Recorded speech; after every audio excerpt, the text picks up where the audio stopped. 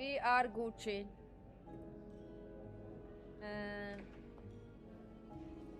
Oh, that's cute. I like that message. Oh, should you come across any bugs, you report in our Discord channel. Okay.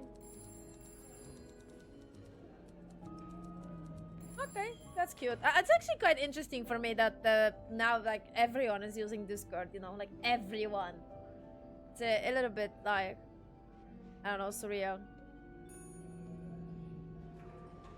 Exactly, Bruneko. Exactly. I have no clue how to find any balance in this. Anyway, so yeah, welcome guys to this new indie game. I missed playing like some detective games, and you know, if you've been here for quite a while, you know that I am quite obsessed with games like this. So so yeah, it's nice to have something something new. So yeah, I don't know much about this game. I only heard like good things about it. Basically, I only heard that, oh yes, it's very good, you need to give it a shot, and that's basically it.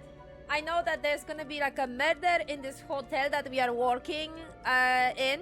We are working as a maid, and that's basically what I know. That's it. That's everything that I know. So as far as I'm aware, this game is not long. Probably it's gonna be like 2 streams max. So yeah, let's go. Oh, and this game has like some choices, I think, as well, which is nice. See? Okay. Including the ones you decide not to take. Those choices will determine your fate and the fate of others around you. Proceed with caution. So yeah, as far as I'm aware, this game has like a little approach like a Telltale game a little bit, so I guess we'll see. I'm hooked. I'm intrigued. This is our main character. Unfortunately, I don't know her name, but we will find out. Come on now, miss. Let's keep moving. Oh my god. Ooh, this is weird. I'm not having full control over camera. Oh my god, this is so weird. Ugh. I can only go like max. This is the max I can go. To the left and then to the right. Oh my god, this is so weird.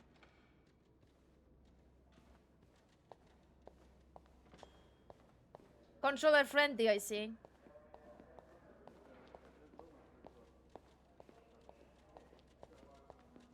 So is that like a setup for... It's on your right. Here. I'm guessing this is a setup for... I can't turn on... Hello? What the fuck is this camera? I can't turn it... No, I'm usually in charge of the second and third. Is that supposed to be like that? Yes, exactly. Then why is it that you were working on the 5th floor last week? Well, the usual. I can't turn around the camera, you know, like... She had to take some time like... off. So Linda, that's a governess. What the fuck? I see. You see, I can't go behind my character anymore. Hey, yo, what the hell? Is that supposed to be like that?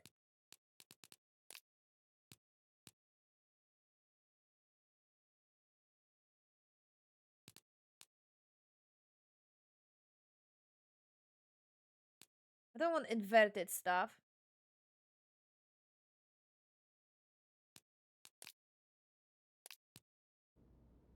I hope. Maybe it's supposed to be like a cinematic camera and then show us, you know, the other people being questioned and stuff. I have no fucking clue. Here we are. Okay, well, okay. I would trust the cinema.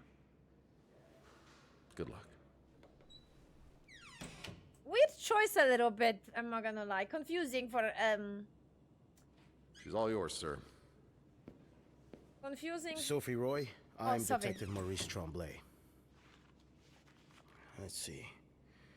21 years old, working at the Clarendon for over a year.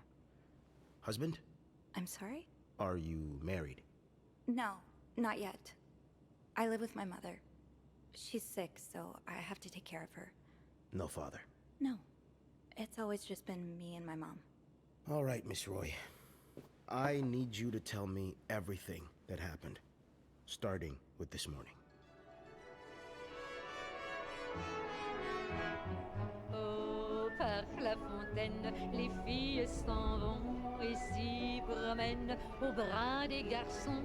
Tu les entraînes au cœur des buissons où elles étreignent l'amour en saisons qui les enchaînent dans un tourbillon de vrais poèmes, car dans les frissons naissent toujours les plus belles chansons d'amour. Au clair de la fontaine, j'ai vu dans tes yeux mille couleurs. Quand la claire fontaine s'amusait au jeu de nos deux I love the vibe. Vacuuming's done. Now just a bit of tidying up, and I can go on break. Okay, now I can. Okay, fair enough. Brunek was right.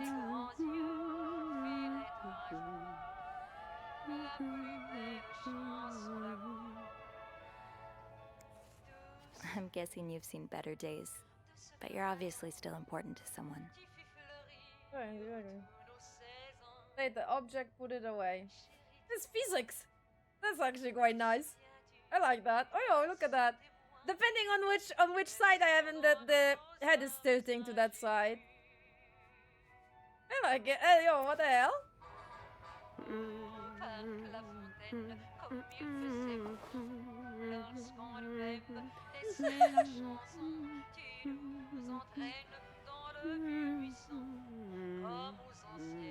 I wanna explore. That's a lot of money to owe. Just what did you get yourself involved in? Okay. A comment of depth. Mm-hmm.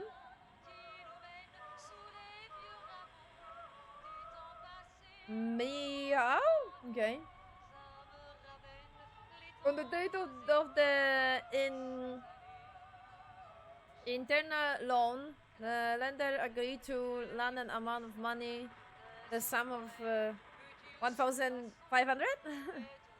The borrower for entering period of 12 months calculated from. The borrower was obligated to pay with the loan period reaching, the borrower was extended. Okay.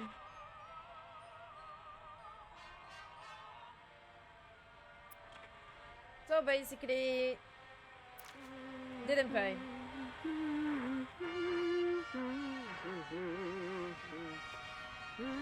It's my part. Shut up. Oh, that's so nice. Oh my god, I like that. Nothing like a well-made bed. Only menswear. Are you in town for a business trip, maybe? I'm already collecting evidences, you know. Dear Mr. Mapson, I have no clue. Regardful as we are to have the resort to those lines of communication, our client and your neighbor, the owner of 88 32nd Street, has been ultimately face of our many attempts to reach out and collect our due debts, specifically an amount around owed to us, the sum of 1,904 and 75 pence. He has given us a little recourse, but to contact him through those in close physical proximity to him in hopes that they can deliver a message on our behalf. We have a little desire to disturb you and the other fine citizens of 32nd Street, but our business may bring us back to your neighborhood if it's not resolved quickly. The help of your kind community would be greatly appreciated for us and certainly for your neighbor. Kindly, Lucky Coin Financing. Spell, hello. 51 months. Yes, that is true. You are basically here from the beginning.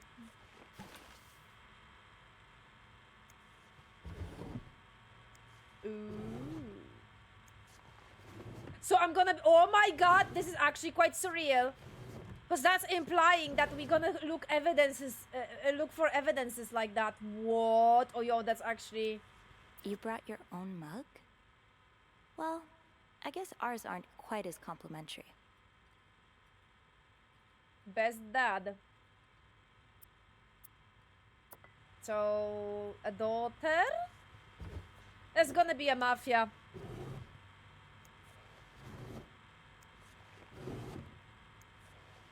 Mafia is gonna be responsible. The guy is gonna die because of the loan, and then it's gonna turn out that it's a mafia.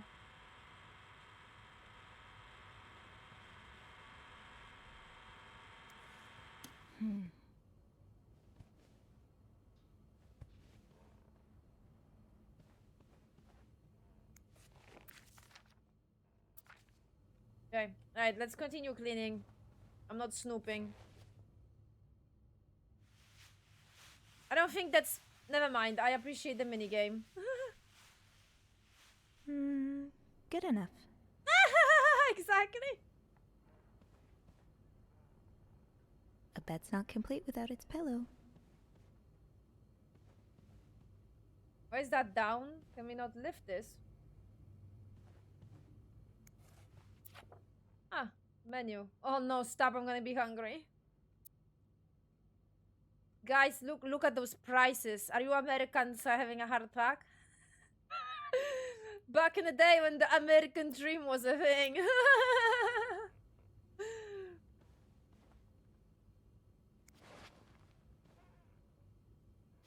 Oh, blocking it. Okay, wait a minute. So is that implying that there is a daughter and a guy? The daughter and a dad? Cause like those teddy bears and stuff. Very damaged ones, but still. Super cute. Oh my god, it's so cute! I love the physics though. Physics is perfection.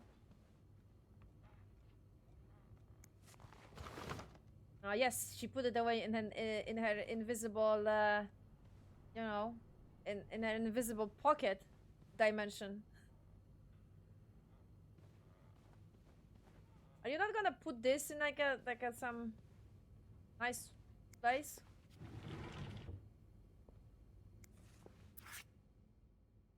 Please clean this room. Do not disturb.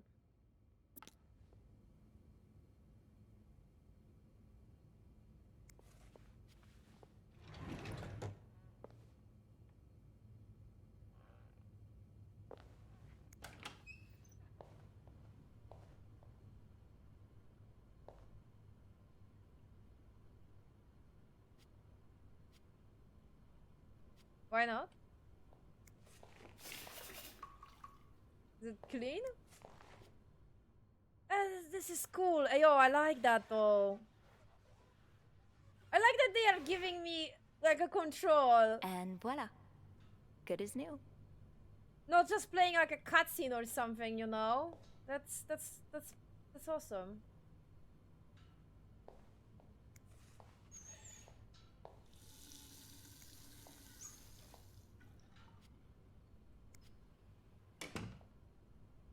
So I presume I can't clean the right. I know why. You know why? Because reflections are such a pain to program and do. So the window is covered up.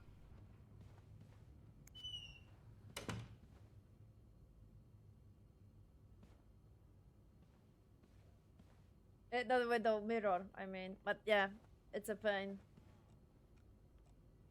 I think I did everything. I think I even checked all the extra stuff as well.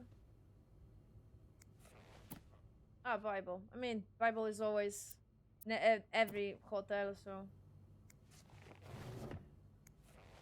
Oh my god, Edo! Ayo, this is gonna be fun. No need to bother reception right now. If this is gonna look... That whole thing is gonna look like that. With, finding evidences and stuff, then oh my god, that's cool. Let's see what Beth wanted to talk about.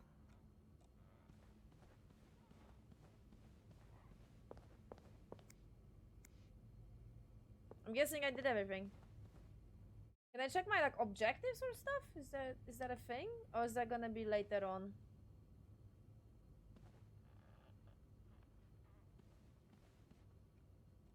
Okay, sorry, I am gushing over it a little bit.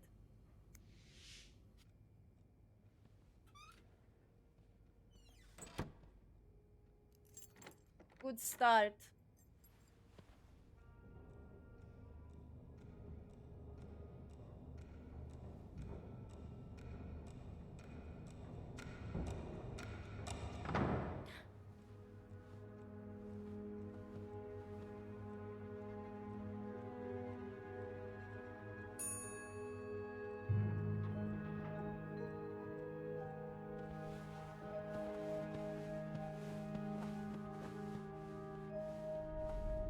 Have you heard about that nut house they want to build next door? Yeah, it creeps me out. Imagine all the weirdos who'll start hanging around the hotel. I can think of someone who'll feel right at home. Look at her, always glued to that gossip magazine. Do you think she has any real friends? Or is it just Gracie, Joan, and Marilyn? Well, when your own life is that dull, you need to get your excitement somewhere. Oh, did you see Rebecca come in this morning? She was wearing the same clothes yesterday. Oh my god. I think you're overreacting. This is exactly the kind of behavior Linda warned me about. She's doing everything she can to break us apart. Sophie speaking. Hey, it's Beth. Do you think you could come up real quick? Sure. I'll be right there.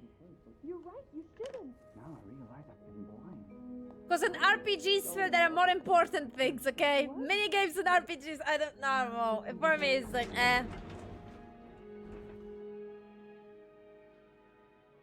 Have more exciting things in RPG. I should talk to Beth at the front desk.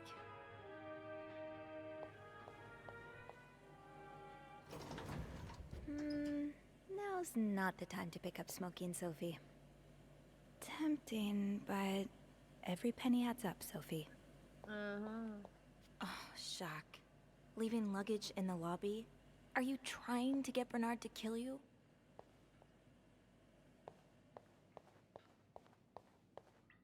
This leak really needs to be fixed. I hope the weather doesn't make it worse.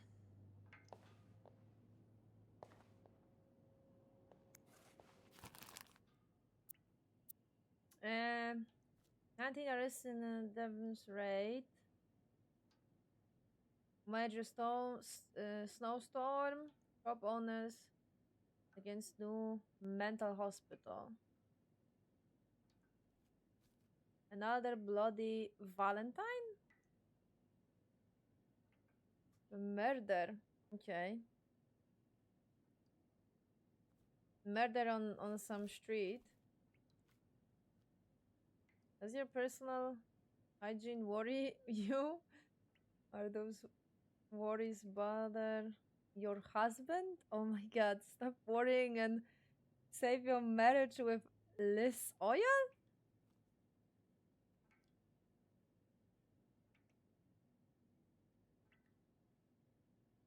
What? Excuse me, what? Marriage hygiene. Okay. Christ. Oh! I'm not sure how the children are affected by what goes on at a bar on a Friday night. But I'm no lieutenant, so...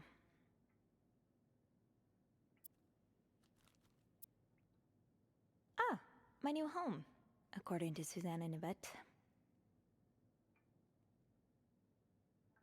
Ah, mental hospital, okay. Wouldn't be surprised if everyone's a little bit more on edge today. Bad weather has a way of doing that.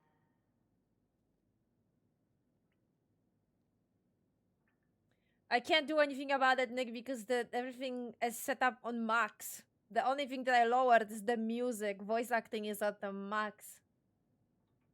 I'm not sure how the children are affected by what goes on at a bar on a Friday night. But I'm no lieutenant, so... This is horrible.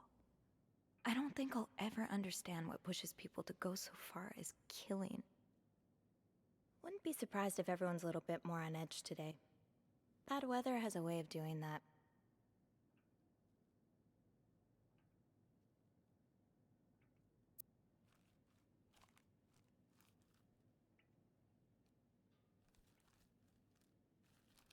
Ah, I can't. Okay, I thought I could do it. The behind. The only thing that I lowered in the volume because I already realized that it's music and so outside that's it. That's the only thing that I lowered. Music and outside noises, so like rain, menu, stuff like that. Voice acting is at max. So Poor Nicole. No one should be stuck cleaning up the reception hall after a ball, even if they did draw the short straw.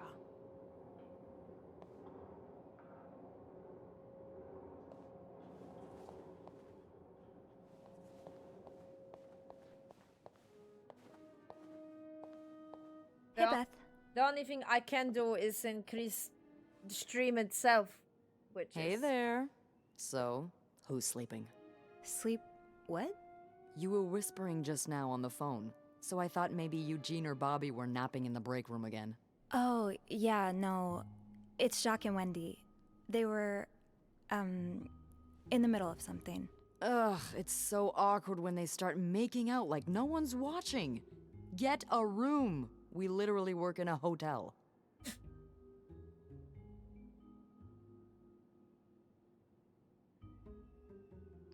They weren't kissing this time. They were fighting. Oh, this is entertaining. I mean, oh no, why? I'm not completely sure, but it sounded like Linda had something to do with it. Ugh, that bitch. Beth? Trust me, she deserves it. I don't get why everyone hates her so much. Linda's always nice to me.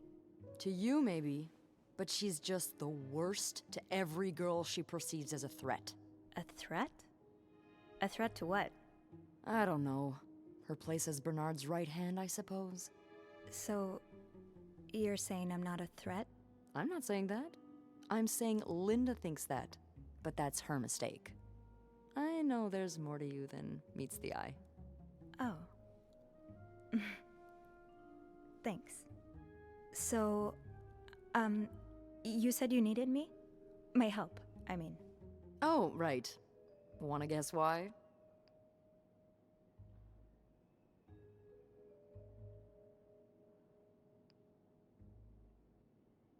I'm guessing there's something I have to clean? Obviously. But what is it? Did a kid throw up again? God, no. Did that happen recently? Yeah, last week. I can still smell it. Feel it, too.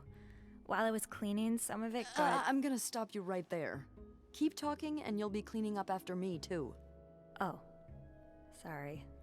Yeah, no, you'll be glad to know it's nothing gross this time. A nice gentleman decided it was time to redesign the lobby and helped us by knocking over that vase on his way out of the hotel. That's it? I would do it myself, but the last time I tried to leave the front desk, Bernard emerged from his lair to scold me about procedures and whatnot. Well, we can't have the beauty of the Clarington Hotel take absence from her throne, can we? Oh, the people would riot. Bernard especially. Bernard's hardly the people. Anyway, I have to get back to work. There's a mop in the supply closet next to Bernard's office, I think. Thanks. I'll see you around.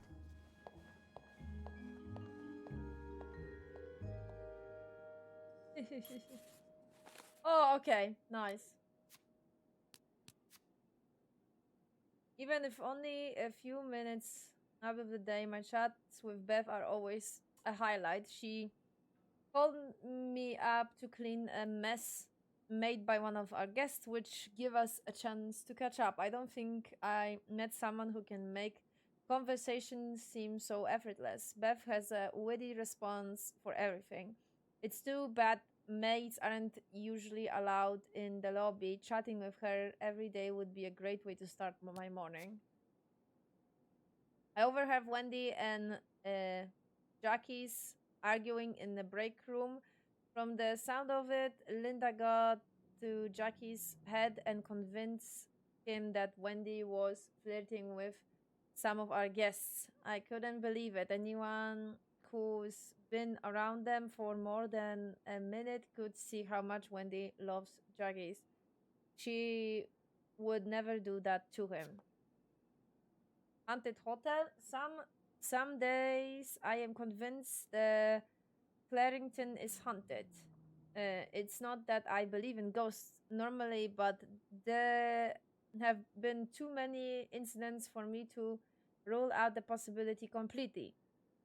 Just this morning, I was waiting for the elevator on the 5th floor when I heard a loud bang behind me, like someone shutting a door, but with more force than I ever heard a person use. I look around, but there was no one to be seen. Am I just imagining things? Oh, okay. Nice. Okay, that would be super useful. Beth has been the hotel's receptionist for as long as I can remember. In fact, hers was the first face that welcomed me when I took my first step inside the Clarington. She knows this place like the back of her hand. Beth can be flirty, which doesn't win her much love from Bernard, but most guests adore her for her magnetic personality, and that's something Bernard can plainly see. We don't get the chance to chat as often as I like, but when we do, it's always a blast. I only wish I had even half of her wit so I could entertain her as much as she entertains me. Bernard is the Clarendon's manager, the big boss. He spends most of his days locked in his office and doesn't like the maids roaming around outside of their post. So our paths don't cross often. Lately, he's been hell bent on getting the hotel back in shape, whatever that means. And there have been a lot of changes around here as a result. He is enforcing employee rules more strictly than ever and dropping God knows how much money on renovations. The stress is practically raiding all of him. Linda is Clinton's governor's Bernard's second in command, and it's easy to see why. She rules over the maids with an iron fist, always ready to enforce Bernard's latest rules to the letter. Most of them hate her for this, but my feelings are a bit more mixed. For whatever reason, she seems to have a soft spot for me. The same cannot be said for Wendy, unfortunately. It's like she's made it her life's mission to break up Wendy and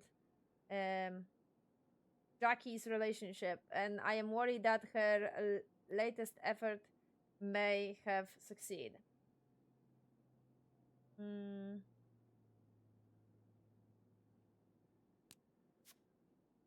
Okay. Wendy is a waitress at the hotel's restaurant.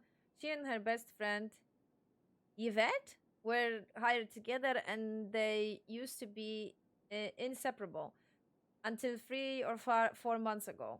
It's no coincidence that this was around the time when they started dating Jackie, the bellboy, to whom she is now happily engaged. Oh, cute. That is depending on who you ask. Linda seems to think that Wendy is the Clanton's resident flirt. Sure, she is popular with guests and collects the most tips by far, but I always chuckle. talked? I have no. What is that word? That up to the same thing that has drawn me to her. That warm smile that just radiates kindness. Linda's not convinced though, and seems to have taken it up upon herself to expose Wendy for who she really is. Right. Jealous much? Probably. Jackie is one of the Clinton's bad boy. I don't know much about him. He's even more shy than I am, barely looking up at guests when carrying their luggage. People like us just need someone to bring us out of our shell, and apparently for Jackie, that person is Wendy. He's like a completely different person around her. He lights up, laughs, even cracks jokes. I was so happy that he found Wendy, and even happier when he proposed. They are like the Clarendon's very own Janet and Tony. Okay, that's probably an Easter egg to something. But it seems their engagement is in parallel thanks to Linda's meddling. Stand strong, Jackies. Don't fall for her manipulations. Mom always means well, but life hasn't dealt her the best hand of cards. She doesn't talk to me very much about her time as a nurse during the war, but I always wonder what kind of person she was before that heartwarming chapter of her life. It's just the two of us at home. Mom's had bad luck with keeping jobs, and she finds it hard to be around people, so she stays home most of the time. At least she's never missed an episode of the wild or carrots. On her good days, she can manage on her own, but on her bad days, well, I do my best to be there for her. PTSD? Left when I was 2 years old. Haven't heard from him since. Mom doesn't say much, so I stopped asking. That plot is gonna be important.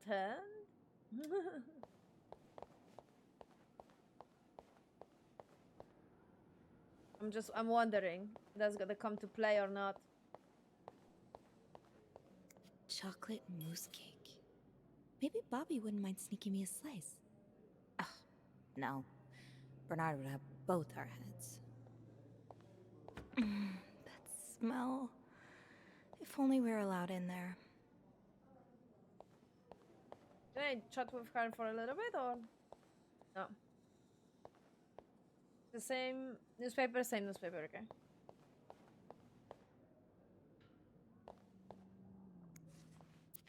Linda's been putting these everywhere lately. It's weird that Bernard allows it. Say no to divorce. You can be divorced against your will. Women and children suffer most in divorce. Lose your succession rights in divorce. The wife pension rights are lost in divorce. You lose your right to be a family home in divorce. Yeah, that was the thing. In those times, I guess. Linda, Wendy's great at her job. Guests My absolutely God. love her and... Not just guests, apparently. Oh, God damn it, Linda! I only like her because guests like her. Making sure guests are happy is my job, after all. You don't seem to care whether I'm happy. Listen. If Wendy wasn't doing her job, that'd be another story, but I can't just fire her without good reason. What if she stirred up trouble among the staff? Would that be a good reason? Curiosity killed the cat. Oh, shut up. Andrew, hi. I'm sorry, I was just... Spying on our manager? No, I heard something, and I... Hey. It's okay, I'm just pulling your leg. I'm sorry I scared you. I'm not used to having people around me while I work. Yeah, you're always working alone up there, aren't you? I actually think it's the first time I've seen you down in the lobby. Don't tell me you've been sent to clean up after the Valentine's Day ball.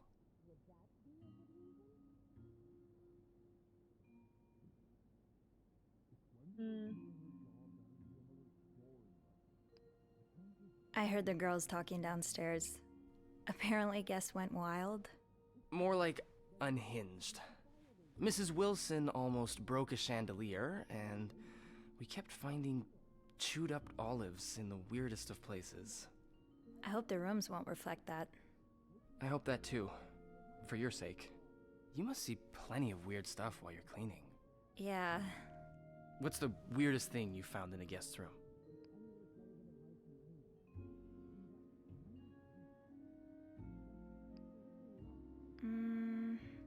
A few months ago, I found stacks of pennies in a room's toilet. Like, a lot of them. What? And when I got to the bed, the pillowcases were filled with pennies as well. I'm still not sure if that guest simply had a strange way of leaving a tip. Maybe it was a penny robbery. Oh, I better go help Beth. It's hell here with the snowstorm. It's okay. I need to, Yeah, all right. Take care. You too. As if it wasn't enough having to deal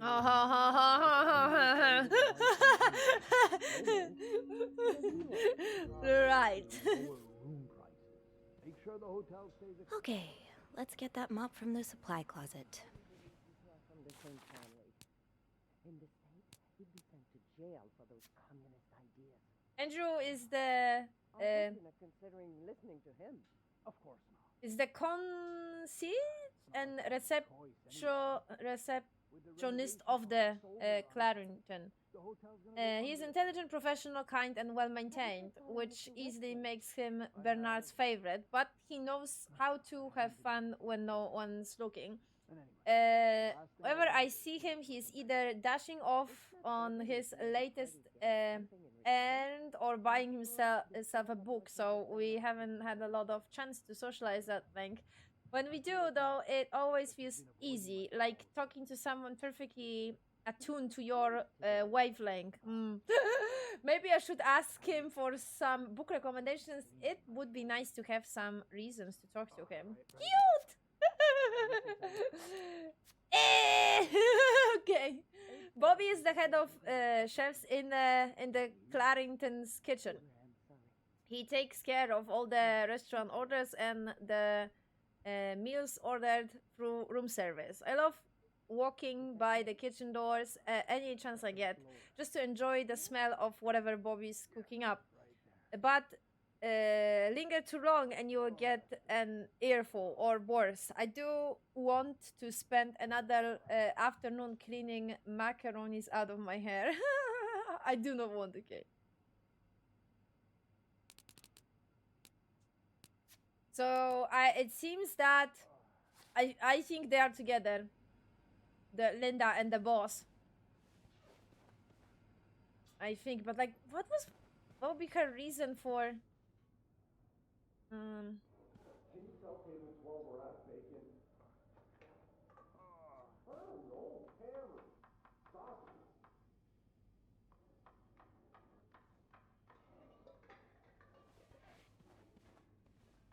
Bobby made it very clear he doesn't like anyone walking into his kitchen uninvited. What would be? I would think that Linda's reason for firing what was her name? Linda's reason for firing Wanda would be, oh sorry, Wendy. I'm sorry, Wanda. It's just basically we have the same name in Polish and we call it. It's basically we pronounce it Wanda. But yeah, Wendy's. It would be because she wants Jackie. That would be my logic here. So she wants to fire Wendy and destroy their engagement. So that's why she wants to fire her. But in that case, I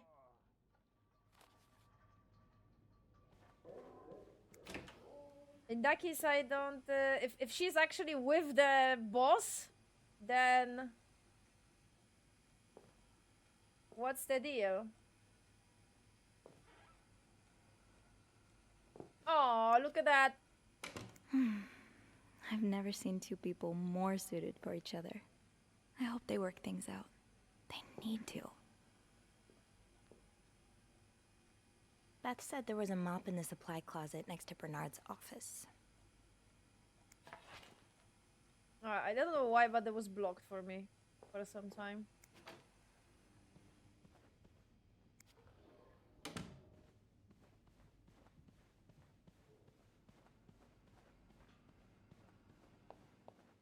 I'm really sorry about that. I'll have a word with our kitchen staff to make sure it doesn't happen again. Well, that sounds a bit excessive, don't you think? Of course, of course. We're all grateful that your employer chose the Clarington for his stay, but... All right, yes. I'll speak to my manager and see what we can do. Was there anything else I... Yes? I beg your pardon? You want me to...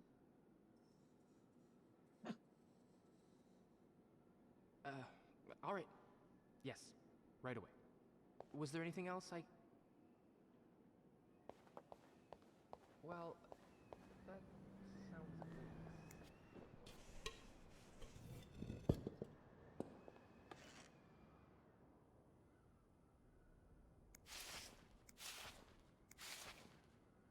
Ew. I better throw that away.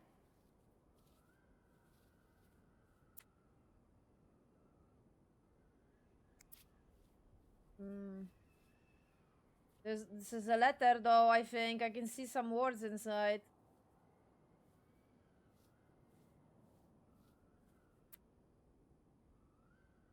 I better make sure the floor is spotless. Someone could slip a film roll. The guest must have dropped it when he knocked over the vase. Probably should return it to him.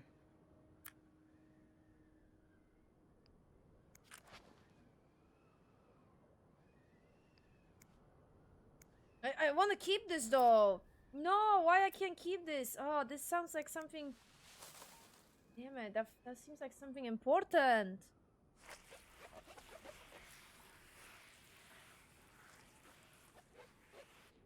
Now I just put the leaves back in the vase, and it'll be like nothing ever happened.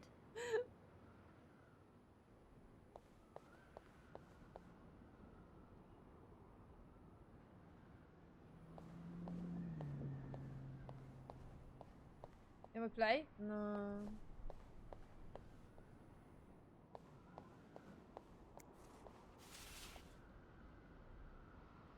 Maybe Beth remembers who knocked over the vase. He'll want his film roll back. Oh, just saw that. I don't need a refresher. I think I'm okay for now. Okay, I mean the face animations are very basic, but I can forgive that, to be completely honest with you. I think I like the art style because it's like, I don't know if you guys can see it, but it's like technically it's realistic, but practically I can see it a little bit like stylized cartoonish. So that actually I understand, Mr. works Ramsey. out. I wish I could make the snowstorm disappear. I really do, but sadly that's not within my power. Beth, who knocked over that vase?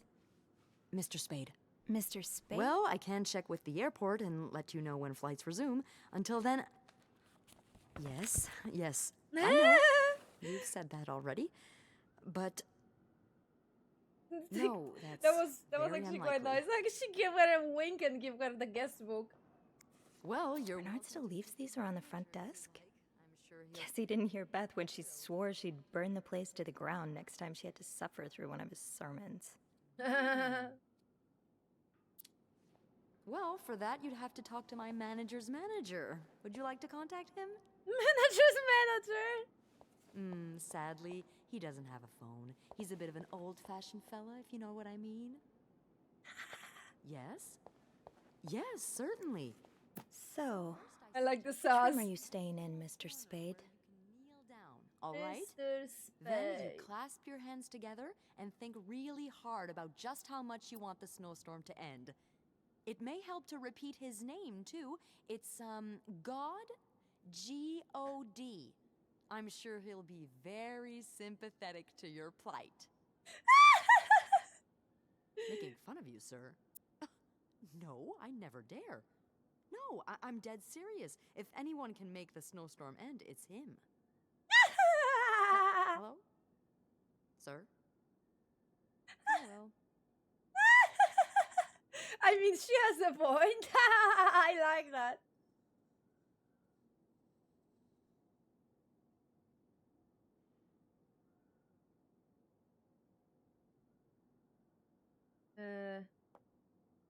Wojak. Nice, nice. Right. VIP? Uh-oh. That doesn't sound good.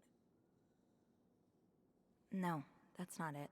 I know, but I can barely decipher that handwriting. And it's even worse when I do the whole text thing.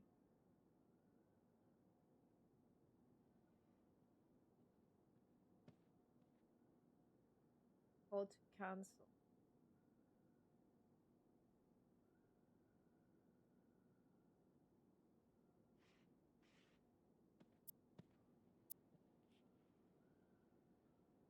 Oh my god, this is actually... Grabarczyk!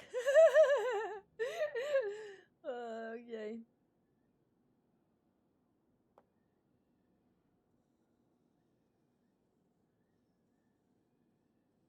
Woźniak. I'm finding Polish surnames.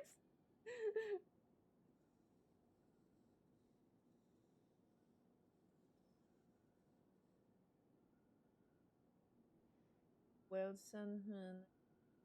Spade. 505. I see. Room 505. Great. That's on my floor. I can return that film roll without going out of my way. And you're gonna find him dead.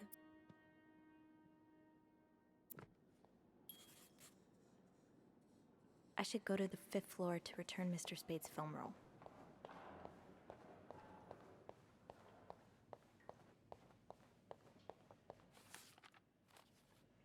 I'm bothered by the, you know, big red mark in a corner. Hold it, please. Oh, yes. Andrew, are you okay? Yeah, it's just... I slipped on the puddle by the restrooms. Oh, I'm sorry. I probably should have cleaned that. Oh, no, it's my fault. I should have asked Eugene to repair the leak.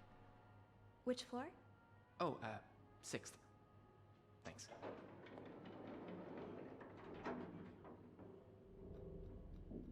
What's the big rush? I need to bring this to our VIP guest, the one who rented the entire floor. Oh, is it that British man I keep hearing about?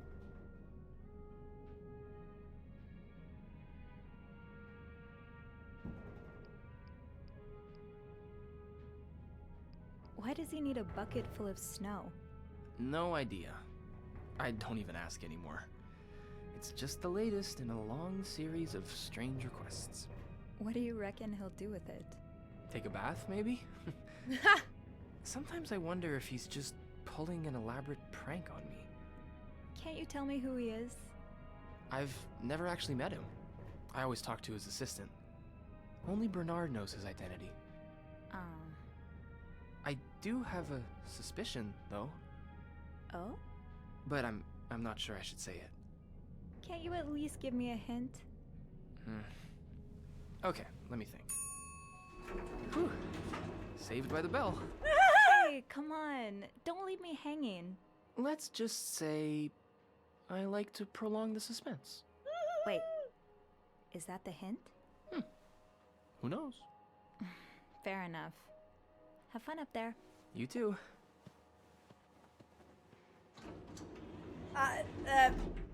So Sophie? What was her name? Sophie, I think that was... that was a different suggestion.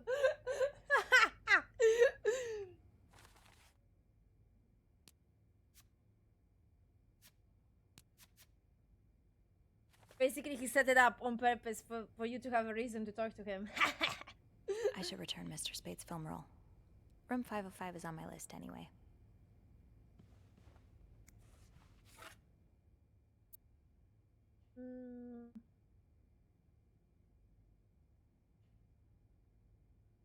Expect a big mess. Complete.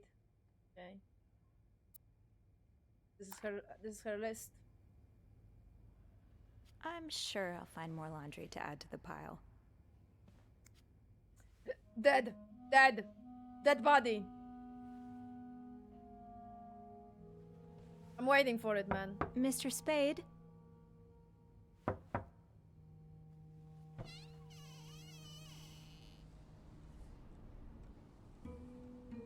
Mr. Spade?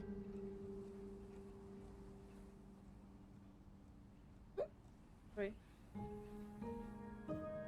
The fuck?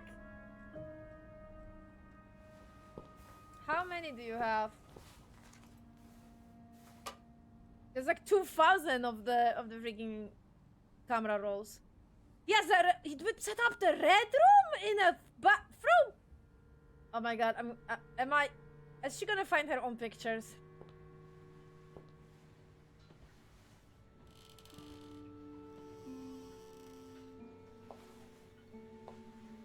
Oh no.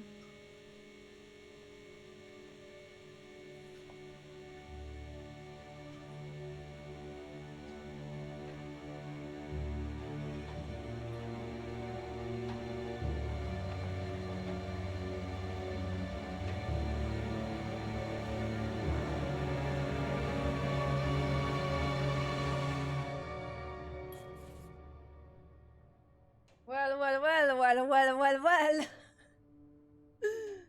What is this?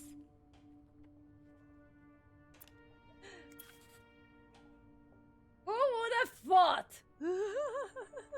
Like, not me.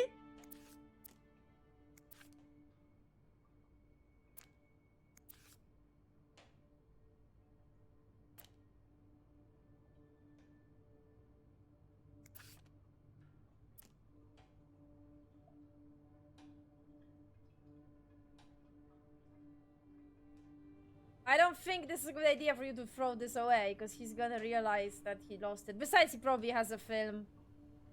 Anyway, so...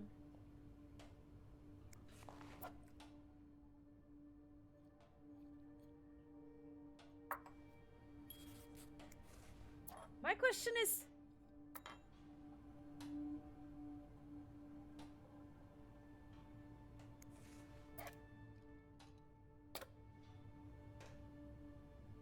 So, did you stole it, or what did you do?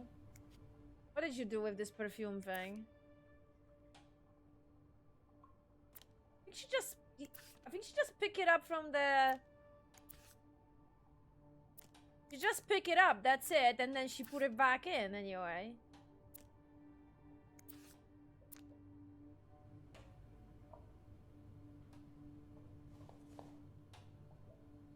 I don't think cleaning is a good idea, because he would find out that you were here.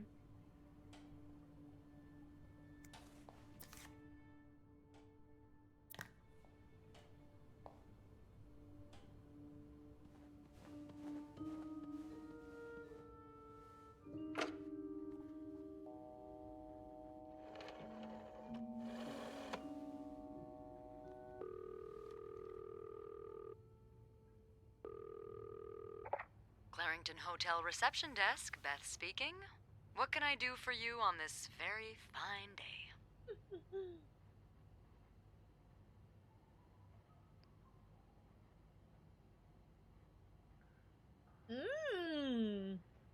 Okay. Beth, it's Sophie. Can I speak to Andrew, please? Yeah. Hold on. Andrew? Andrew? I'm here. Clarington Hotel reception desk. Andrew speaking. Hey, are you okay? Hey, Sophie. Yeah, it's just... my trip to the 6th floor took longer than expected. Oh, I'm sorry to add to your plate, but I really need your help. Sure. What's up? I think Mr. Spade's stalking me while I work. Mr. Spade? Why would he? I don't know. He took pictures of me. I found them hanging over the bathtub. He set up a kind of dark room. Jesus. What are you doing in them exactly? I can't believe I'm about to say this, but sometimes when I clean the rooms, I get a little curious and, you know, snoop through our guest stuff. Oh. And Mr. Spade caught you in the act? Yes. I think we should call the police. Whoa, slow down a minute. But... Sophie, there are pictures of you invading our guests' privacy. But I didn't steal anything. I was just snooping, I swear. I believe you. But others might not. With those pictures, it could really blow up in your face if a guest were to complain about missing items.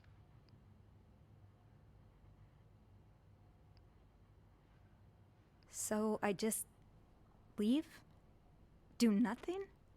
That's not what I'm saying, but I think you should try to get a better understanding of the situation before you tell anyone. I've given photography a shot before. Really? At least I planned to. Did a whole lot of reading, and didn't quite get to the doing part. Anyway, I realize is that dark rooms like that take a lot of time and effort to set up. It seems unlikely he went through all this trouble just for a few pictures. I'd bet there are more of them, somewhere.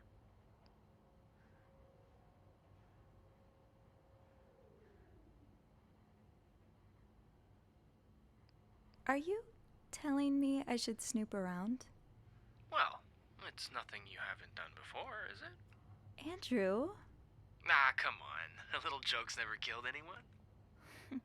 Any idea where I should start then? Well, according to my notes, Mr. Spade asked for the combination to his room's safe. There's a good chance he stored more pictures in it. Maybe, but I don't have the code. Maybe I can... Give me a sec.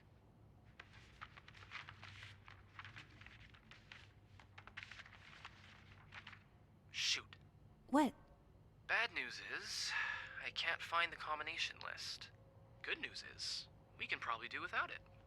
Most guests write their code down to make sure they don't forget it. So, say you wanted to look for it. I could keep an eye out and call you if I see our mysterious photographer return. Okay, yeah. Thank you. No problem. Oh, and Andrew? Yes? Please keep this between us. Of course. Don't worry about that. Okay, mission accomplished. Arrange the romance plot. I'd forget my own head if I didn't write everything down. I guess we have that in common. Not forget to buy more film? Huh.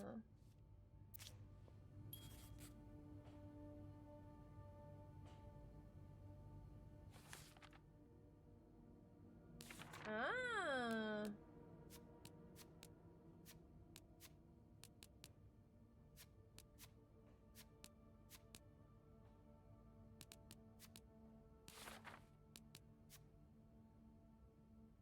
Eugene is in charge of the hotel's maintenance. Pretty much everyone likes him. He's friendly, hardworking, and does his job well. Anytime I needed help, he's been happy to lead a hand. Since the renovation started, though, his usual good mood has lost some of its spark. I can see that Bernard's lofty expectations are weighing on him. I just hope he doesn't burn out. He doesn't deserve that.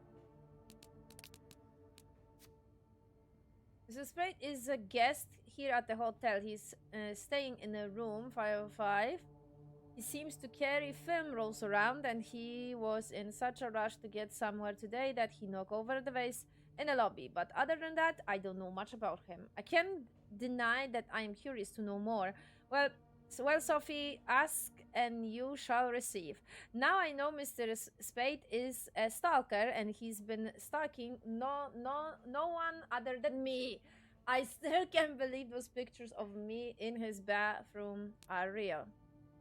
This is your dad. That's gonna be the plot twist. I can... Come on! I can tell.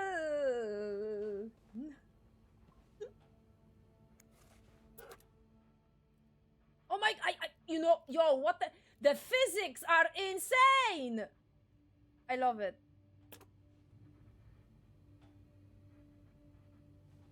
Why? Okay, game. I don't think this is a good idea for me, like, throw away stuff, because... I don't think I should clean as well. It's like he would know that I was here, but... Yep, that's your dad. That's your dad! That's your dad! Like, come on! I wrote this game. It's gonna be your dad. It's gonna be your fucking dad.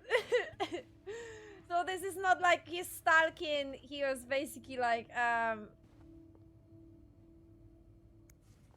That's a lot of film. How many pictures have you taken, Mr. Spade?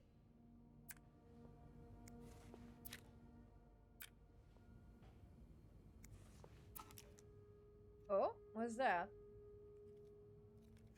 I can hear it. Those are the tablets of some sort.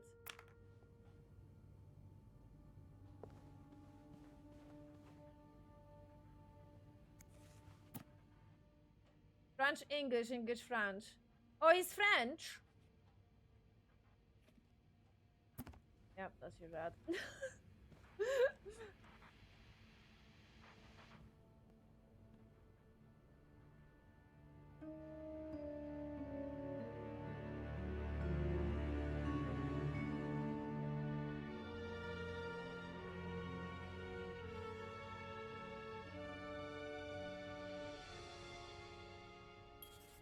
Is probably gonna... He's trying to probably like establish where are they? Like maybe they were separated after the war. Him and her mom. So now he's like trying to basically like find them. The oratory. I just went there for the first time and... God, it's been years, hasn't it?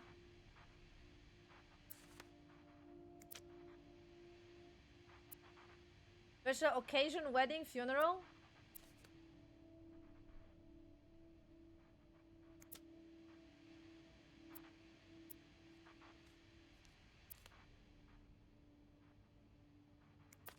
I remember this sale.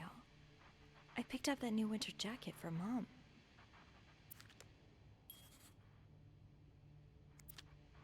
T30?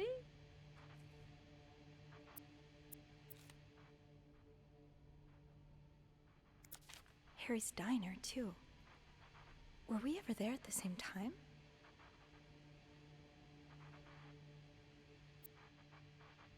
You didn't strike me as much of a doodler.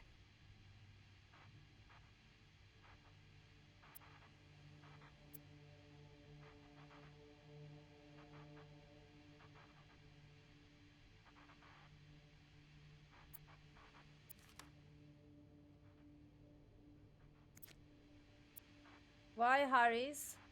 Lots of burger places close to the hotel. Beaver Lake? That's where I took Mom skating last month. Why is this up here? It's been... I think like that makes sense because like I mean that what I know based on movies and stuff, but it was like insanely hectic after the war, and like a lot of like people couldn't like... It was very difficult to like, find each other after, especially when it like, you know, like everything ended and everyone tried to go back to like real life, and yeah. So I think he is I think he's trying to establish is that his girl, basically. He's trying to establish if that's his love. But that's That's just a theory, a game theory. X marks the spot. But there's no way this is just a treasure hunt.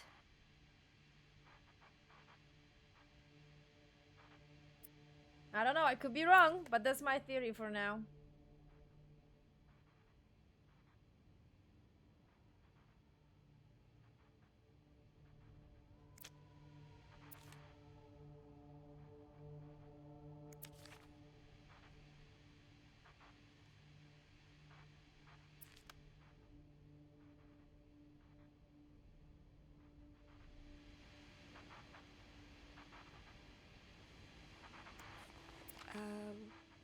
Request to move to 507. Why did you want to change rooms? Oh.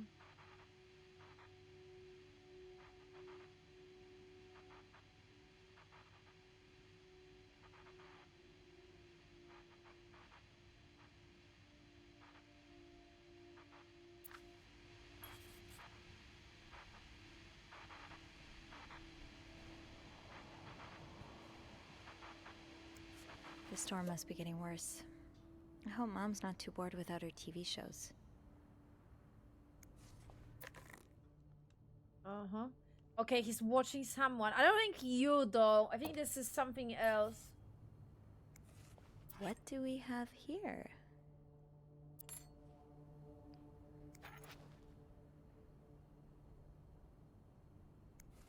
I should bring that back to my cart.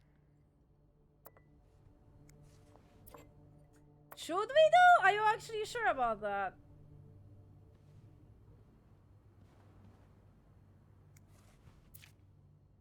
Do not forget to take your pills. So he has a PTSD, probably. Morgan. Is that your real name? Why did you check in under Mr. Spade? Maybe he deserted? Needs to hide? Dear Mr. Morgan, I have to stop writing to this address. Dennis died 2 years ago. I do not know what happened between the two of you, but please let us grave in peace.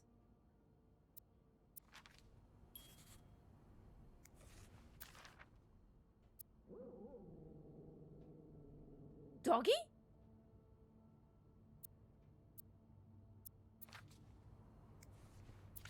Is this a floor of the Clarington? Uh-oh.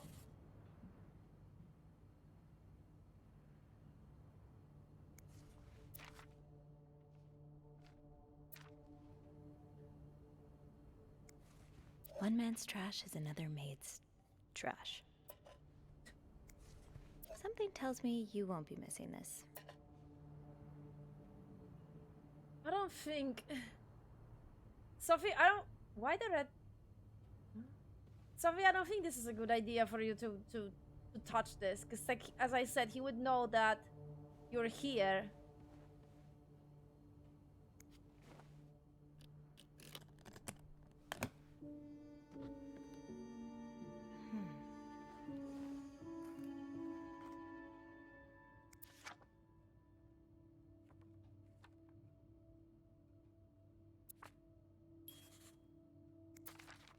You spent 10 years in a psychiatric hospital.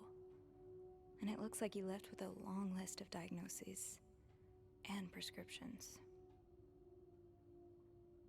Character disorder, chronic insomnia, short-term memory loss. Huh. Nervous, okay. Patient didn't admit to the nervous breakdown. Patient displayed erratic behavior and mood swings, occasionally aggressive. Patient non-responsive to knock treatment, neither insult nor electric. Patient condition improved after new medication. Meprobamate and phenobarbital as may be requested.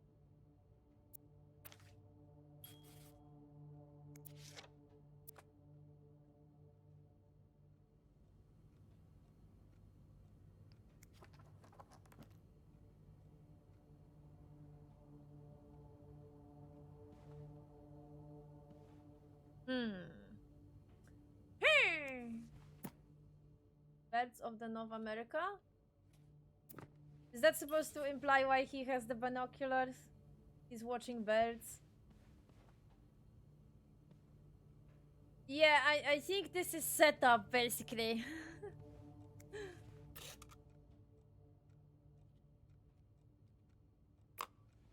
This is a setup to make me a player question and be like, oh yo, a bad guy, definitely he's evil, yes, and then it turns out that no.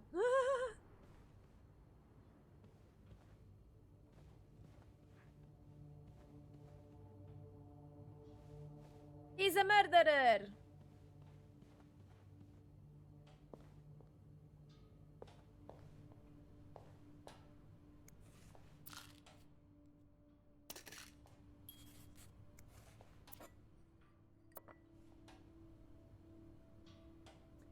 Yeah, I don't think, Sophie, I don't think this is a good idea for you to like pick up stuff from here. I think it should be implied that you weren't here, you know?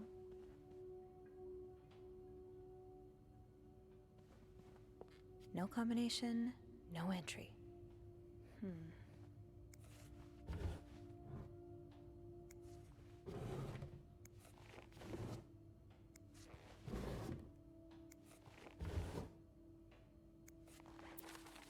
That's rough.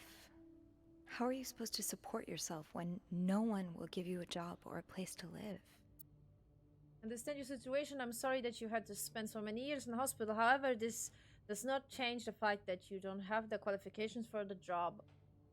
And even if you did, I could not hire someone in your situation. Other staff members simply would not feel safe around you. I would ask you to contact me. I would ask you not to contact me anymore.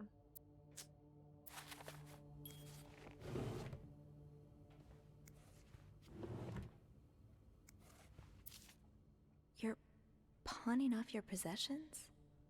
What do you need the money for? To live. Probably.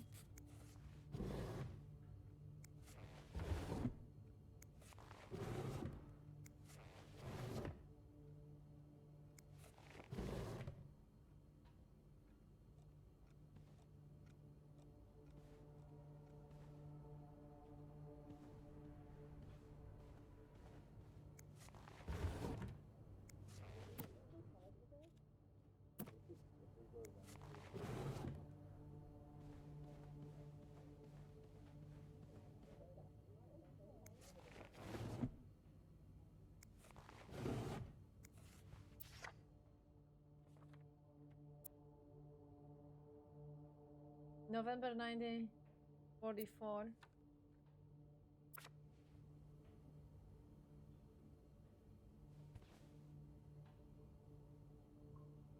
That letter from Bernard.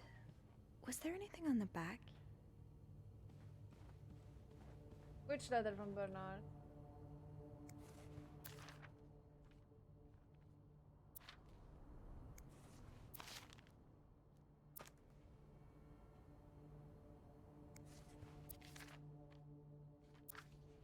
Wait, which letter from Bernard? I missed it.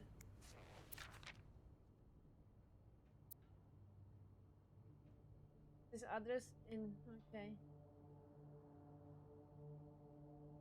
Year of hospital discharge? Oh my god, so it's like first number, Lindy's address. Second number, Lindy, okay.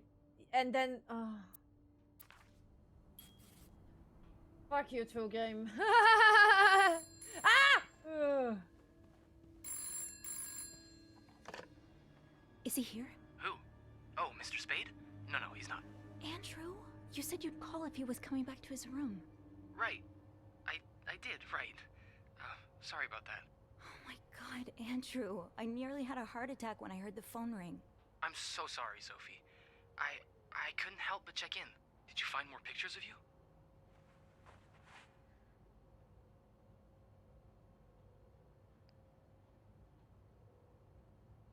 Alex and Marco allow you to end the conversation quicker, No, I haven't. But I did find something else. What is it? He's got a kind of yarn map of Montreal on the wall. Whoa. Like they have in the movies? What is he tracking? Me, I think. The map's marked at a couple of spots. They're all places I've visited recently. Jesus. Did you... have you found anything on him? Will bring up to the conversation point. Huh. I found some evidence that points to his real name being Paul Morgan. Mr. Spade must be an alias. The Maltese Falcon! The mall what? I can't believe I didn't notice it earlier. The Maltese Falcon. It's a book centered around a private investigator named Sam Spade. Oh, you don't think Mr. Morgan's a PI too, do you? Well, if he is, then he's not exactly being subtle about it. It's like being a spy and using James Bond as a pseudonym. James who? Never mind. Did you find anything else? He seems to have spent some time in a psychiatric hospital. Oh, he did? Well, a lot of people do, really. More than you'd think. It's not that weird. What does he suffer from? According to his file, insomnia, anxiety, memory loss. He's probably been through some pretty traumatic events. So is that all you've found, then? I discovered an army picture taken in Belgium in 1944. I think he was in World War II. That would certainly explain his symptoms. Imagine all the horrors he must have seen. Do you know which division he was in, by any chance? The 99th Infantry, I think. Huh. The Battle Babies. The Battle Babies? That's a weird nickname. That's because most of the soldiers in the 99th were inexperienced. Still, they fared well against the Germans. Got medals of honor and everything. Okay. Extra dialogue because I found everything. I think he may have pawned his Medal of Honor. I found a pawn shop slip in his room. Really? He must have been in dire need of money then. Most veterans wouldn't part with their medals so easily. Well, a room at the Clarington isn't exactly cheap. Yeah, not anymore. I hope he'll be able to get it back. Did you, find anything else? I'll know more once I open the safe. Wait, you figured out the combination already? It took some work, but yes. Wow. You're a resourceful gal, aren't you? I have my moments. Well, I'll leave you to it then. Okay, I'll call you back. Please do. And I won't call again unless Mr. Morgan returns. For real this time. All right. Thanks. You guys are cute. Okay, so I need 3 dates. Everything can be unhealthy with like very, very big doses, but I agree, Blurnek, I agree. I'm actually hooked. I'm very, very hooked. I'm very, very hooked. Ah, so now you see his face here. Okay, I see it. I found out that the name. Okay. I found out that the name our guest checking under, Mr. Spade, is actually just an alias. His real name is Paul Morgan. People don't check into a hotel under an alias unless they have something to hide, right? He made a request to move to room 507, but I can't imagine why. Other than having 2 beds, it isn't that different. He's been sending a lot of letters to a woman named Lindsay? Lindsay? Who is she? Is he in love with her? No, it seems Lindsay has been dead for 2 years. That can't have been easy to learn. If she was someone he was this desperate to reach out to. The war definitely left a few scars. Andrew's right, he must have experienced such horrifying things. Maybe he remembers it wrong. Alright, so, code. Code is... I need to... Address of that girl. I need a piece of paper, give me a minute.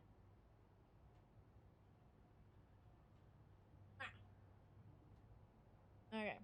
So number 1 is address.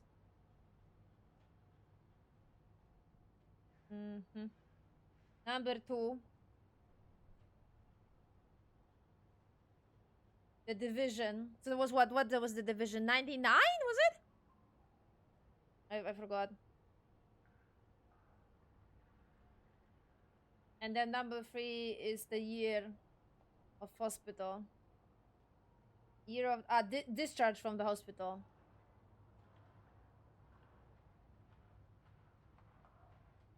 Okay. Ah, sure. Is that what they mean, right? Infantry division. I think that's the division that he was part of, right?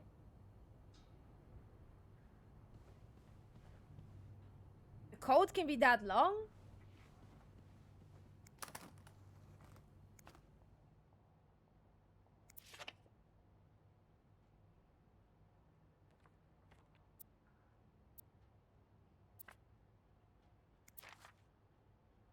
Date of discharge.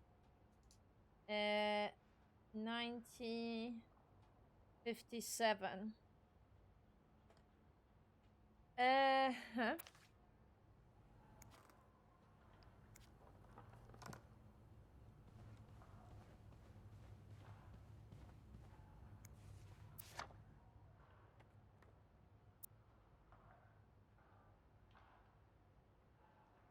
'99, okay. Sorry, welcome. That was 99. And then address of... That was that letter there. Because, I don't know, I was trying... Because I am a maid. I'm playing as a maid. So I was trying to make something like, I don't know, I'm a maid of some sort.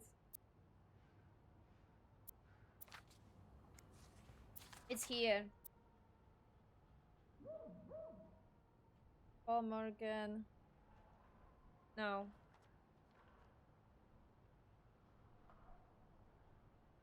Is that one?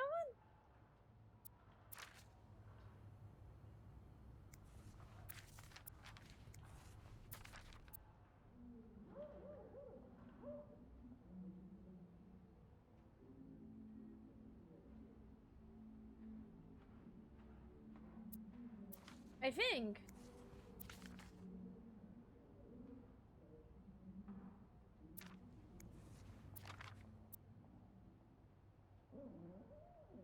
So, 32 Street, Burlington, VT 05.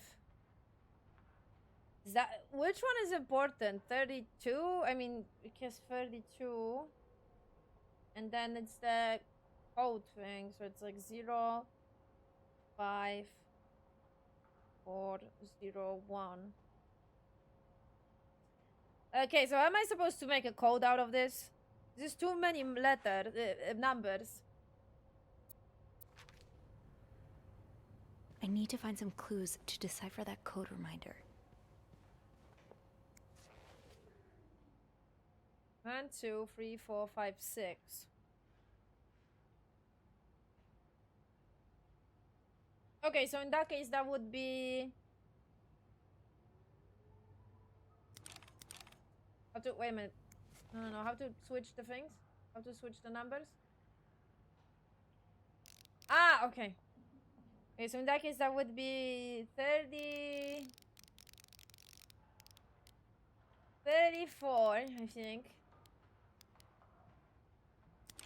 Then it would be 99.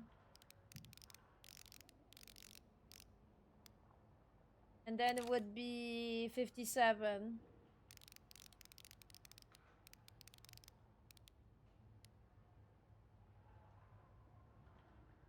And how I accept?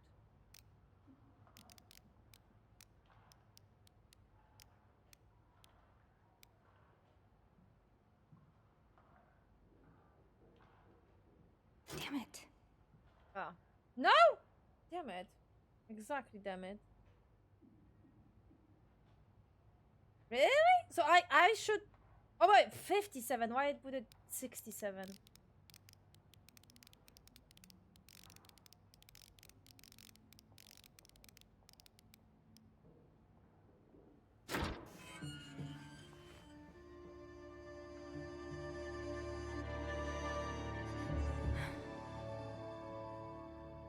Genius moi.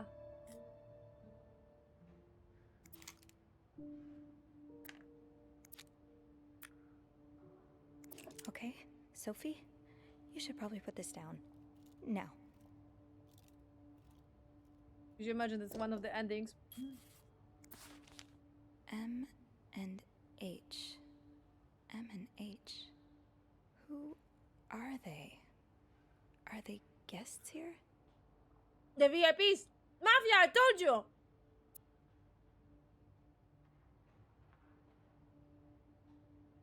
Arrive at the hotel. Room not ready yet. Had to wait in the lobby. M and H come in. Both nicely dressed. M was holding a flower bouquet. Heard them talking to the receptionist, saying how nice the oratory was. Pick up some flyers to find out what oratory they were talking about. Room finally ready. No sign of M or H. Decided to unpack and install my setup in the bathroom. Still no sign of M and H. Have probably gone out again. Finished developing the afternoon's pictures. Unable to sleep. Heard with noises from the corridor. No idea who or why it was. There's gonna be that whole plot with the... That was taken in the lobby. That was taken in the lobby.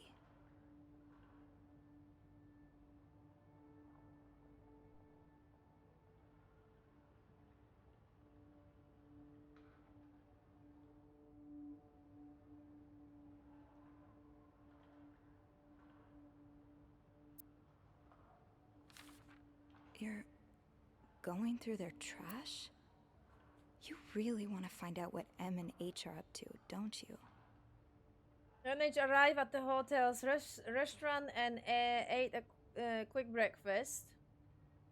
Managed left the hotel and go into a taxi. Tried to follow but had no money for a cab. Found a pawn shop to get some money but no idea where Mitch went. Back in my room, will have to kill time until H return. Spotted H entering the hotel with Western shopping bags. Found M and H eating at the hotel's restaurant. H left for the bathroom. Exchanged a few words with a woman and her child. H left the restaurant. Probably turning in for the night and leaving H empty pockets in the trash. There's the trash. Found a receipt from a place called Harry's Diner with drawings and weird symbols on it. Took a coffee at Harry's Diner. A picture image to the witness. Witness remember them, said M used to be a regular about 10 years ago.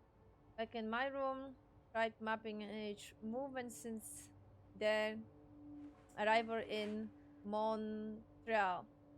Unable to sleep again, heard someone exiting room 7 but did not hear the elevator. The ghost plot is still there.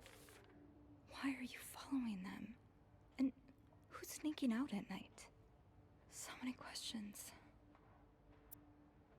H arrived at the hotel's reception for breakfast. H left the hotel and got into a taxi. Followed them to a place called Mount Royal. And then H went skating on a small frozen lake. Fell on the ice when trying to take a picture. H might have seen me. H ate at the lounge and left a ticket on the table.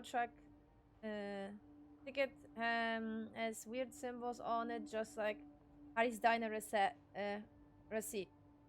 M&H decide to leave because of the snowstorm. M&H arrived at the hotel shortly after me. H looked angry. Something happened during the taxi ride, but what? No sign of M&H since early afternoon. Tonight, we'll try to find out who is sneaking out at night.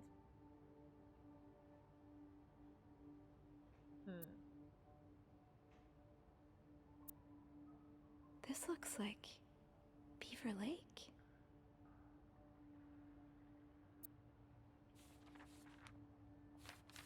Mafia.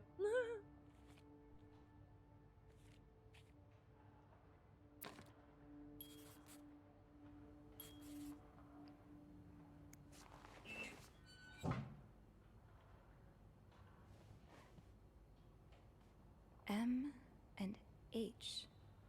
Maybe Andrew could find them in the logbook.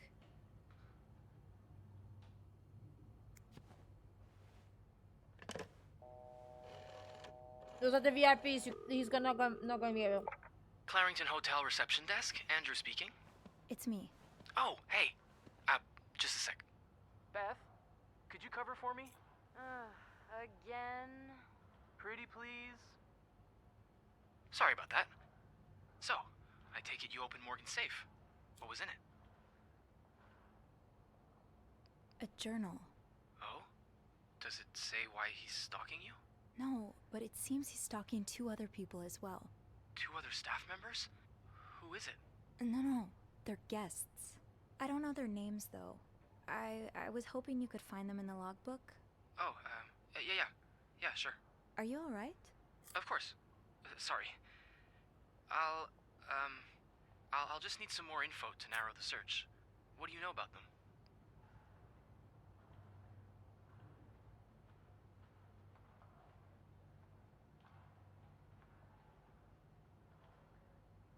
From what I can gather, it seems they're together. Okay, so we're probably looking for a room with a double bed then. Do we have a lot of couples at the moment? Well, seeing as last Friday was Valentine's Day. Oh. So yeah, a lot. I'll need a little more to go on. I found out that Mr. Morgan made a request to be transferred to room 507, but it was denied because... That's Mrs. Beaumont's room, right? Exactly. But why would he switch rooms? He's got his entire dark room set up in 505. I'm not sure. I just thought it might be related. I guess we can keep that in mind, but... Wait a minute. There's a couple staying in room 509. Hector and Marcella Cruz. 509?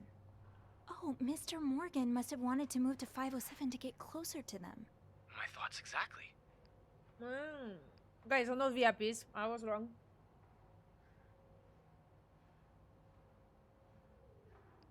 Do you know anything about the cruises? Well, I was there when they checked in. Handed them a couple pamphlets on tourist attractions. I remember noticing that Mr. Cruz wears the same cologne as my father, but... That's not much to go on. Yeah, I know. Do you, perhaps, have room 509 on your to-do list? I do, actually.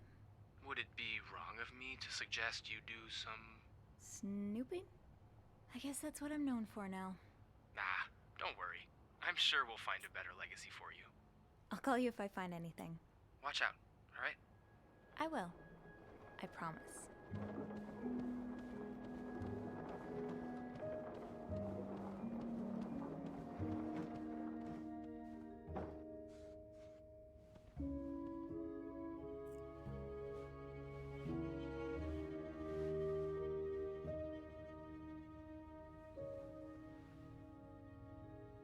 I must have forgotten my keys in the break room again. I'll need my keys to enter room 509. I should probably check the break room.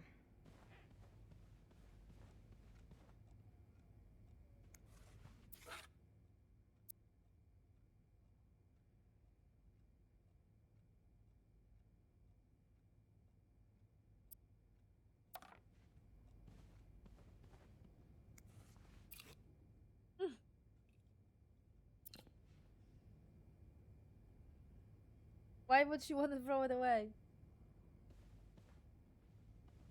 Come on, Sophie. That door won't magically unlock just because you want it to. I need my keys. Okay, Sophie. Back to the basement.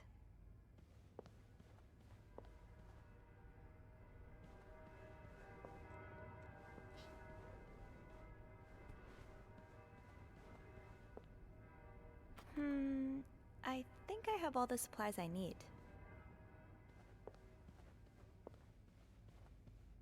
I'll need my keys to enter room 509. I should probably check the break room.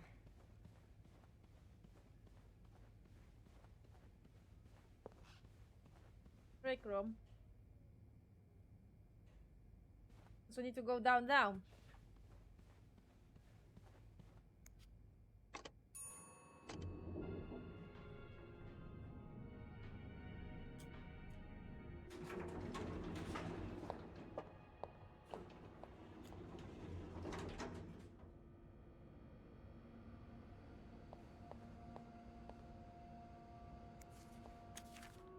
Huh.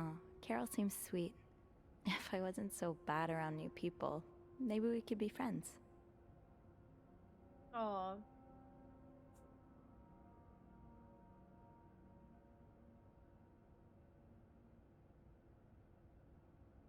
Nobody cares about your aunt? Who would have said that?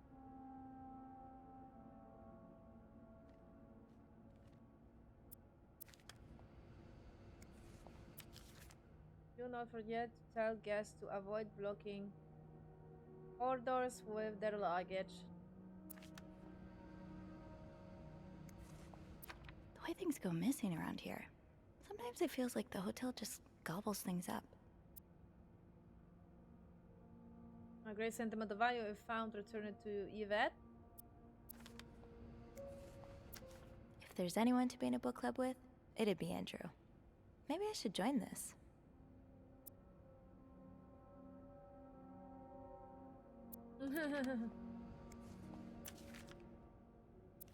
Don't forget what?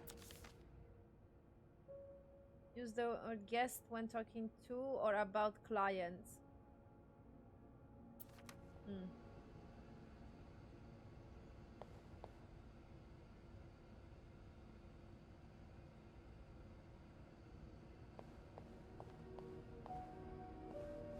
I'm curious if there are gonna be consequences of me not cleaning that room, but it was pretty obvious for me that I shouldn't, you know? Because then he would know that someone was in.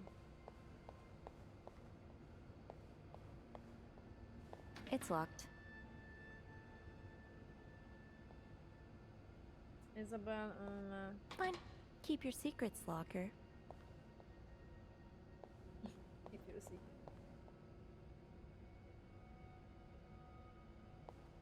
Did I remember to punch in this morning? Relatable. I always question. Okay, what the hell? Why? Oh, another one. Wendy and Shaq have really gotten around. Why though?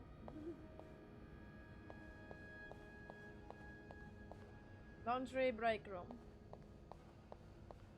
Rebecca's had her hands full lately. I hope she's doing okay in there. Mind it. I can't check. Damn it. Shoot, it's locked. I guess I'll have to get Linda's master key instead. Linda usually leaves a master key in the women's locker room.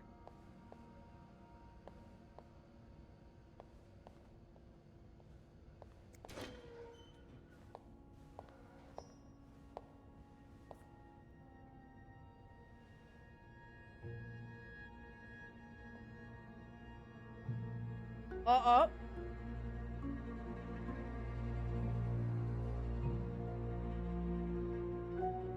Hypocrite bitch? What did Linda do? And to whom?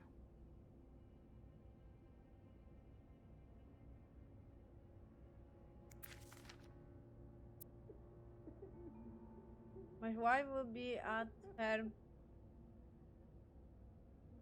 parents tonight. So come by house at AM. Make sure you bring the no. Oh, okay. So she is. Okay, she is. Okay, the boss is using her.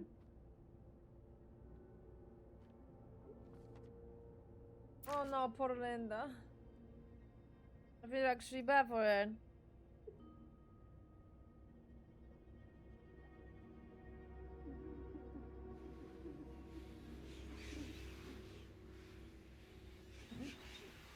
I'm gonna be nice. I can hear her crying. Where is she? If I can't get my keys, I'll need to grab the master key instead.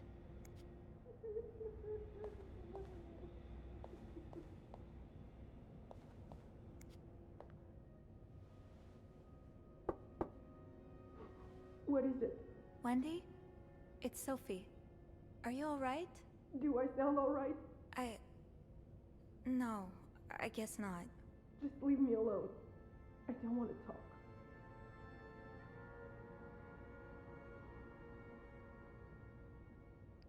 I was in the break room earlier and, Oh, there's Wendy, okay. I couldn't help but overhear your argument with Jacques. I'm sorry he let Linda get to his head. He should be trusting you, not her. Yeah, well... I know I wouldn't be your first pick, but I'm here if you need to talk. Maybe later. I just can't talk about it. I can't talk about it right now. I'm sorry I was rude. It's okay. Sophie? Yeah? Thank you.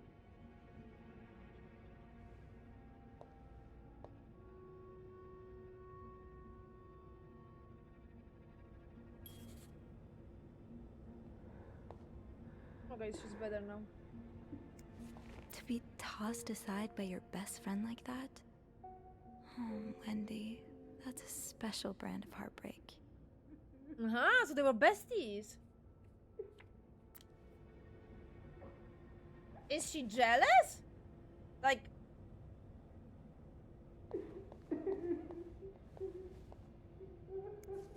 Linda, you're not even trying to hide the daggers in your eyes. No.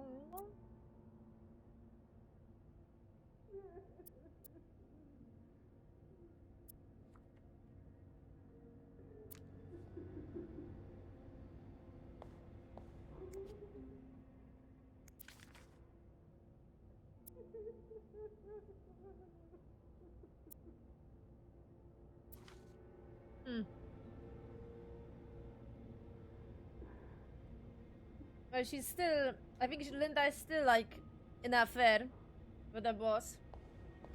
Tempting, but every penny adds up, Sophie. Off limits. There's a kitty there! Kitties!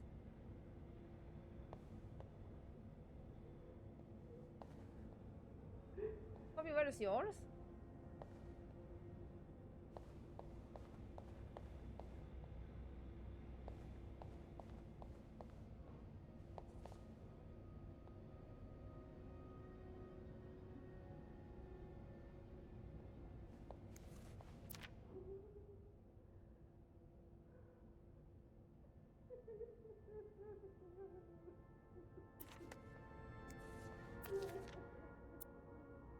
If you see the freak from camera at the hotel, please tell him to stop. Bernard says he is scaring some of our guests. Linda.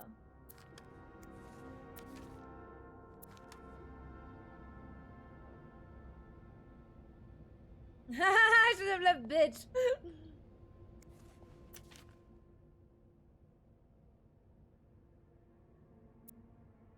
Bernard asked me to remind you that we have a very important guest in room 602. Please satisfy any of his needs as quickly as possible and without question. Wednesday, please leave chocolates on the beds of rooms accompanied by married couples only, okay?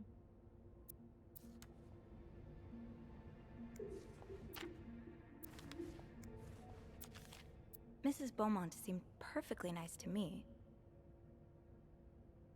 from room 10 has moved from room 7, and she wants more sheets again. Sophie, please take care of it. I do not want to speak to people like her. More sheets? Okay. Can I do it myself? That'll do. I'll just have to make sure I don't forget to return it. Oh, okay.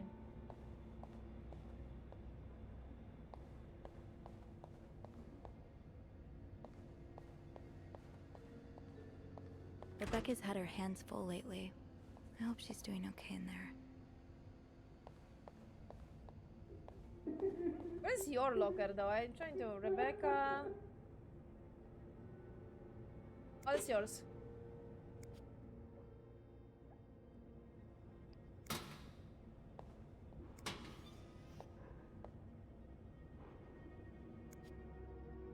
Haven't gotten any tips so far today. Oh, she wants to go to Paris.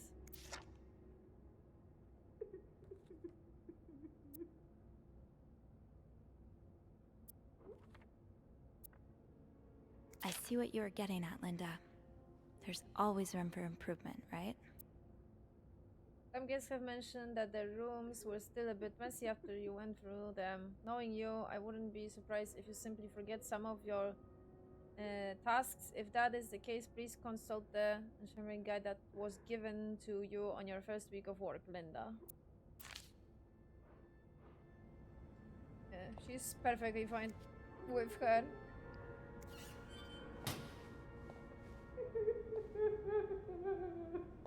So can I open any now? Open sesame? No. No luck. It was only hers, okay.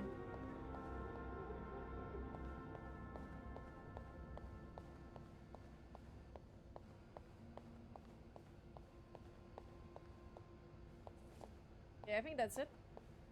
I didn't miss anything, I don't think. I should be able to open 509 now. Back to the 5th floor.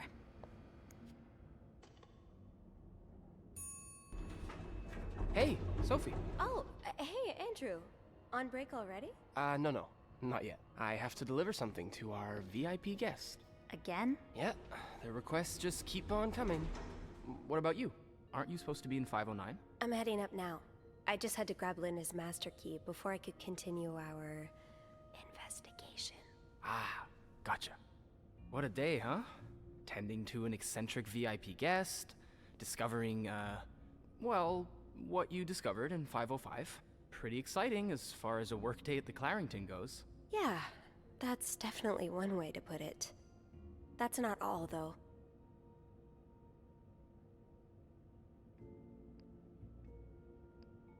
I was looking for my keys, and I heard someone crying in the bathroom. You sure it's not the old Clarington ghost again? No, it's Wendy. She's pretty upset. What happened? I'm not completely sure, but I think it has something to do with the graffiti I found on Linda's door. The graffiti? It's 2 words in red lipstick. Hypocrite, bitch. Well, Wendy would certainly have a good motive for writing that. You'd have to be living under a rock to miss how Linda's been treating her lately.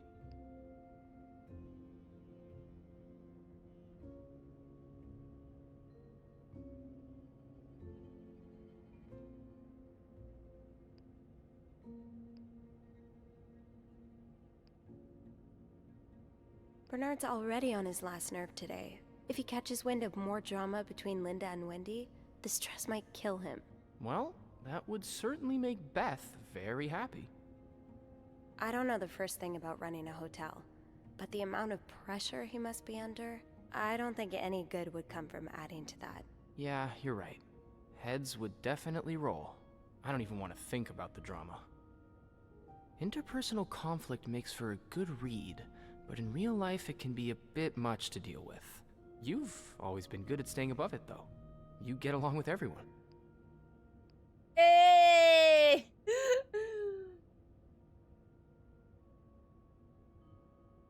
I don't think I get along with everyone, but some people are worth getting friendlier with. Like you. Oh, thanks. I'm glad not everyone around here thinks I'm a complete bore. Wait till Beth hears this. Well, it was nice to chat. Don't let me keep you, though. I have to head to maintenance anyway. Maybe Eugene can help me find the product our guest of honor is looking for. Yeah, we've both got a lot on our plates today. I'll be ready and waiting for your updates on H&M. Take care. You too.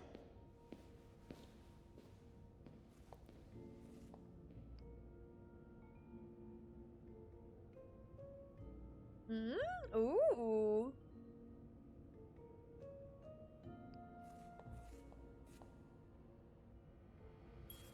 What I can do?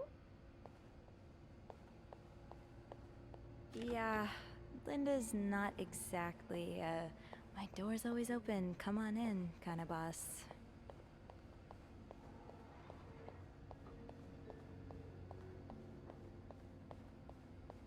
What is that implying? Right, the master key only unlocks the guests' rooms. I'll have to get my keys later. At least I can get into 509 now.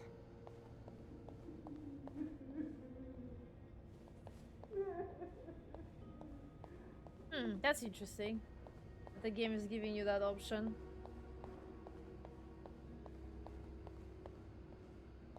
Fascinating.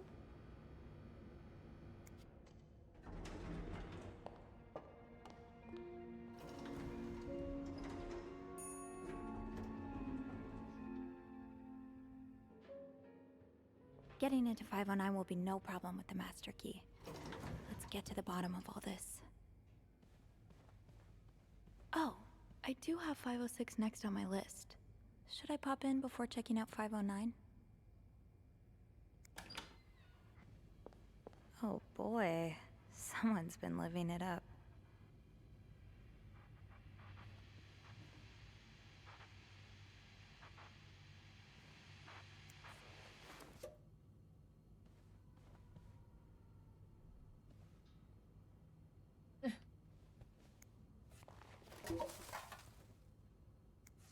Not exactly a cherished gift, if you just left it behind like this. Not going home without a prize? Dear my beloved Lena, so I would have loved to spend this Valentine's Day with a woman who is about to become, okay, Miss Hubbard. I will happily make do with the lifetime of Valentine's Day awaiting us. Enjoy your week in Montreal. I'll be eagerly awaiting your return and the start of our new life together. Don't let Simone rob you into anything crazy.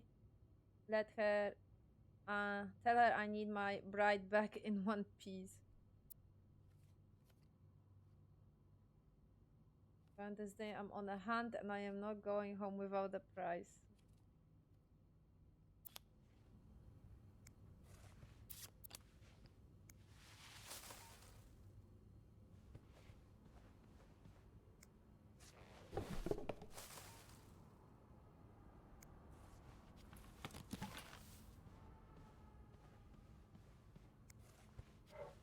Jesus Christ.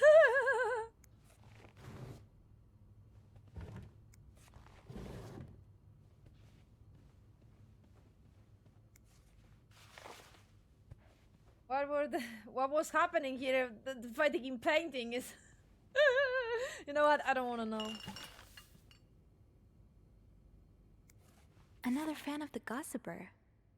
I never did finish that article from this morning. That feels like so long ago now.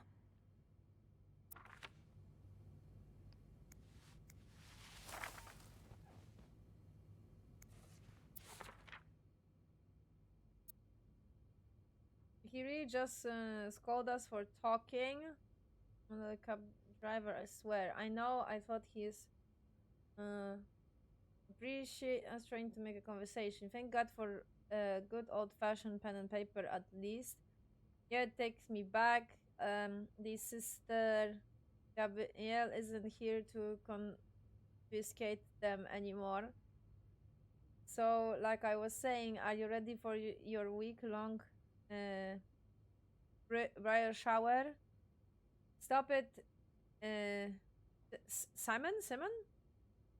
I am not miss until we walk down the alleys, and this week is for thinking about anything but that. That's right. We are making the most out of this thing before I lose you to the jaws of married life. I would never. I wouldn't be another Andre. I promise. And he's going to kick us out if you keep making me laugh. Okay.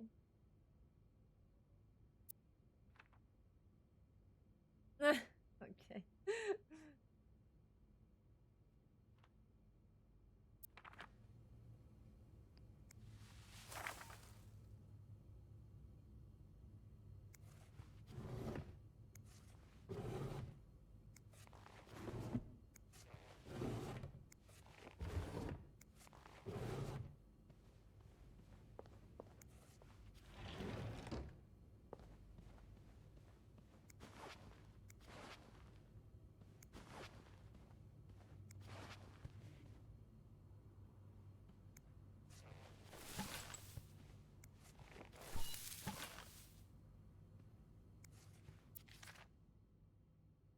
Uh-huh.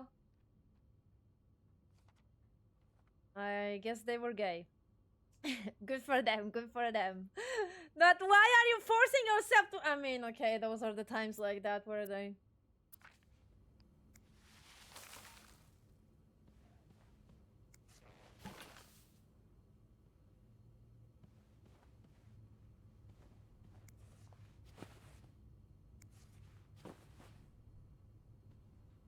Those are the times like that.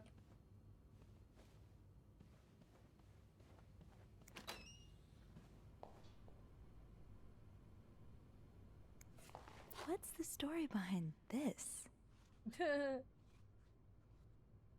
Mud.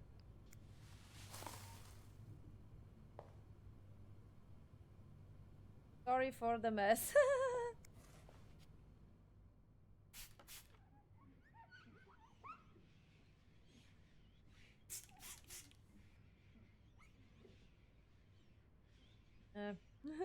I kissed the girl and I liked it.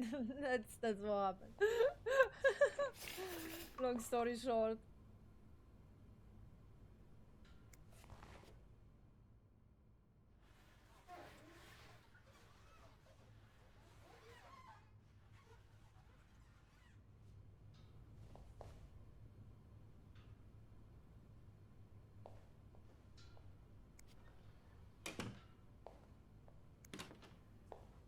Kiss the girl, I liked it.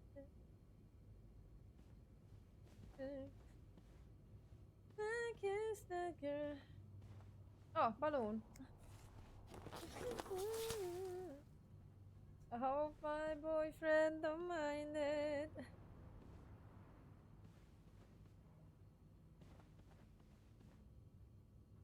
I guess that's it. I think so, at least. Coffee, can you like, announce it that I did everything or I forgot about something?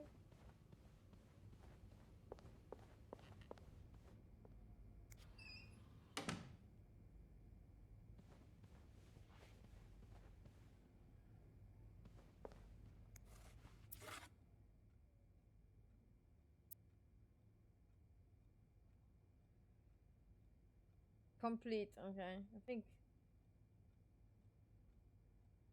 Oh, okay, it says here because like a 5 of it partial says.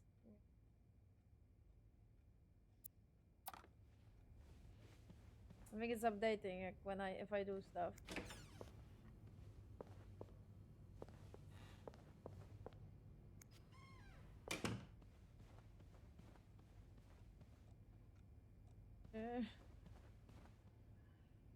I bet I'll find the answers about Mr. Morgan's stalking in room 509.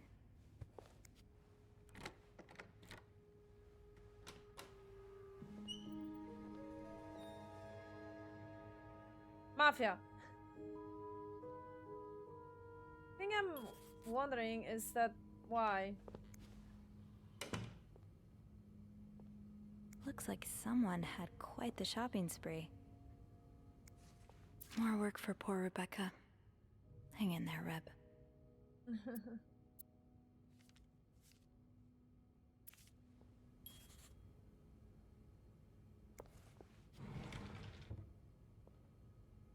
No combination, no entry. I don't think they keep anything, but...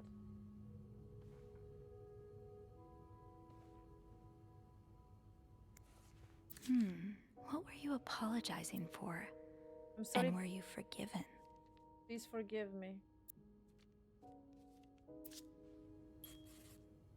I'll hold off on throwing this out just yet. The food's practically untouched.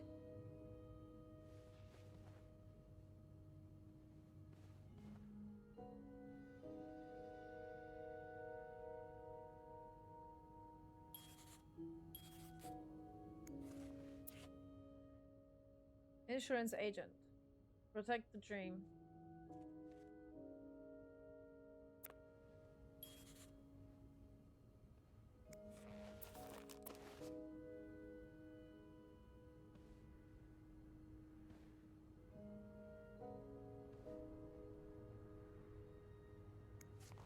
Wow. You look like a couple out of a magazine.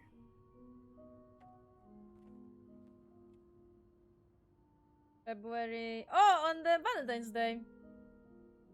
Right?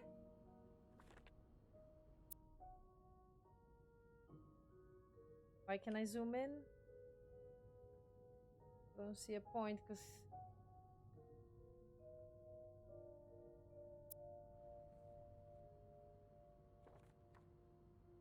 usually she has something to say, but when you can zoom in, but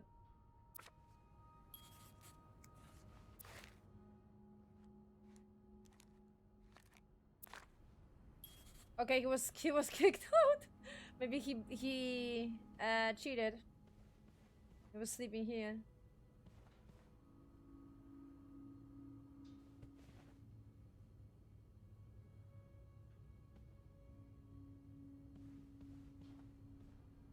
Someone's been sleeping here. I should leave it as it is. This person looking for you back in Texas, was he really just a co-worker? Dear son, I cannot believe you decide to renew your vows so far away from the family. Your father and I are very disappointed, and so your sisters. Montreal, what a strange decision. I would not be surprised if this was another one of your wife's ideas. I met Lucania in town yesterday. She has 5 children, 3 boys, 2 girls, and is pregnant with her 6th. Joan has just brought them that nice house on the corner of Prado and Ramos. Imagine if you had married her like you were supposed to. You would have your own family by now. Yesterday I also drove by your home to get the mail. As I was leaving, I met a man who was looking for you. I think he is one of your colleagues from work, but I am not sure. I told him you were in Montreal and would be back next week. When do you come back exactly? I hope you can be there for your uncle's birthday party on Friday. I will make your favorite cake. Your mother. Why his favorite cake? Not the uncle favorite cake.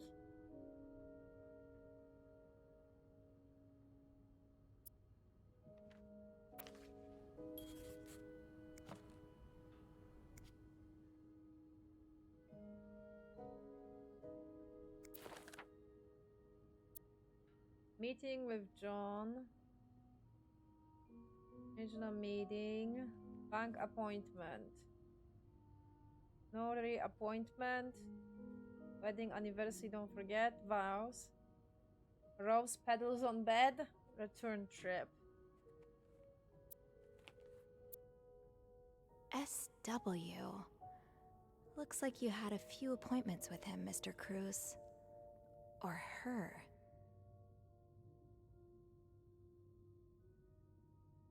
SW. Looks like you had a few appointments with him, Mr. Cruz. Or her.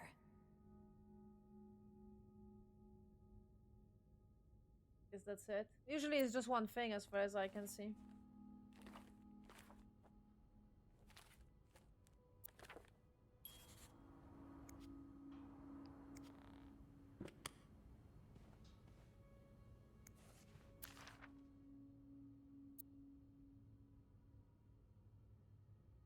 Expenses.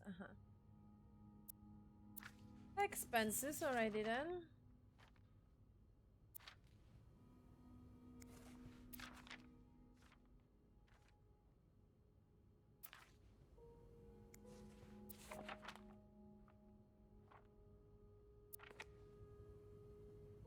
Same things. Like everyone in town.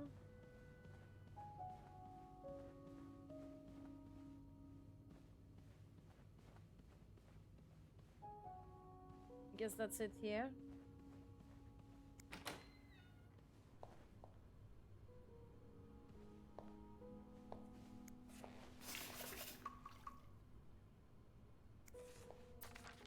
These are lovely.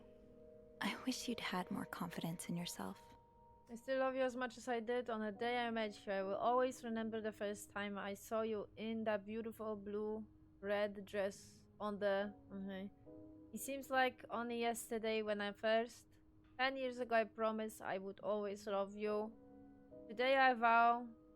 Okay, verse again with what I pledged 10 years ago. Everything changed the day you came into my life. I hope it will change again when a new member enters our okay, I hope we can soon expand our family. You know how important family is to me.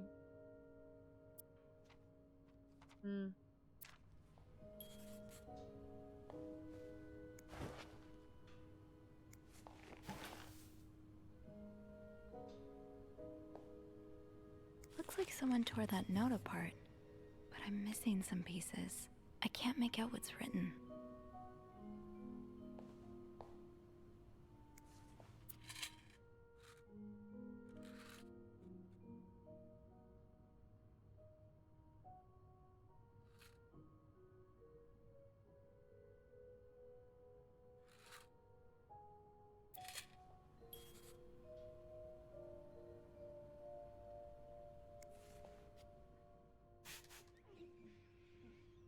I don't think they're gonna be, you know. I think they actually expect me to clean. At least here.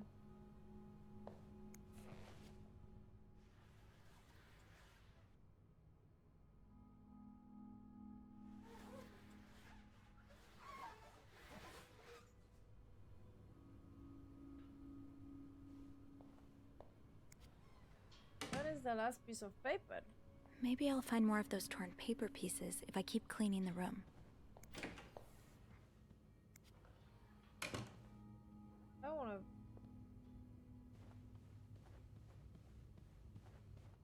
Some things are not worthy cleaning because they are important, you know. Like, seriously? Throw away the picture? No.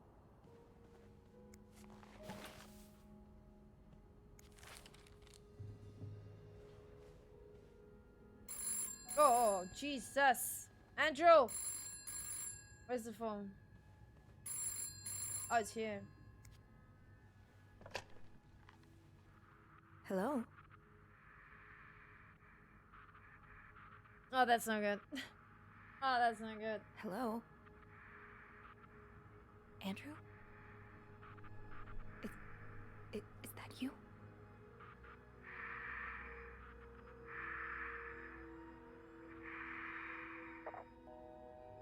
Okay, well that was horror-like.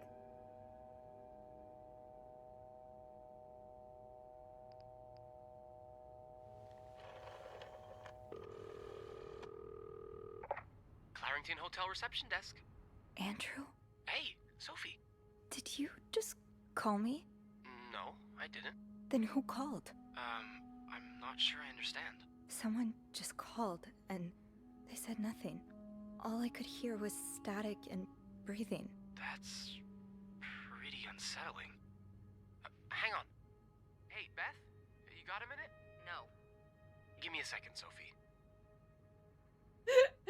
You ever? No. Okay. So Beth tells me she just patched a call through to 509.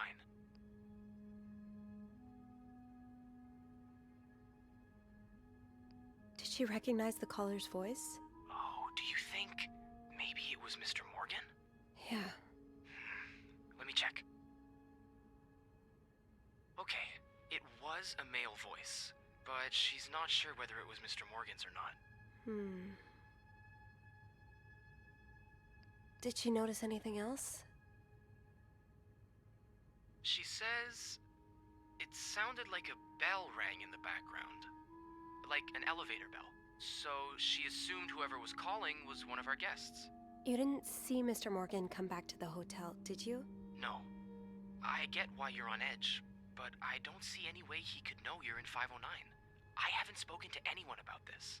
I know you didn't. I have a theory that it was actually him, but he didn't expect her to pick up, and it stunned him that she pick up. It's nothing creepy. I have a theory that this is this whole setup that stalker, it's gonna turn out this is the dad. I am like. Can you ask Beth not to patch any calls here for a while? Yeah, sure thing. Thanks. I haven't had time to check all of 509 yet, so I better get back to it. Wait a second. I just remembered something about this morning. I can't believe I didn't think about it before. What is it? A few minutes after Mr. Morgan knocked over that vase in the lobby, I saw Mrs. Cruz rush out of the hotel, all alone. Really? Do you know what time it was exactly? I think it was a minute or two after 10. What? I remember hearing a loud noise on the 5th floor right around that time. Like a door slamming really hard. You think it was her? Maybe. Did you notice anything weird about her? I don't know. She passed by the front desk so fast I barely had time to see her. Although... Yeah? I've always seen the Cruzes as a pair. I suppose it is a bit odd that she left without her husband. Maybe she was sneaking out. Or maybe she was following Mr. Morgan. Yeah. Hopefully I can make sense of all of this. I'm sure you can. Give me a call as soon as you've found something, okay? Okay. Thanks for the info.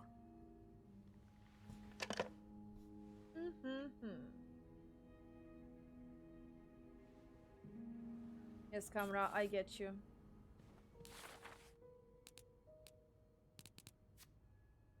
Rebecca works in a Canadian's laundry room. It's tough job to do on your own, but she managed to get it done. She's like, she is a little withdrawn, which makes her an easy target for some of the other maids. But from what I can tell, she's sweet. I don't know much how much I should buy into this, but there is word among the other maids that there is something going between her and Bobby. I can't say I would have imagined that pair. The chef. Hector Cruz, or to us, Mr. Morgan's shortened H. The other Cruz and the husband of Marcela, I guess. They plunger on a suit, but I know not to assume that that's the sign of happy marriage. Especially when someone's made up a couch bed in a living room. The tension in the room is palpable. Hector works in an insurance bank in Texas. He must have taken some time off for this trip to Montreal. Hector's mother is definitely the pushy type, judging by a letter she sent. It seems like the Cruzes are in town so that they can renew their vows. And from the looks of it, Hector's mother really wants them to hurry up and give her grandchildren. I'm sure I'm suddenly grateful that mom was never so pushy with me. She also mentions that someone's been looking for Hector. Maybe I'm just being a hamper looking for a nail, but could that have anything to do with Mr. Morgan and his stalking?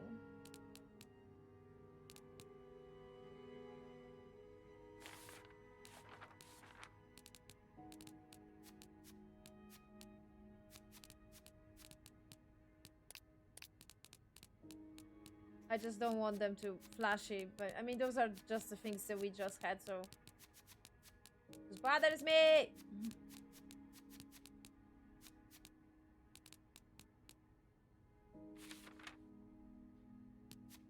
Okay, game. I have it. I'm up to date. Stop showing me red marks.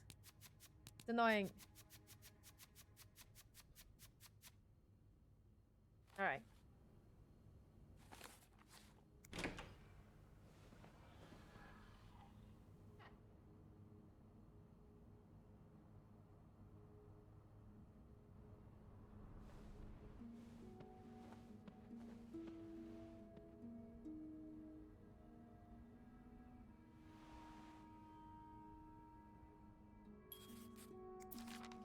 Mrs. Cruz got her personal information stolen. Is Mr. Morgan behind it? Okay. We wish to apologize on behalf of our company for the privacy breach that occurred on the 25th of September, and thank you for calling it our attention. We are currently investigating the breach and trying to understand how this individual was able to obtain your personal information. Rest assured that we will put measures in place to make sure the situation does not repeat itself. Your privacy is and always will be one of our top priorities. Sincerely, Harold Faden and John Wiseman.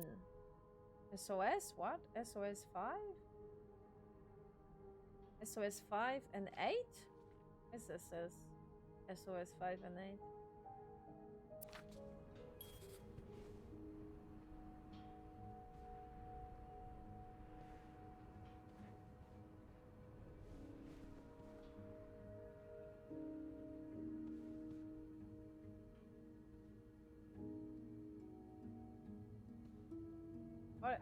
Okay, that's for her hair. I was like, what is that? And I'm like, oh, okay, that's for her hair.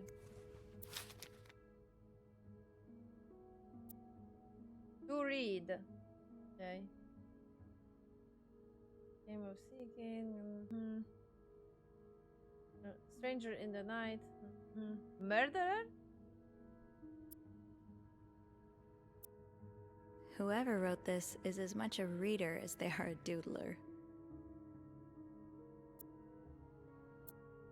There were doodlers on that receipt.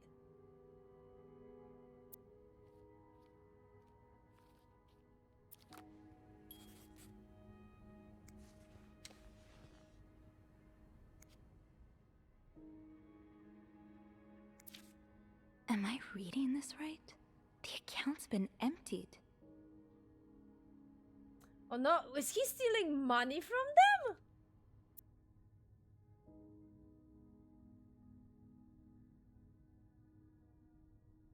Trying to like... These symbols, they look oddly familiar.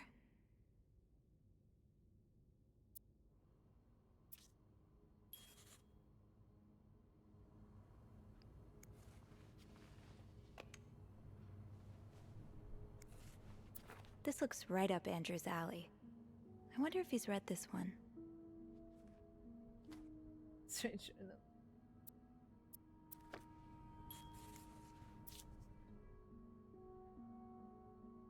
Pills provide birth control. Ah.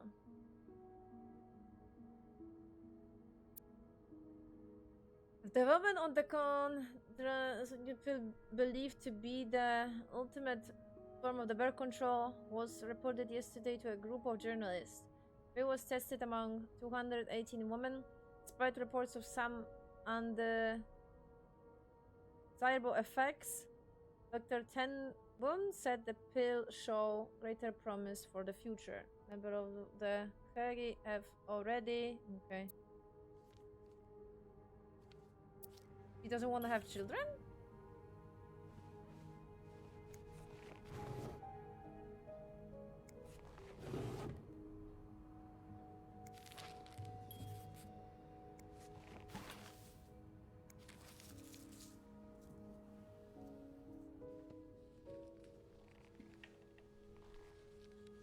Let me explore more, because I didn't check the whole room. I think I'm still missing things.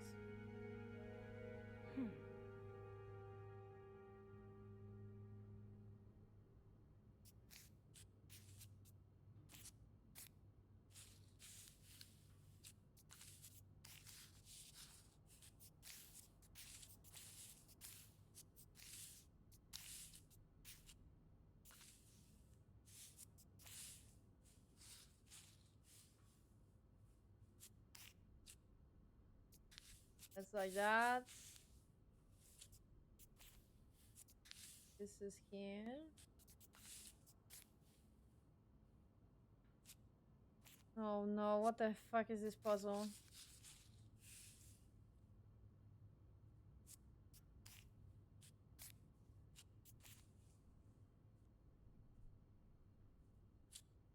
I can already tell you this is gonna be a painful puzzle, I can already tell.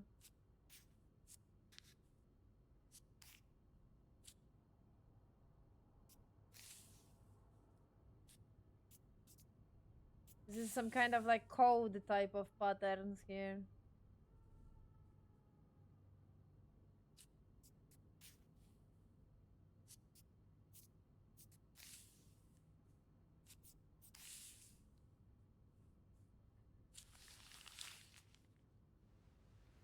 It's some kind of code.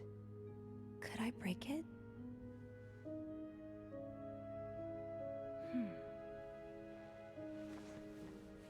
We need to decipher what numbers the doodles are representing. Oh no.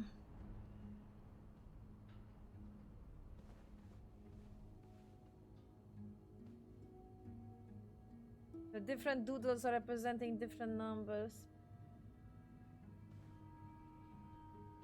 And that would be the code to this. Locked. It looks like the code is made up of 4 letters. Letters.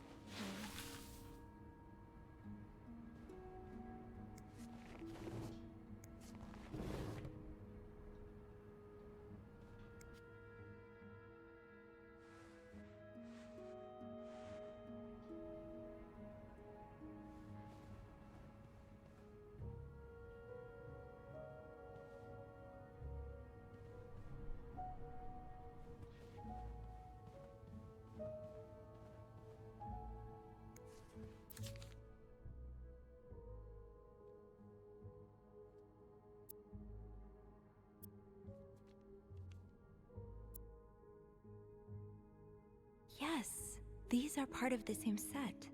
I think I can use this. More of these symbols. Just what I was looking for. What's that supposed to mean? Like a line, a line?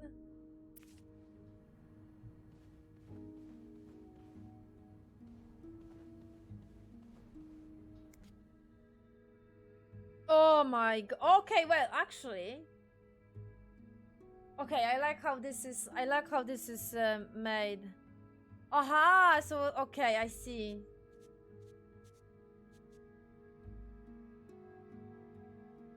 Okay, okay, you make it easier for me. Thank you, because I was already like, oh my god, I'm gonna have to decipher the code. Okay, so like basically, this is like showing this is B. This B, this is C. So like this time like that is B, then the other one is C. G is N. Plus sign is P. More of these symbols. Just what I was looking for.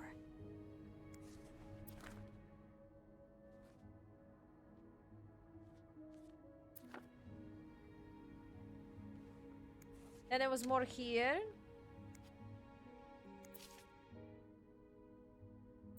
I see it there. So, Tirulu is a T. Aha! I'll have to remember these.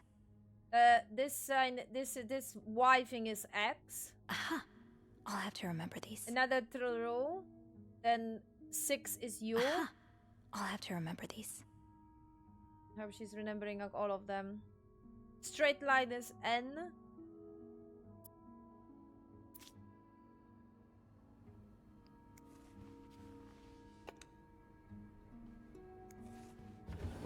I checked all the... Don't actually remember.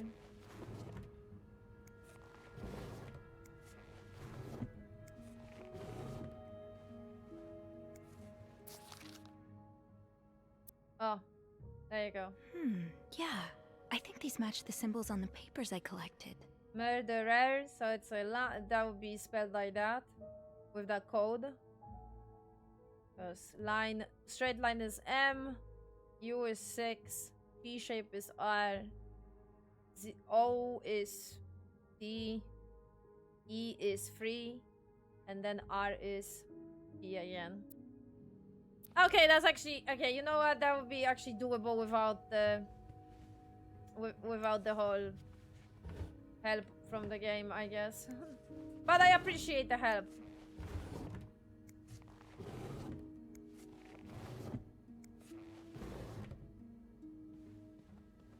Because it makes that whole thing a lot more smoother. Oh, these symbols match some of the ones on the torn message. 2 lines is S. O is 5. That's one of the symbols. Y would be 8.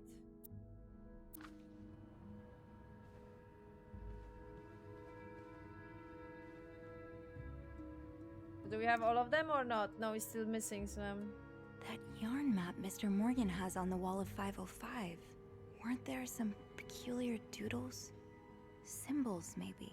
Oh no! Do we have to go back there and check the doodles?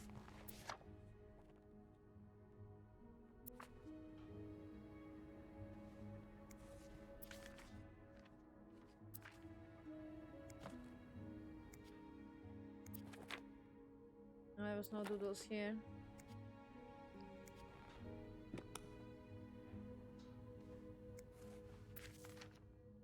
There was no doodles here.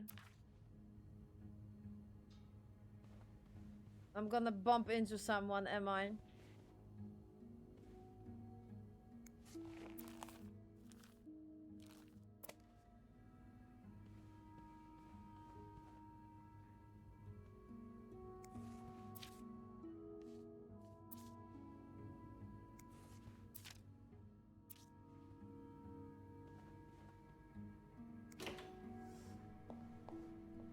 There's nothing here, was it? No. I should keep an eye out for those symbols. You don't say, my girl. You don't say.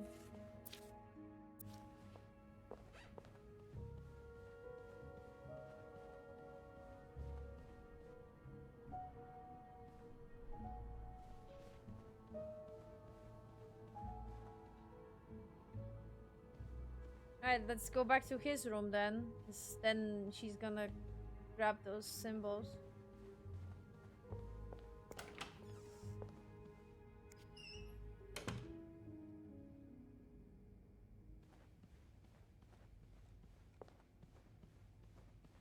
Do not disturb.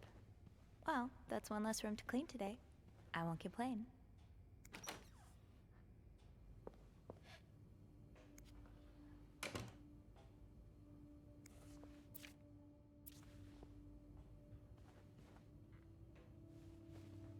There was no doodles here. The doodles were only on the map.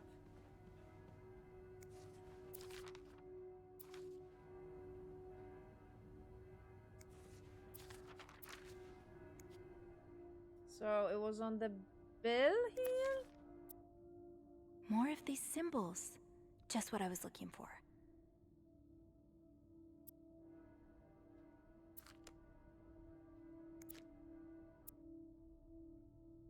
Yes, these are part of the same set. I think I can use this.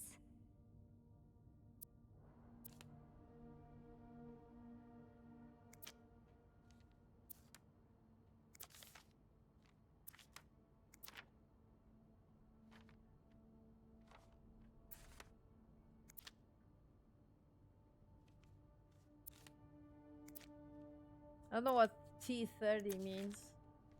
Probably we're gonna find out.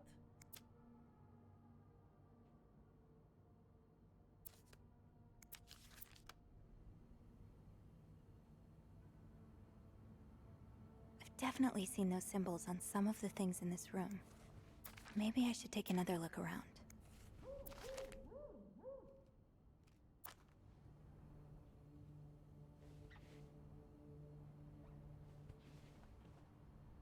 Did I not find all of them?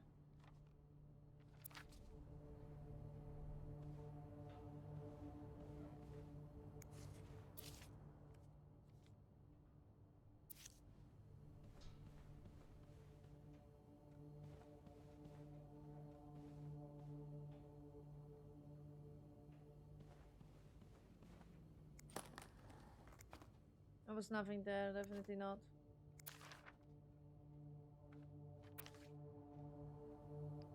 No, no, no, no, no.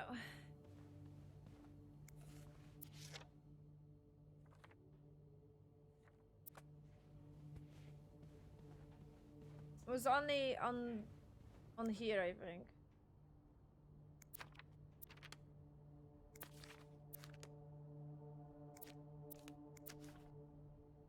Yeah. Yeah.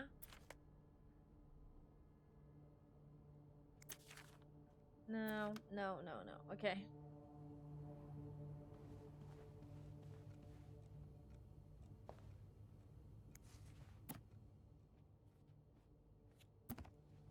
It's like a. Is he like? Did he like establish like a military? Because this is very military type of cipher. Why though?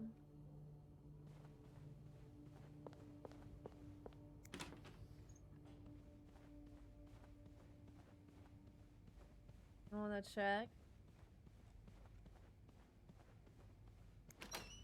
It seems I don't have all of them. Oh, damn it. I'm missing 3. No. 5.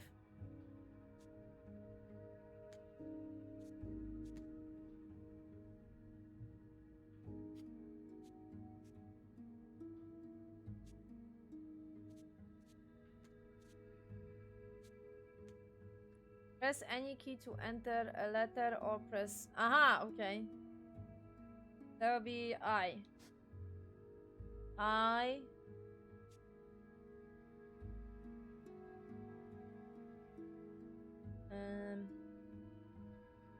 Y.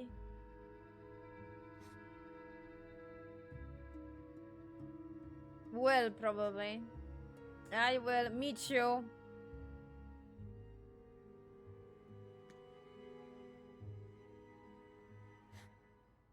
Will. Let you? No. 2 is A.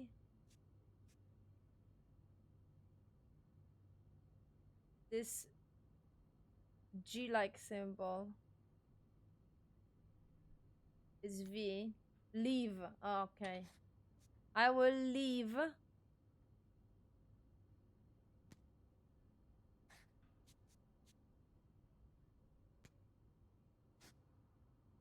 No.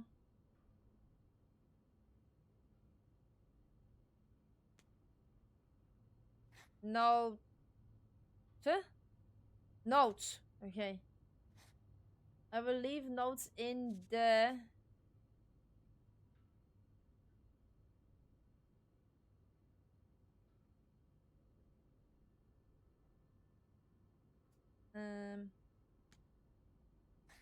in the vent near... Okay.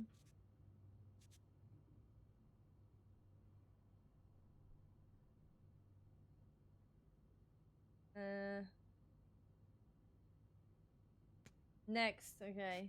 Next to... Shit. That's M.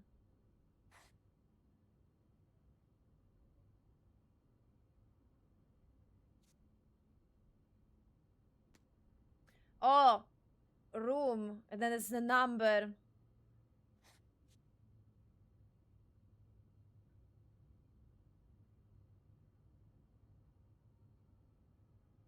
Do you see that?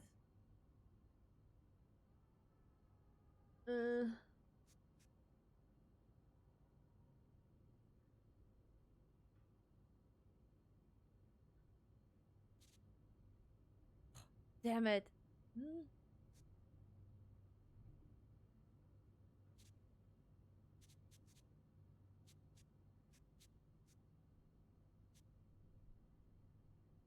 It's just one word.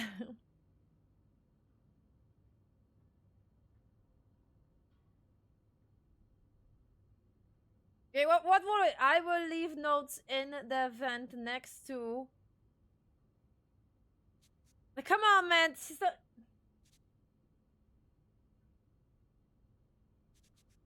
That would be V.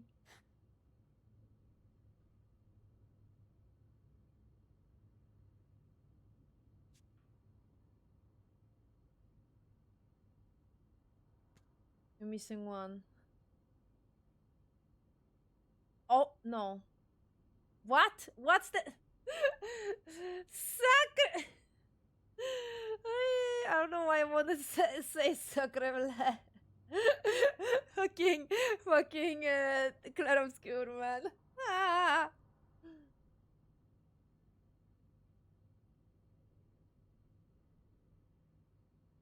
What's that fucking... What? What? Next to...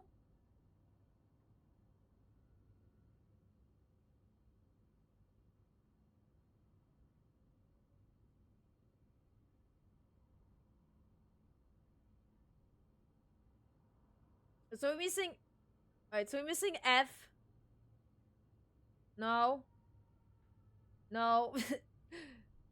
No. No. What the fuck? Did I mess something up? Am I not seeing it? No, this is something that I'm missing. This is the part of the code that I'm missing because I don't have the letter for it.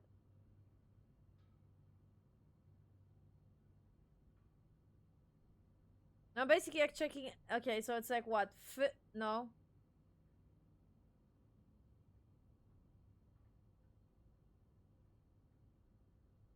Something is not right with this.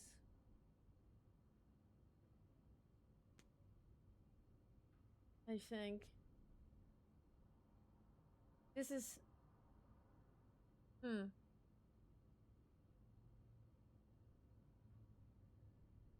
Is that O? Oh, I think this is O. This is the D. It's 0, not O.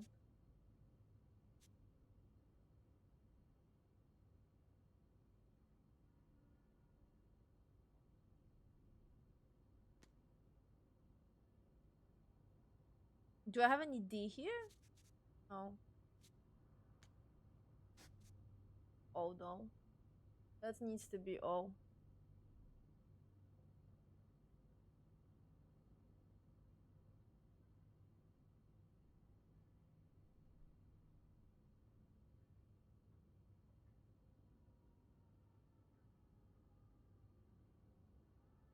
Next to cover! I think. No? No, that doesn't make any sense. Fuck! That yarn map Mr. Morgan has on the wall of 505. Weren't there some peculiar doodles? Symbols, maybe. That yarn map Mr. Morgan has on the wall of 505. Weren't there some peculiar doodles? Symbols, maybe.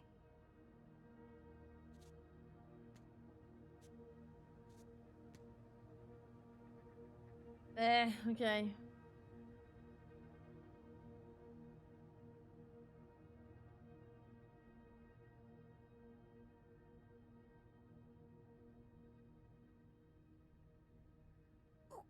What? I am...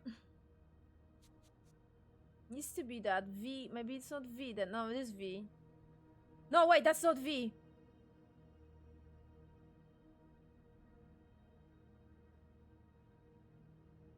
That's you.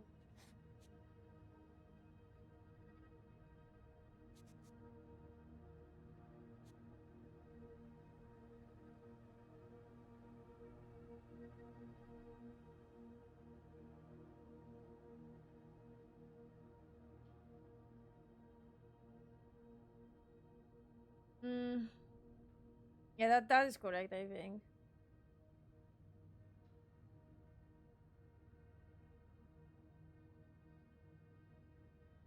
Next to...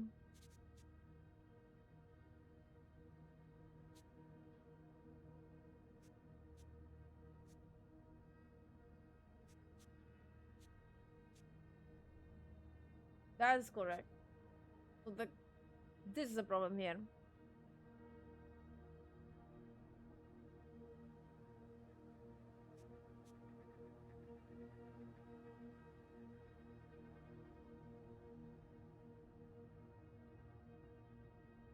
even see the word though. Like it's like doesn't matter which one I started with. It's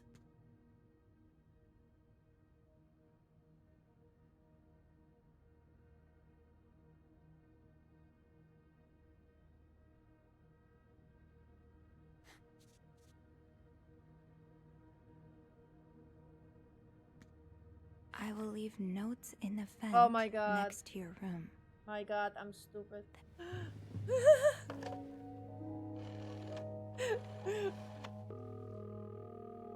I was looking for an item, you know, not the your or. Clarendon Hotel reception desk. Andrew Never mind. speaking. Hey, Andrew, it's me. Sophie, did you uncover anything in 509? I did. I found a message written in strange symbols. A kind of secret code. What? Awesome. Did you crack it? It says, I will leave notes in the vent next to your room. In the vent? What an odd thing to do. Yeah. And whoever the message was intended for went through a lot of trouble to hide it. It was torn in a dozen pieces and scattered in 3 different trash cans. So the cruises are keeping secrets from each other. Do you think maybe one of them's having an affair? I don't know. It really looks like blackmail. Blackmail? What makes you say that? I found a bank statement belonging to Mrs. Cruz. Her account was emptied very recently. Emptied? No one does that unless they're in trouble. Or traveling. What do you mean? Well, they're not home, so they do need their money handy. Plus, a trip can be pretty costly. It's weird, but it could be anything. Did you find something else to back your theory? I also found a letter from some sort of company, Fernie and Weissman. It mentions a security breach. Targeting the cruises? Just the wife. It seems some of her private information was stolen by someone. Okay, it can't be a coincidence that she would withdraw all of her money right after a security breach. Whatever it is they found out, she was willing to pay them to keep quiet about it. Yeah, that's what I'm thinking. It could be blackmail for sure. Do you think Mr. Morgan's the blackmailer?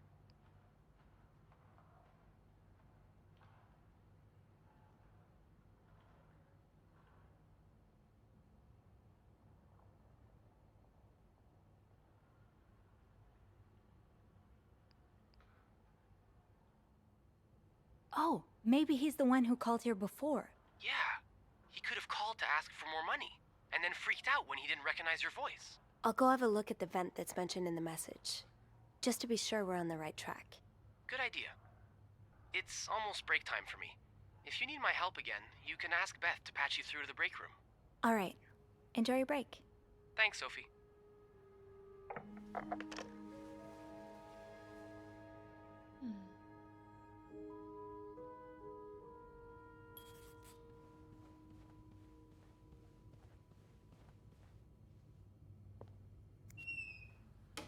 I will leave notes in the vent next to your room. But which vent? The message said next to your room. So it has to be a vent in the corridor.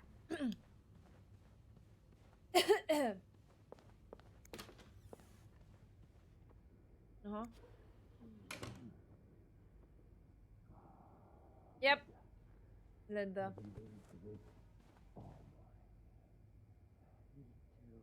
Oh my god. You guys are disgusting!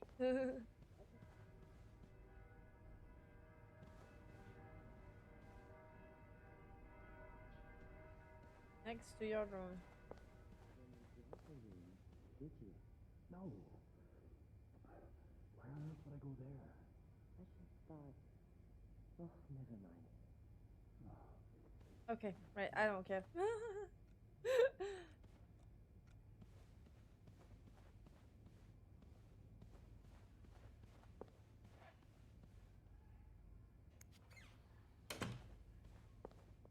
Next to your room, so okay, so it needs to be that one at the end because there's only one. Can I actually like? Now's probably not a good time to disturb Bernard. Okay.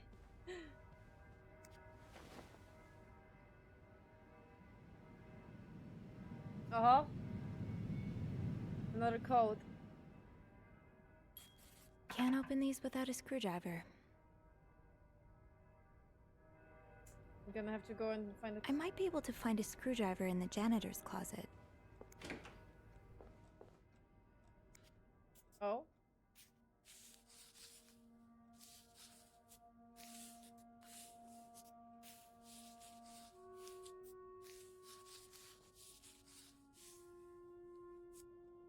Oh no, did she fire him?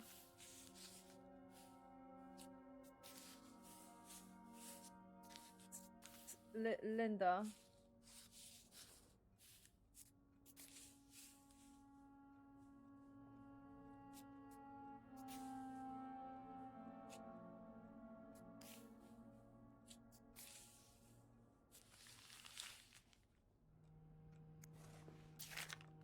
Highest priority, huh?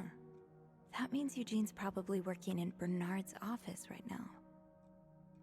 That tells me there is a cold draft coming from his window and it's turning his office into a freezer. Fix it. This should be your highest priority today, Linda.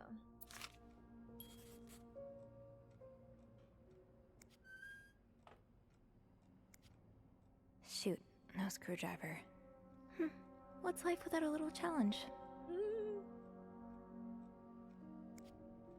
Shoot, no screwdriver.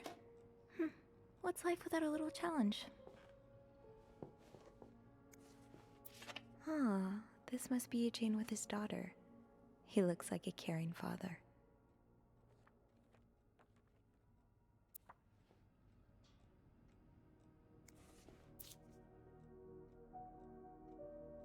William Watson?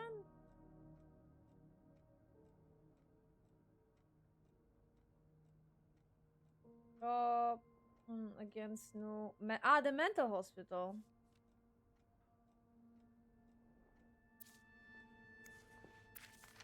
Oh, Eugene. I had no idea. A friend of mine has heard from her hairdresser, who's heard from her sister-in-law, who works as a secretary in mayor, that the city plans on building a new mental hospital right next to the canteen. Imagine, then she could get the care she needs while staying close to home.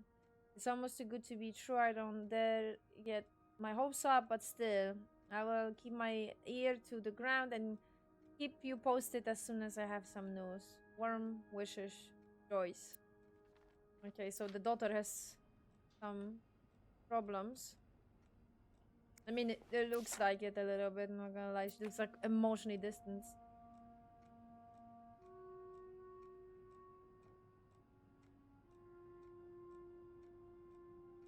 I was really thinking about the cover. I was thinking about the cover. I don't know how to spell cover, so I thought about the cover, but oh well. It was supposed to be your. Eugene's a pro at fixing the fuse box whenever there's a power outage. Guys, where in this hotel haven't you made out?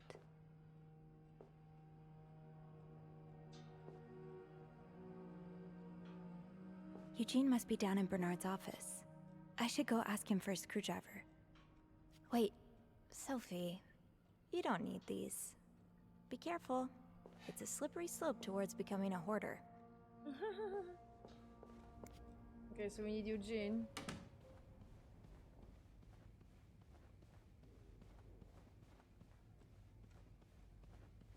Why is it so dark now? There's no power. Maybe I shouldn't wander around with my pockets full. Is there anything I can put down?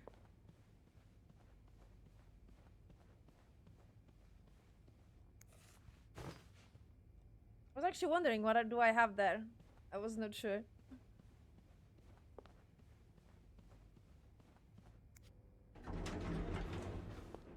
Yo, nice transition.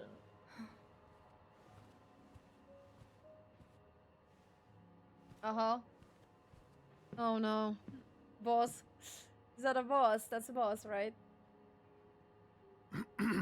Yes, that's the most. It's, Miss Belivet, isn't it? What? Oh, Roy. Oh, right.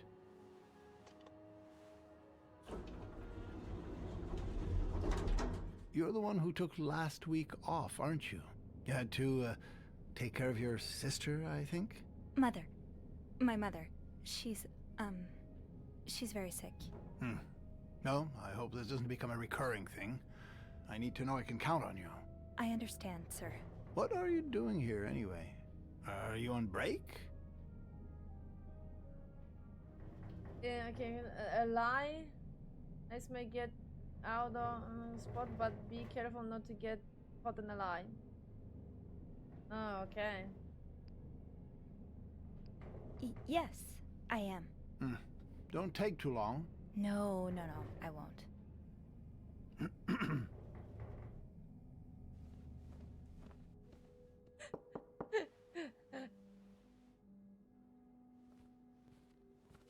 What's going on? Oh, Andrew. Oh, sorry. Seems I've made a habit of sneaking up on you today. Spying on Bernard again? No, I'm looking for a screwdriver. For the vent. Linda asked Eugene to fix Bernard's window. Ah, gotcha. Eugene? What the... maybe you should go have a look. You know what? I'll stand guard by the elevator and, holler if Bernard approaches. Okay, thanks. I'll be quick.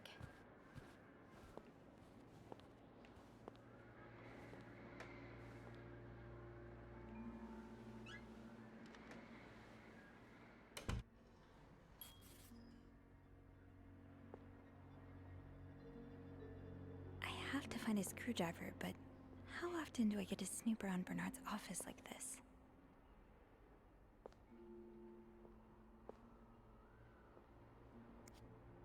Kinda wish I worked here when Raymond was in charge. Sounds like the hotel was very different back then.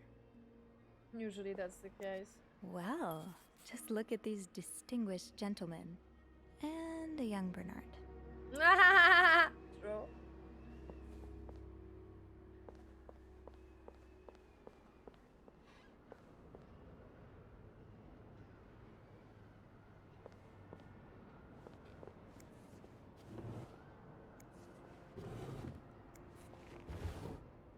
Uh-huh. Ew. Is this Linda's?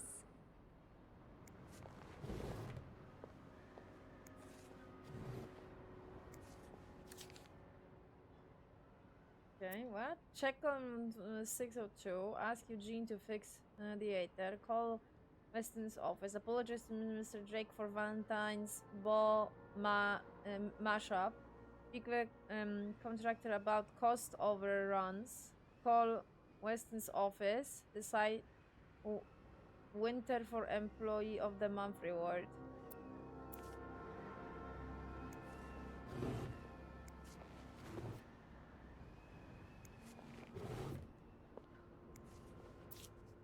This does not look like a nice brotherly check-in. I had no idea things were this bad between Bernard and Raymond. Dear brother, I thank you for your invaluable input, but I remind you that the terms of our agreement. I did my part. I got you out of jail and have ensured that news of your waste would not leak. Now I expect you to keep your side of the bargain and stay out of my way. You are not in charge of the hotel anymore. I have worked relentlessly the last 2 years to return the Carrington to its former glory. Great challenge considering the poor state you left it in. I'm glad the father never got to see how you so shamelessly destroy his great legacy. As for me, I will be dead too before I listen to a single word of advice from you. You ask I lower our prices, but I can tell you I plan on doing just the opposite. My guest will only be la creme de la creme. Your divine friend can find themselves another place for their sinful debauchers. Enjoy your retirement.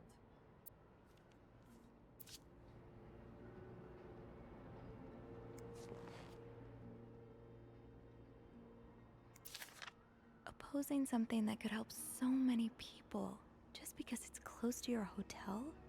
This is ridiculous. Dear Mr. Watson, I would like to thank you again for agreeing to this partnership between the Kindness Hotel and Western Department Store. Thanks for your generous help. Renovations are well underway and the hotel has never looked better. You should come visit soon when your busy schedule allows it, of course.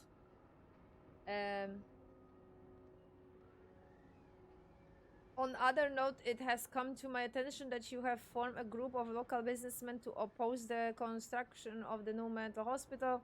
After working so hard to elevate the Kyneton standards, I cannot allow a band of cuckoos to move in my backyard. Should you accept, I would be an honor and a privilege to join your fight. Cordonly? Your sincerely, Bernard. Enjoy the cold, you cold-hearted prick. Uh-huh.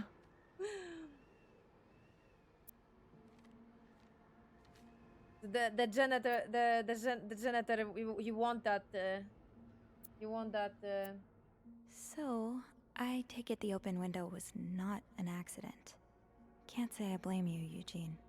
Yeah, Eugene want that hospital for his daughter. Aha! Let's get you to that vent.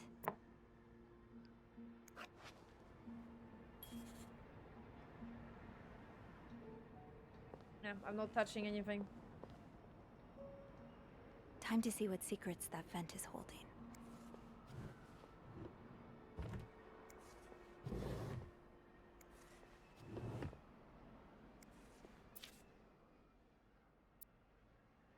My employer has made the following request.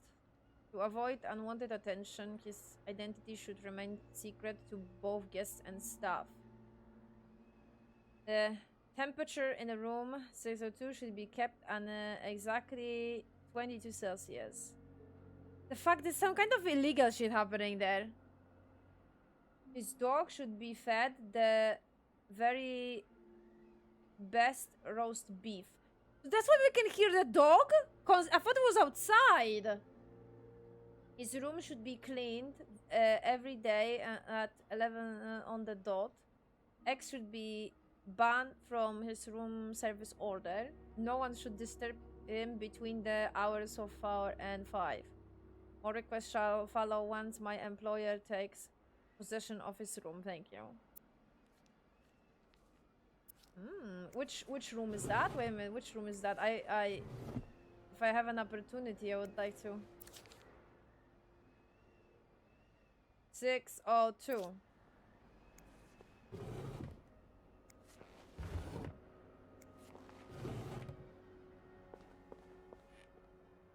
I want to check that room if I have an opportunity. Do you remember that loose tile from last week? Yes? Well, I'm afraid it hasn't been properly repaired. What do you mean? I mean that, it's still broken, sir. Someone put a rug on top of it, but you can still hear it crack. I'm just checking to make sure guests don't trip over it. Is that part of your job description? No. No, it isn't, sir. Oh, well, then I suggest you stop worrying about Miss Belivet. What were you doing in my office?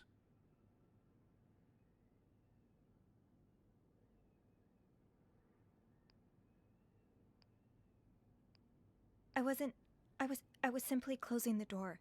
Someone left it ajar. Really? But that doesn't explain what you're doing on this floor. You know very well the cleaning staff isn't supposed to wander around the lobby for no reason. You wouldn't be lying to me, would you, Miss Belivet? No, I swear, It's my fault, sir. I spilled my coffee, and so I asked Sophie to come clean it up. Your coffee? Mr. Rossi, you're not supposed to have beverages at the front desk. Oh, right. I'm sorry. Come with me.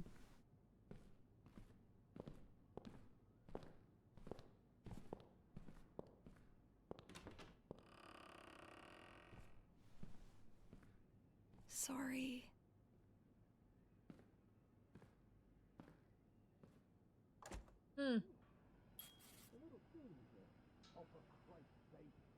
was supposed to fix that window.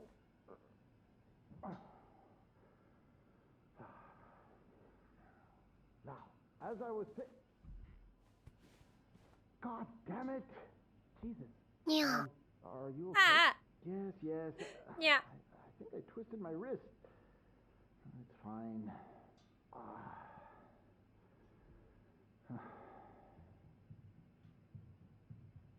Enjoy the cold, you cold-hearted. What's that? Nothing. It's nothing. So, you wanted to talk to me? What? Oh, nice. Never mind that. Do you know how to use this? I do. A few years ago, I actually started writing a manuscript. Good. With my twisted wrist, I'll need your help to write some letters. Okay. What should I type? Dear Mr. Finch. Dear Mr. Finch. Your employment with the Clarington Hotel. Your employment is terminated effective immediately. Wait, you're firing Eugene? Why? Is that any of your business? No, you're right. Is terminated effective immediately. You'll receive your final check by mail. Thank you for your years of service. Signed, Bernard Leduc. Final check. Years of service. All right, it's done. I should probably get back to... Not so fast. I need you to make a copy of this letter, too. Oh. Okay.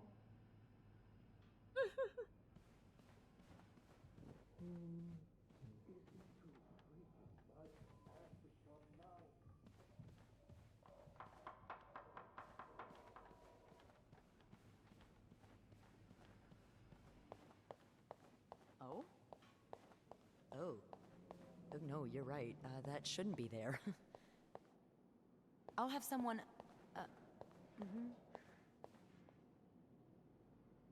No, we don't offer that service, unfortunately. Yes, it would be nice if we did, but we don't. Okay. Well, Eugene, I mean, Eugene did it. Like, actually, he left that message and everything. So, unfortunately, I mean, I don't think he wants to work for him anyway after what he's doing. So, for Eugene, though, either way. All right, let's open the vent.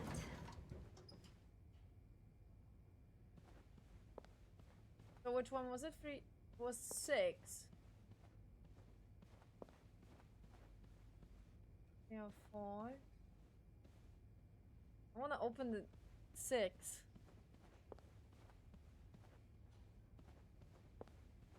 Which one was 6?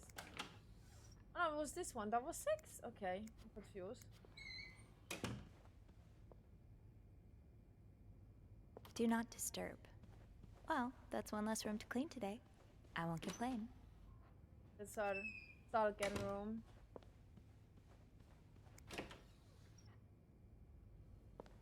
Ah, and that's the first room. Yeah, I remember.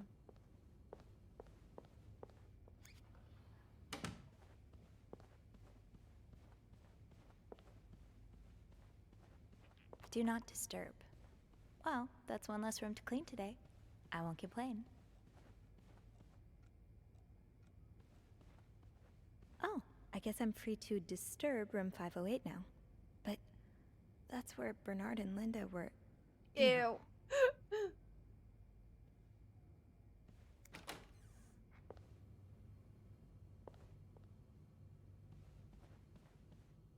Well, maybe we're gonna get some evidences.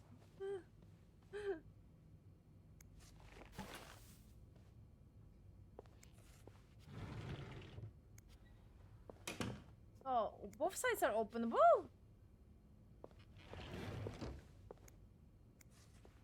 Oh, damn it. I didn't even know. It was only one side.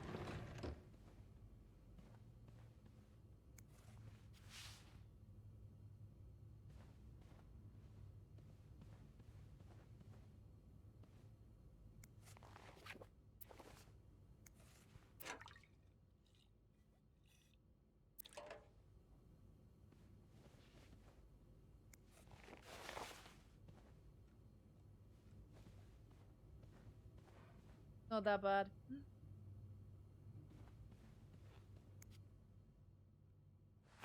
Could be worse, trust me.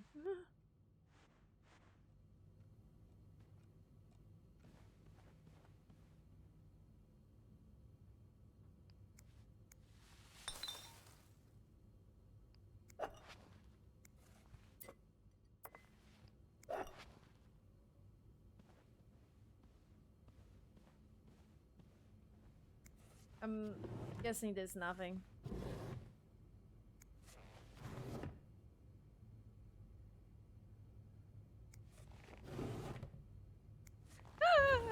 Poor spell.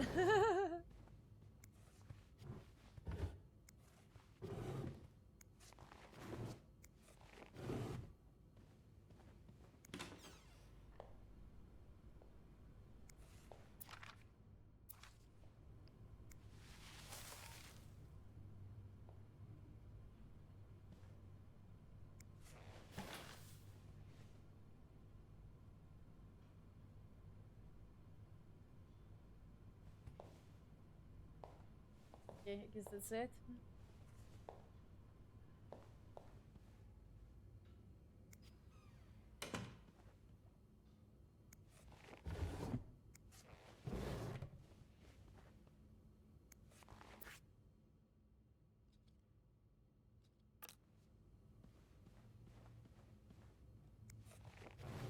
I don't have anything to blackmail them. That would be helpful.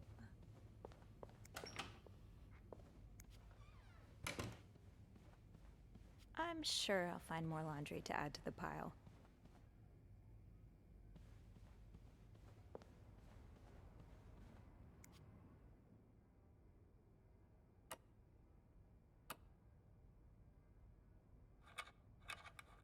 Oh, nice.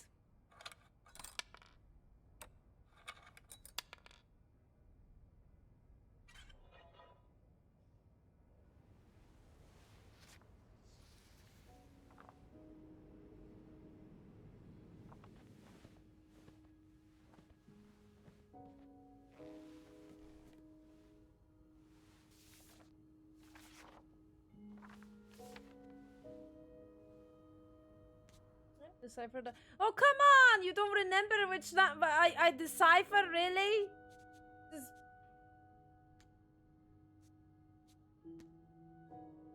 Right, so the line is M. Line is M. 3 is E. Meet. Meet me tomorrow, probably.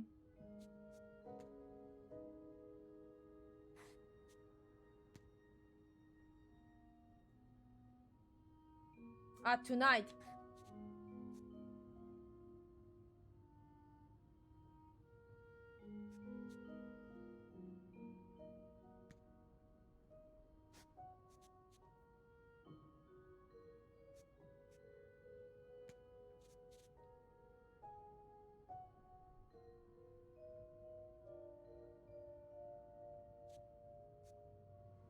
I exited by mistake.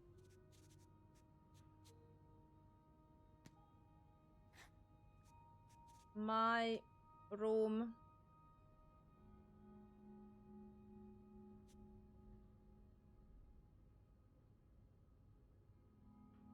Hey, what's this? My...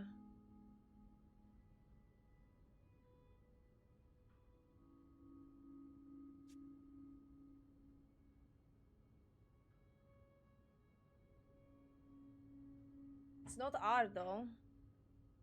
Maybe it is R. Oh yes, it's R.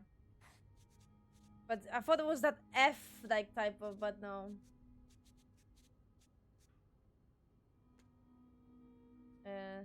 C? That's C.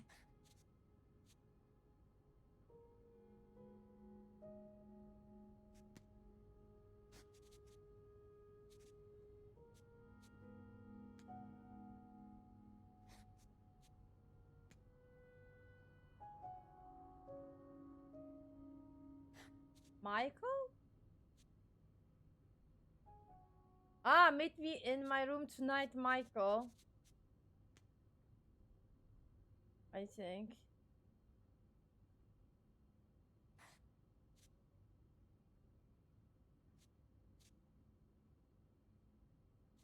Meet me in my room. Michael will be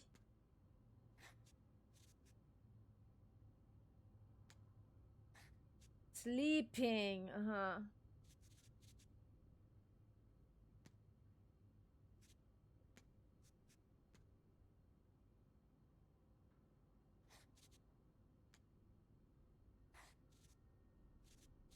We need to discuss our plan.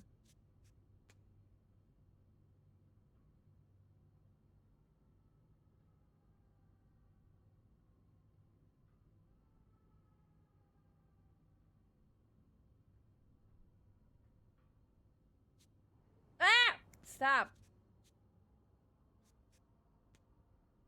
Meet me tonight in my room. Michael will be sleeping. We need to discuss our plan.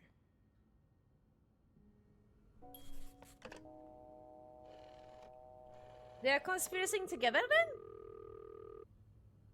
Clarington Hotel reception desk. Andrew speaking. It's me. Hey, you got anything good for me?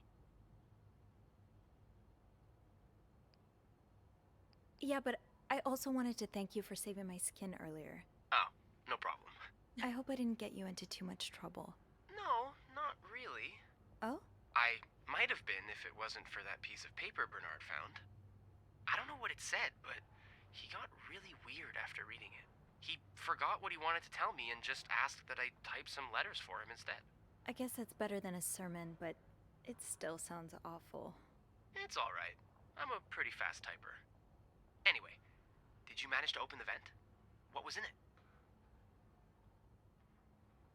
I found another message written in secret code. And? It says, meet me tonight in my room. Michael will be sleeping. We need to discuss our plan. Who's Michael? A guest's husband? I don't know. It's the first time I'm hearing of a Michael in this story. Yeah, the cast keeps getting bigger. I'll just check the logbook. Okay, oh yeah, what was the name of the husband? I forgot. What was her husband? There's a Michael staying in room 507. Mrs. Beaumont's room? But she doesn't have a husband. She's here alone with... Oh, Michael must be her son. I got him some extra blankets the other day so he could build a fort. That's really nice of you. So, Mrs. Beaumont is linked to the cruises, huh? I have a feeling we may be approaching the climax of this story. I guess I should go have a look at 507, but it's not on my list. There's a do not disturb sign on the door. How about I call up there? You know, to make sure no one's home. Good idea. Just a sec.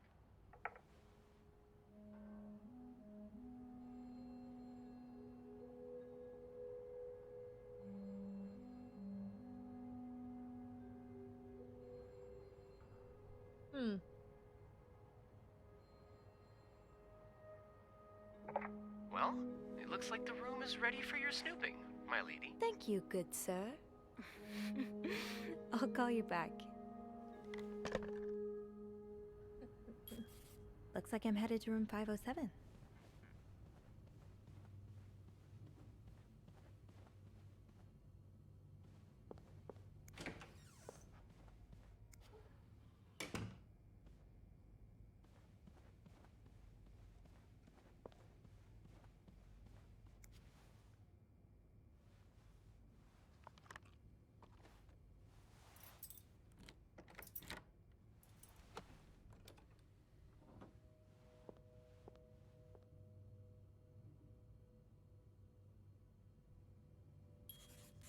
So, wait, so why the child?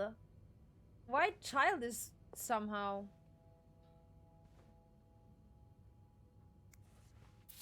Mr. Cruz, huh? Okay, so he's an insurance agent? Numbers, dates, times. What does it all mean?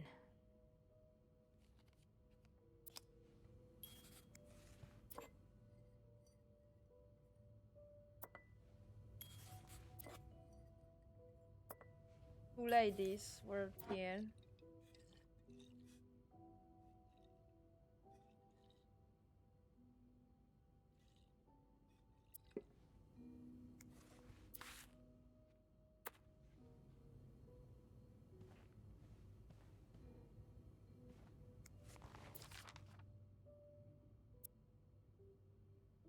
The wind in the leaves. The day made a sound that sounded like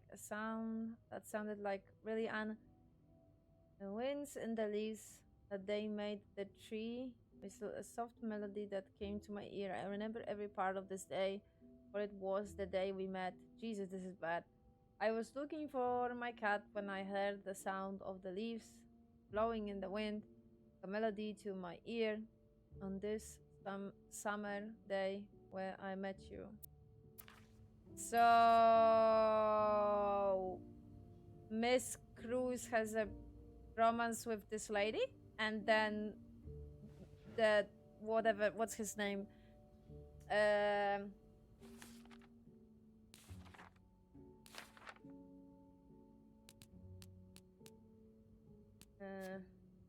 Yeah, Marcela.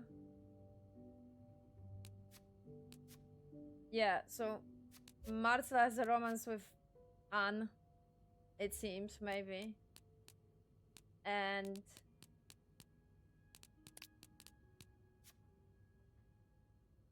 Raymond, this was the okay.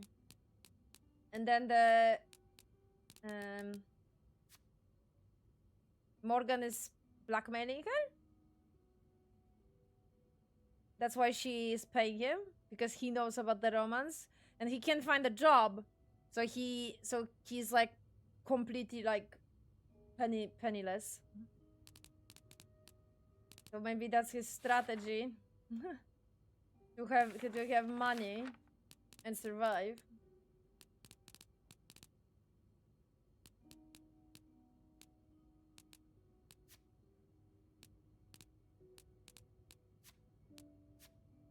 Okay, Marcel Cruz, the M in Miss Morgan's journal. One half of a couple staying in one of our suites. Yeah, I get it. The room for the married couples. There are more than a few hints in the room that this isn't exactly the second honeymoon of her dreams. She is clearly caught up in something. Actually, not sure. Maybe that's the case then.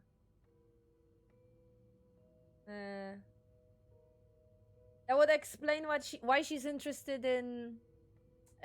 Maybe she doesn't want to have kids, but she's interested in the birth control pills. Hector really wants to have a family. She doesn't, it seems. Marcel has a letter from Brandon Wisman containing an apology for some kind of security breach. I don't know what that means exactly, but it can be anything good. My maid immediately went to Mr. Morgan. Has his stalking really go so far? Marcella has a bank account in her own name. According to the statement tucked away in her jewelry box, the last transaction she made was a withdrawal of the entirety of her savings. Does Mr. Cruz know about this account?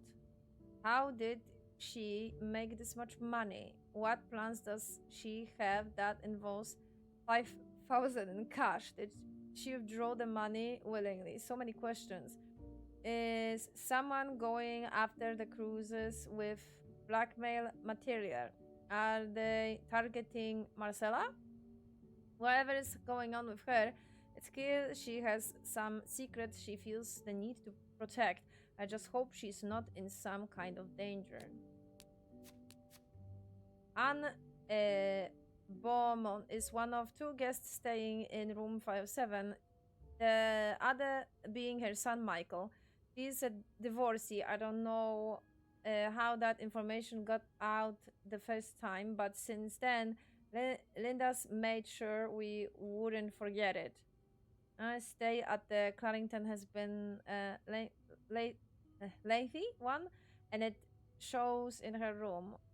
Open suitcase, 3 coffee cups, a pillow fort.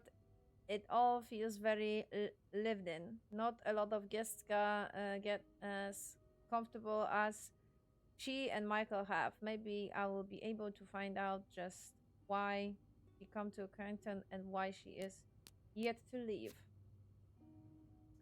So Michael is Anne's son. I thought his name was Mitchell this entire time, probably because anytime we interacted, he's been either racing down the hallway mid-sentence or talking through a mouthful of sugar frosted pops. No wonder I didn't recognize the name at first.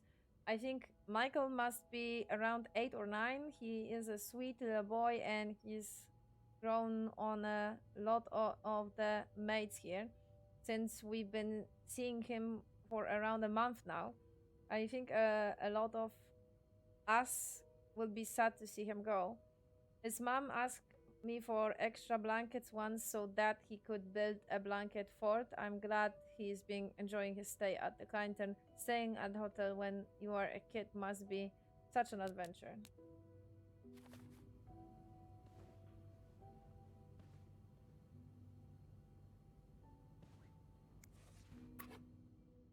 Uh-huh. You almost look like Marcella. They were in the Catholic school together.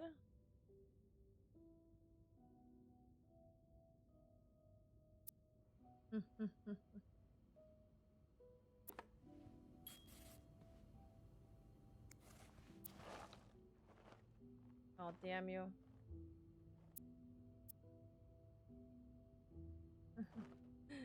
I'm hungry now. Now I want cereals. Empty?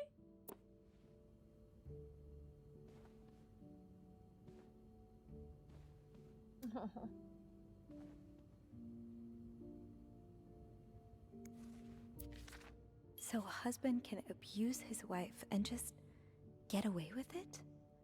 And people like Linda still think divorce is wrong? Ugh. I've met with Luis and he has asked me to give you the Nichols letter.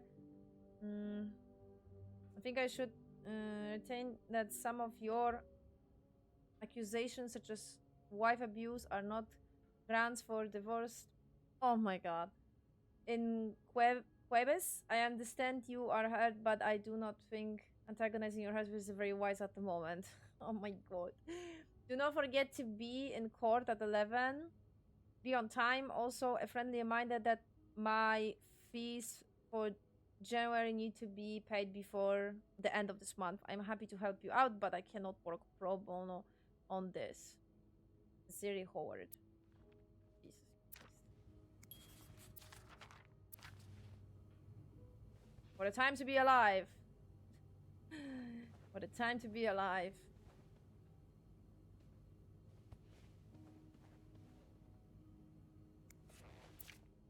That look in your eyes. Yep. What does it mean? And who is this from? You don't need to know my name, but you see me. I recognize that look in your eyes when you checked in. You and I don't need to make a fuss out of this. You keep your wits about you, and I will do the same.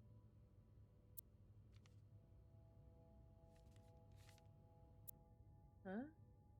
Either a guest got a hold of our stationery, or this came from someone on the staff. Interesting. Right. Ah, that's so sweet. I didn't do much, but I'm glad it meant something to you. Dear Sophie, thank you so much for taking care of our room every day and bringing us extra sheets. Michael and I want to give you a little something before we leave, sincerely. Hey, oh, that is sweet. Those few coins in my tip jar were getting pretty lonely. They'll appreciate the company.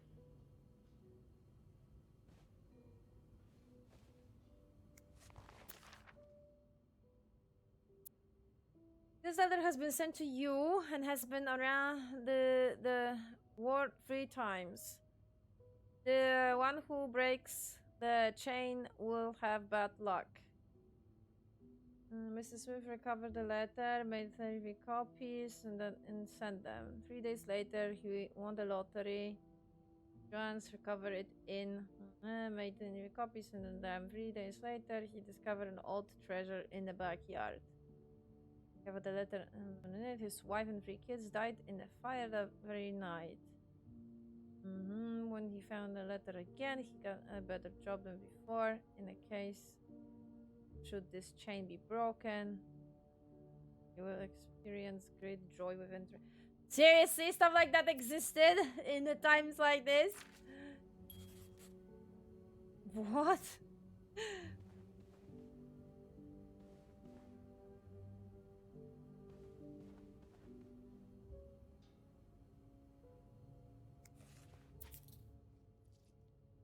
Oh, doggy.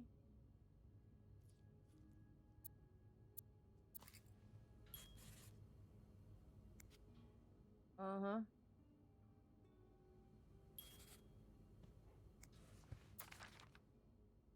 I've met with Lois and he has asked him to give you. Okay, right, so there's that one.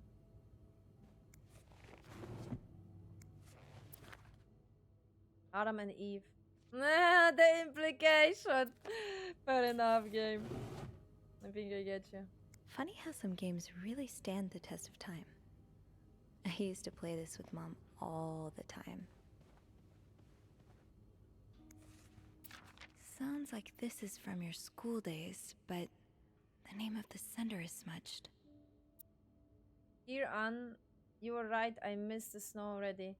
It's so hot right now in Texas. It's quite a shock after the cool weather of Montreal. My family has never seen the snow before, and I could not find the words to tell them how beautiful it is. They don't understand what they are missing. I wish I could bring my brother a snowman like the one we built together a few weeks ago. I know it's childish, but I had not had that much fun in years.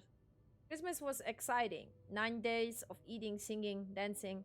It's great fun, but I'm glad it's over so I can rest a little. Of course, celebrations will resume for New Year, but it gives me a few days to relax. How are things going with your family? I know you don't get along well, but I hope you are still able to have a good time. I will leave for Montreal on the 8th. I cannot wait to be back. I miss finding black cat hair all over my cloth. I miss our late night studying seasons at Harry's. I even miss Sister Miller's classes, if you can believe it. I will see you soon. Warm wishes. So there was a. So that's Kitty, not the doggy. That was a Kitty's thingy. Aha! Keys are Snoop's best friend.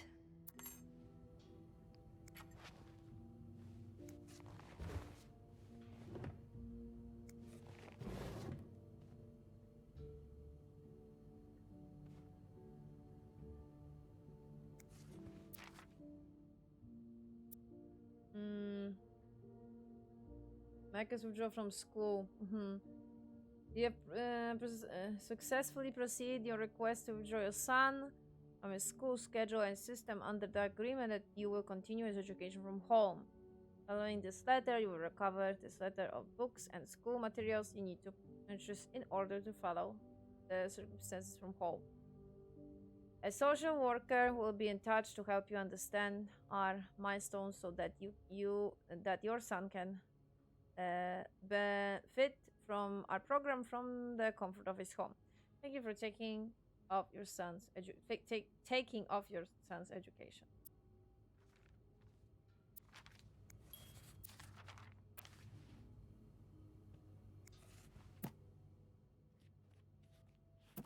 Oh, Michael. It says Michael at the back.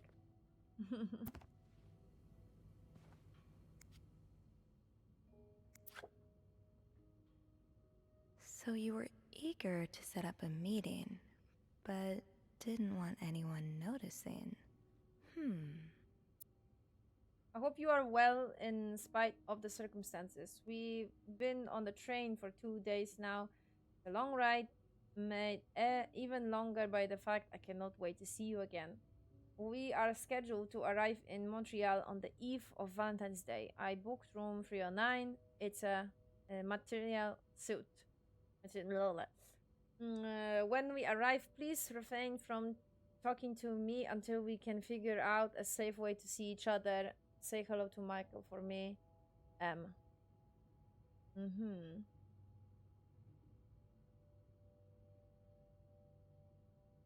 Interesting.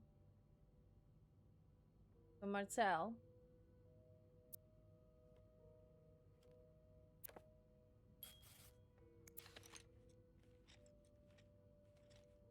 I like that they make noises.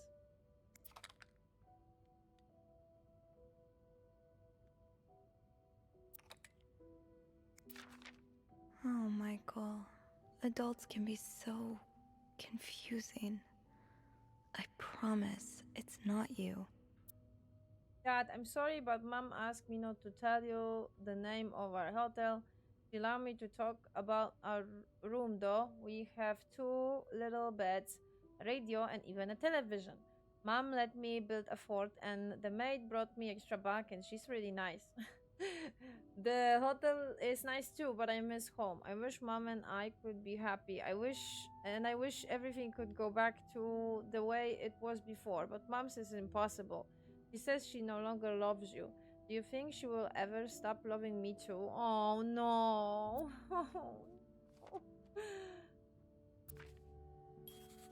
Poor child.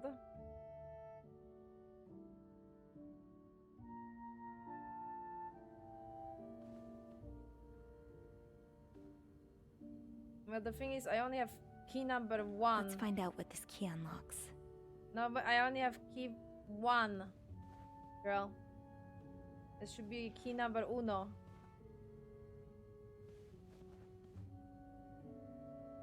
Funny how some games really stand the test of time. I used to play this with Mom all the time.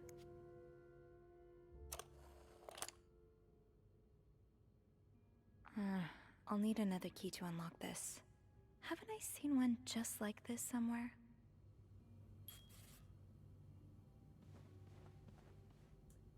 Did we saw it somewhere else? You mean?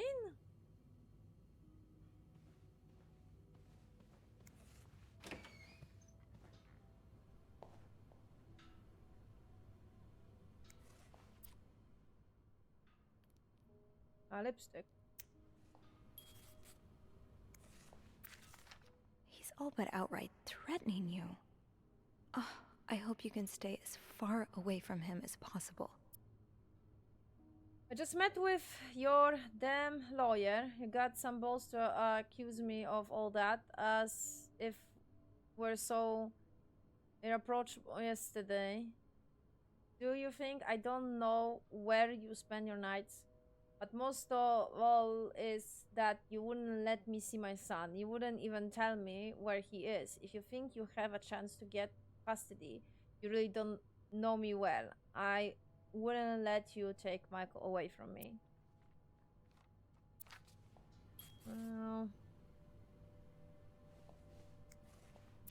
Looks like someone grew tired of looking at your face, Mr. Beaumont.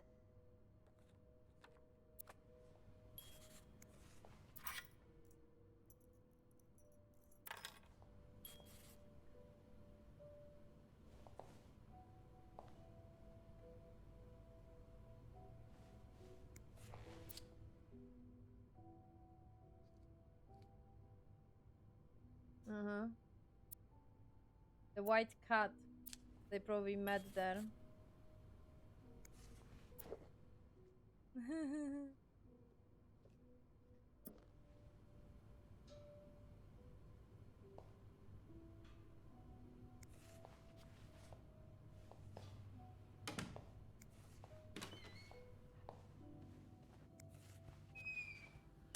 That key looks so familiar. Why do I associate it with room 505? It was? I don't even remember, I'm not gonna lie.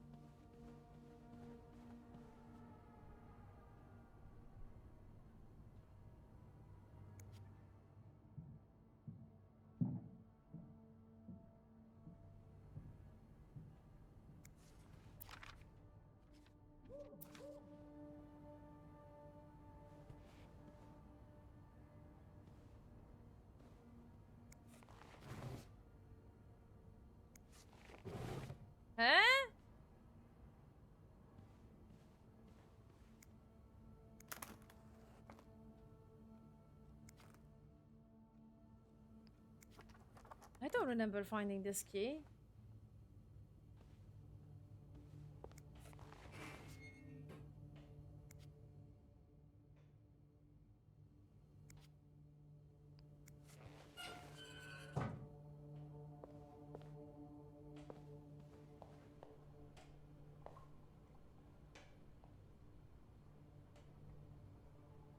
Think, Sophie. Where have you seen a key like that one before? In a safe? I did? Oh! I saw it on her necklace. She had a necklace in that shape.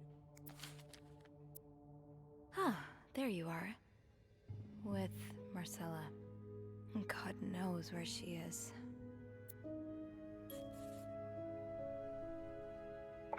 Clarrington Hotel reception desk, Andrew speaking.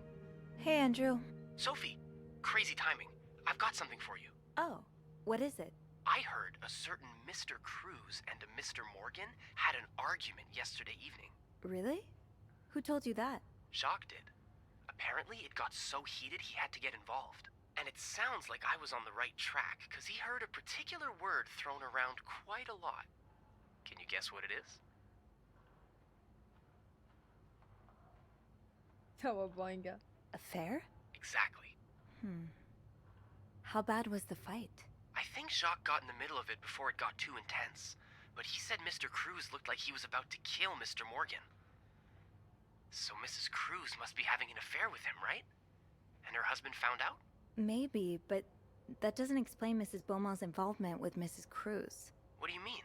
I found a chest in room 507. I think it can only be opened by turning 2 keys at once. I found one of them in Mrs. Beaumont's things. What about the second one? Well, I remembered seeing a similar key in one of Mr. Morgan's stocking pictures, so I went back to check. Mrs. Cruz wears it as a pendant. It looks identical to Mrs. Beaumont's key. Let me get this straight. Mrs. Beaumont and Mrs. Cruz own identical keys that open a chest with 2 locks? Okay, there's definitely something going on between them.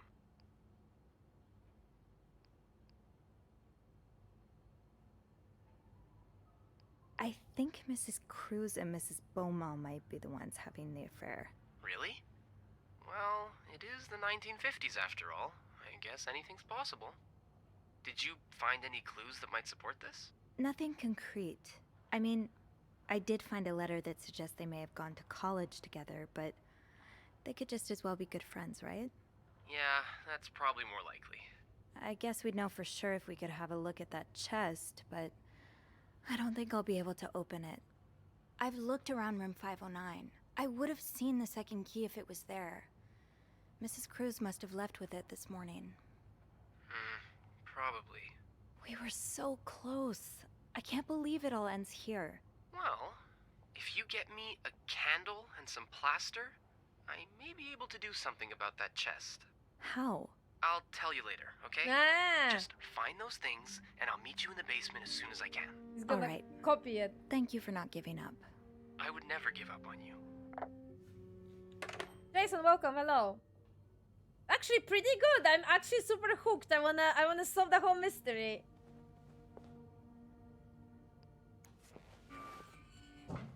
It keeps you like, I don't know, it keeps me like, it not on edge, but it's like I'm constantly like, you know, I want to find out what's gonna happen.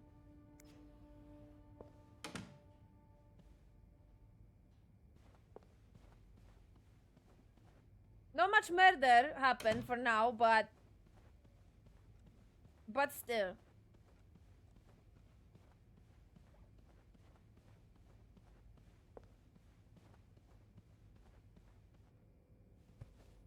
Plaster and candles.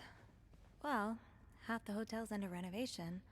I should be able to find plaster somewhere around here.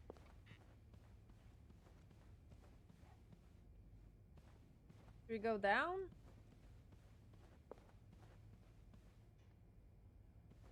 Ah! She's scared. Sorry.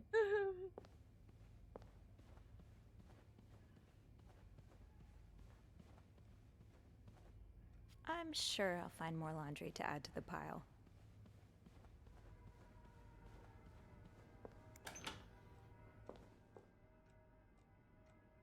Wait, Sophie, You don't need these. Be careful.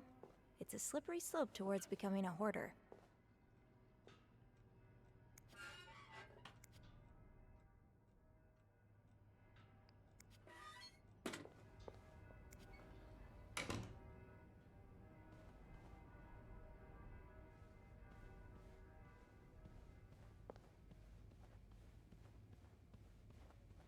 Yeah, I mean, I've been missing some mystery games, so I'm glad that I give this one a shot.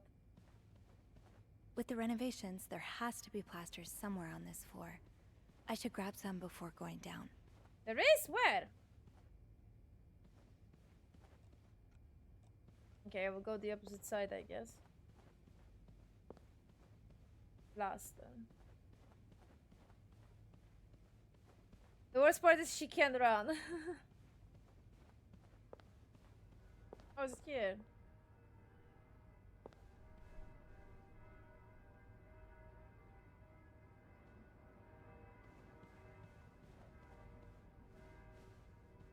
Huh?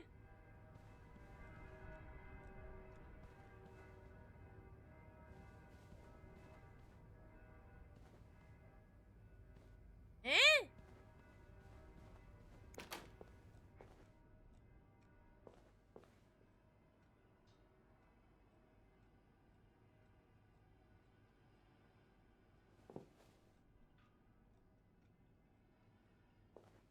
I'm losing my mind. Where the fuck is it?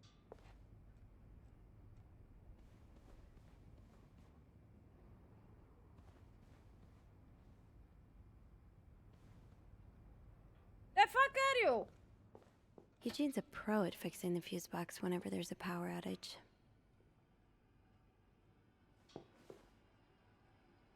Hello?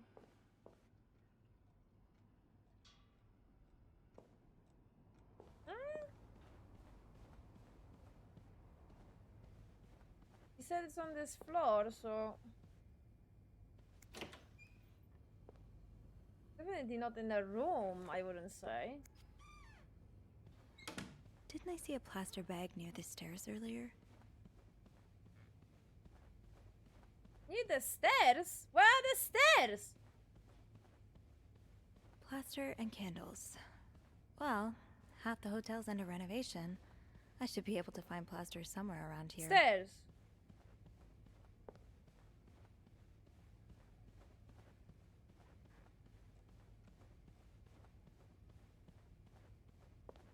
That wasn't correct. Oh my god. Great. This takes care of half of this little scavenger hunt. As for the candles, doesn't Rebecca keep some in her locker downstairs?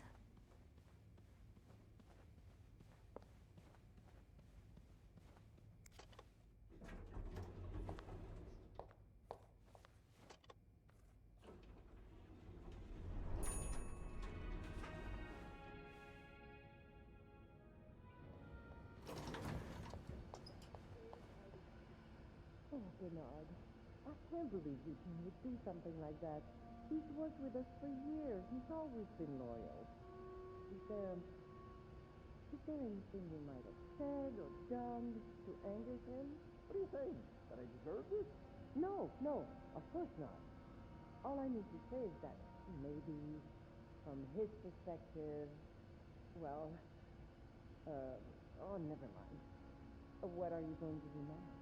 Fire him. What else? I've already had Andrew type his termination letter. Now I've got to find him a replacement. Oh, let me help you with that. I'll write an ad. If we go soon, I'm pretty sure we can get it in tomorrow's Montreal. All right. Keep it here for a while until my office warms up. Do you need more ice for your wrist? No, it's fine.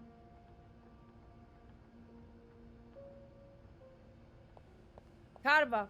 I'm glad that you slip on your stupid... on your stupid bitch face.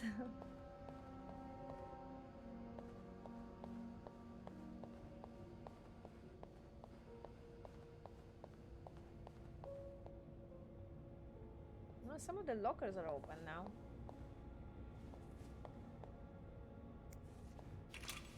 I will Return the master key. I don't think I need it anymore.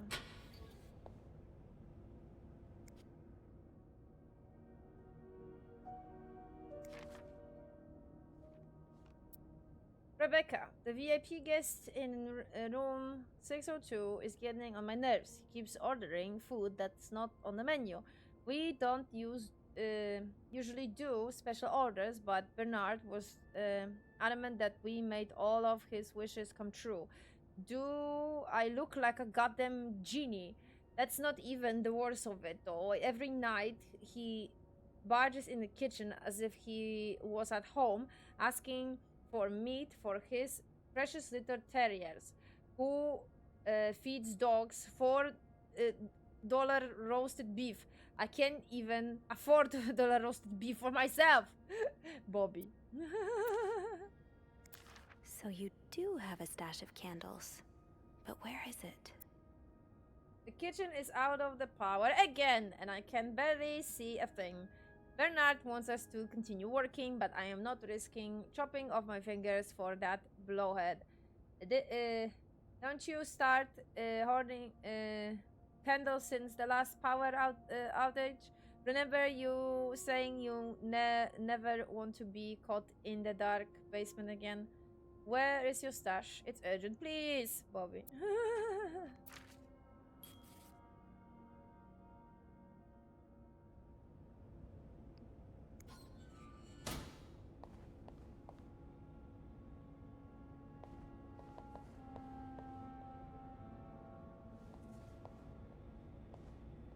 Where's my locker? Because I already forgot. Beth. Fine. Keep your secrets locker. I'm good. Okay.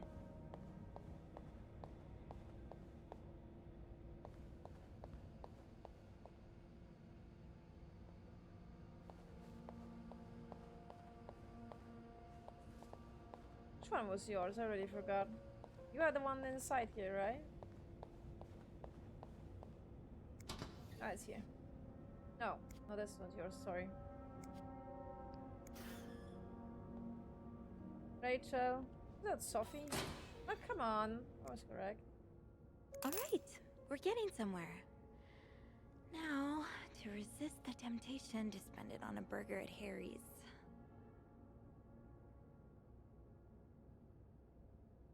Not enough for a ticket to Paris, but maybe enough for the cab ride to the airport. Gotta start somewhere.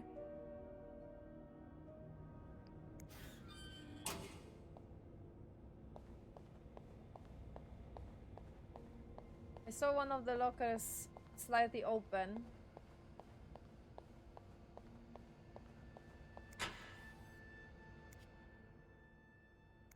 Andrew?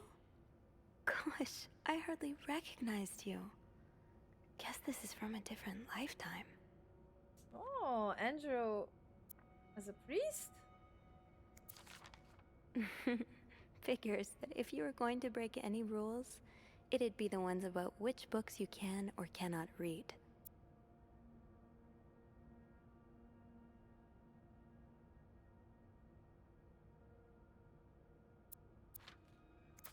What happened to you before you came to Montreal? Why don't you want to go back home? Hello, my little ravioli. I hope this letter finds you well. I have been thinking about you a lot, praying for you every Sunday and more. You're always in my mind. I hope you still like Montreal. I heard it's great, getting really cold up there. Don't go out without a jacket and gloves. I know, you always rolled your eyes at me whenever I said that, but frostbite are no joke. Hoping you write back soon. The boys have been asking about you, and even though you think they like to make fun of you, I know they really do miss you. Everyone miss you. Nobody cares about what happened except you, my darling. Just come home whenever you're done doing what you're doing. I keep telling your father that God had the boldest plans for you, and that is his problem if he can see that. I always love you, probably. Seen it, my angel. Marcia at the grocery store says let go and let God. I trust your fate, my son. I really do. Whenever it takes you so long as you find your way back home, I will cook you a real ossobuco when you do. When you do, that's something you can find in Montreal. God is by your side. I love you, Ma. So maybe he maybe become a priest because of his father and his like family, and then it turns out that that's not something that he wants to do, and father is completely lost it.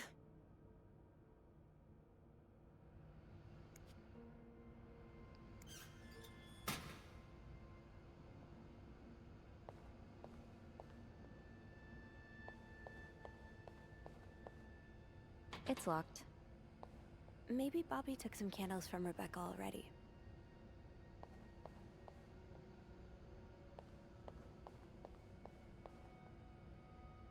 Okay, so where the Bobby would be?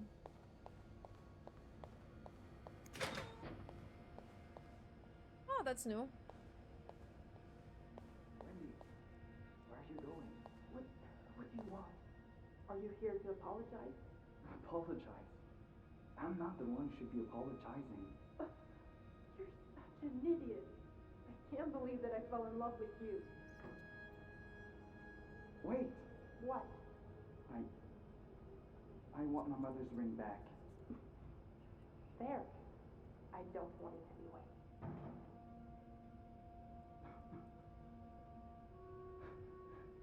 Oh no, why they are fighting?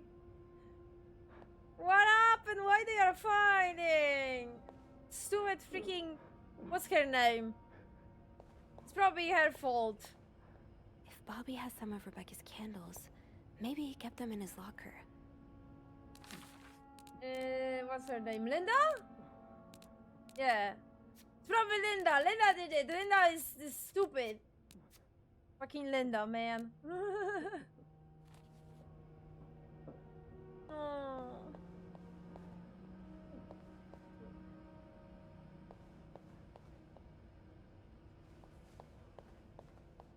Why I can't comfort Jackie? I wanna comfort Jackie. Was able to comfort Wendy, why I can't comfort Jackie? Have you heard there is a famous movie director staying at 602? Yes, I was there when he checked in. I don't know who he is, but he must be pretty important because Bernard was almost licking his boots. He even let the man bring his dog in a hotel. Is he shooting a picture in Montreal? I heard he is here on the scout, but I'm not sure what it means. Maybe he's making a picture on Boy Scouts. Do you think he will shoot in a hotel? I hope he does. Imagine, we could meet famous actors like James Dean. Let's hope the director has supernatural powers because Dean is very much dead. What? James Dean is dead?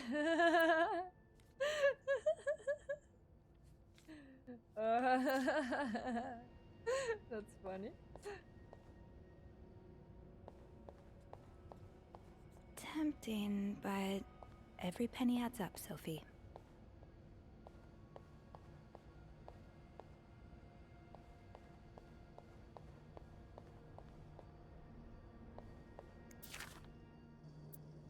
To whoever keeps stealing my lunch, I want my top wraps back, Susan.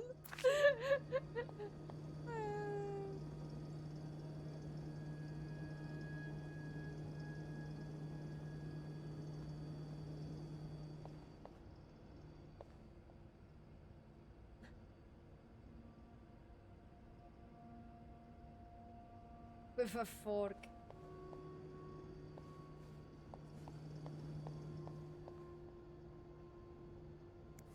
Don't worry, gossiper. I'm coming back to you. I still haven't learned all of Gracie Jones' secrets. There's a key here. How am I supposed to grab this key? Maybe from the opposite side. I'm just gonna acknowledge. Can I put those dirty cups here? No, I still need to have the cups in the inventory. Why do I have cups in an inventory? Gotta hold on to these tight. Oh, there's another master key.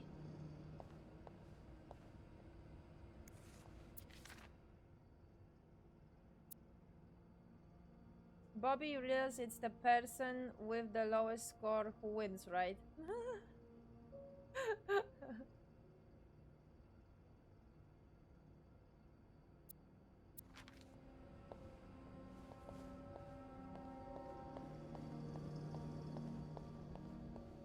Maybe Bobby took some candles from Rebecca already. Where are the candles?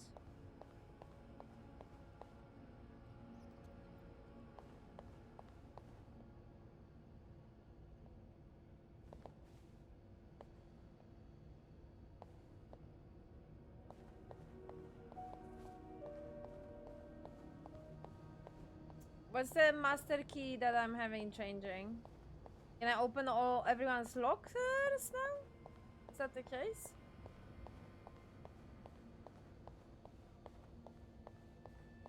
Off limits.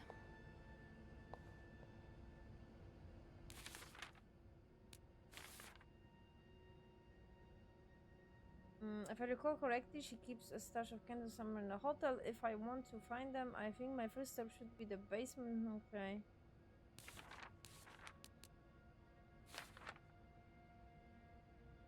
That didn't change much.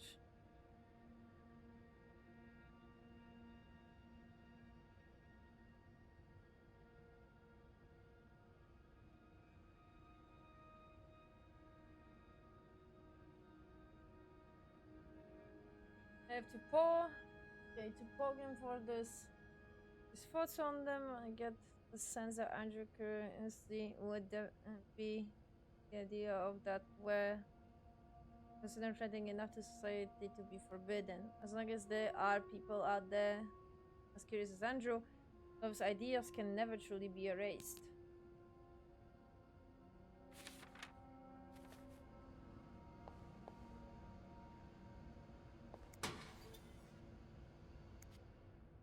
Are you kidding me? No candles, but this looks like the laundry room.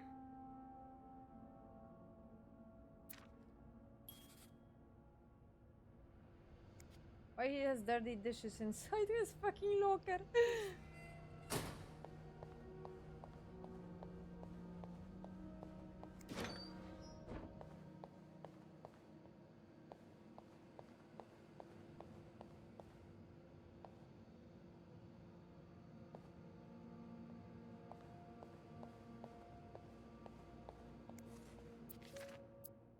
Rebecca, the machines are not broken. The problem comes from the pipes. They are completely frozen. It's only a matter of time before they burst and flood the entire basement. I warned Bernard about this issue last winter, but of course he only cares about renovating the parts of the hotel that guests can see. Behind that nice facade, everything is crumbling. I will see what I can do, but it's not maintenance we need. It's a freaking miracle, Eugene.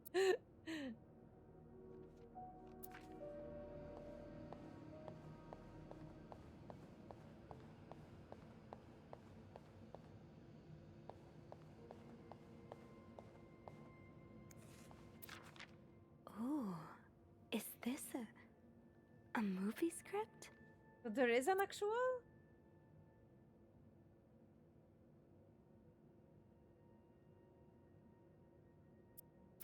So this is an actual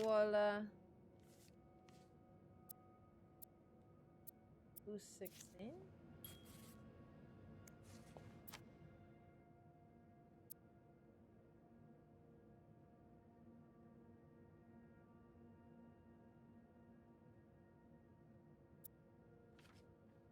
So there is an actual director?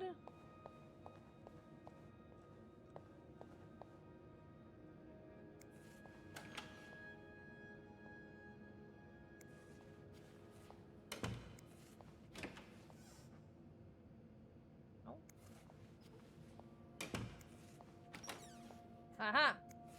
Stash uncovered. Reb, you won't mind if I just take one, right? Got a candle. Now, what next? I'll check. We'll check everything because maybe we will have something. I don't know. Who the hell knows? Secrets, secrets.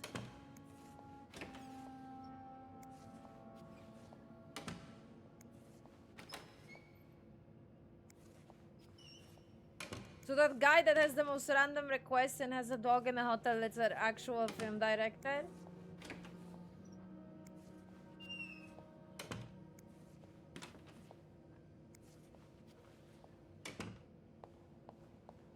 Maybe. Let's see if Andrew is around.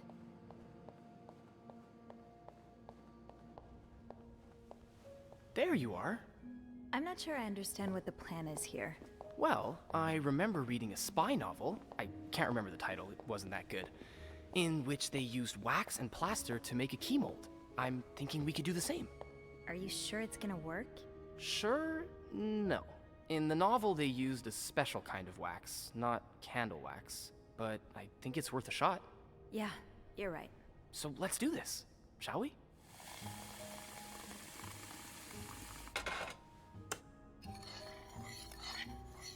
First step, pour the wax, I suppose? Careful though, the pot's probably hot.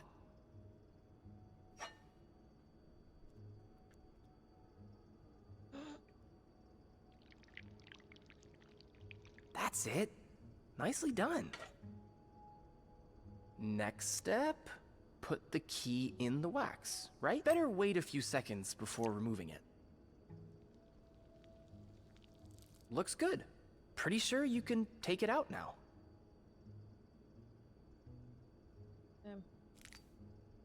I think we're almost done. All that's left is to pour the plaster from the cup into the mold.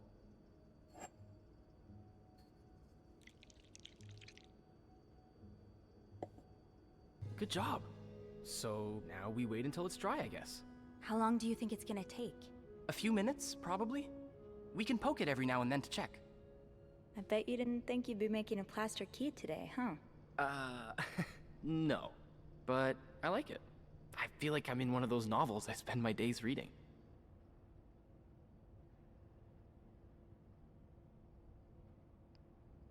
Have you ever read banned books? What do you mean? You know, books banned by the church. I heard, Copernicus is a pretty interesting read. Huh. Funny you should say that. It's on my list, actually.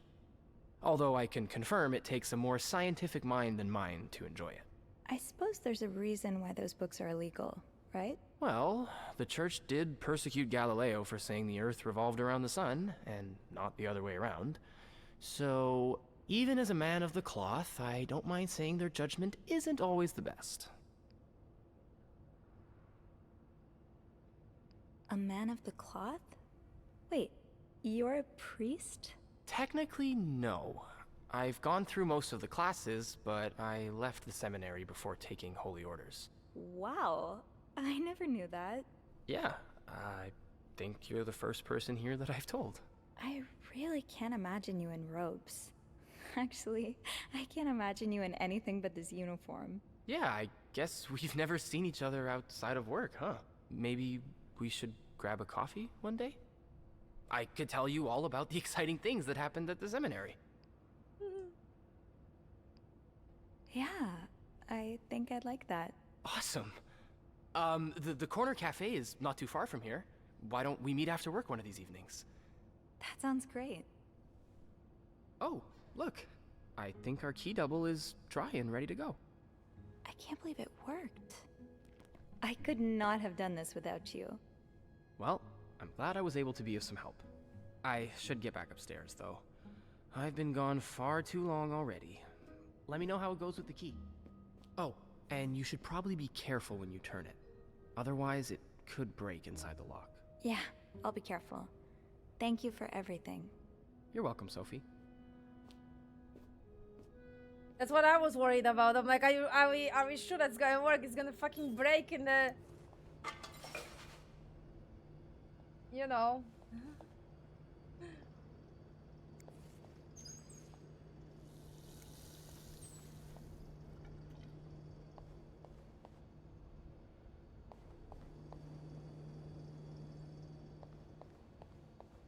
But okay. I've got 2 keys. Now, let's test them out.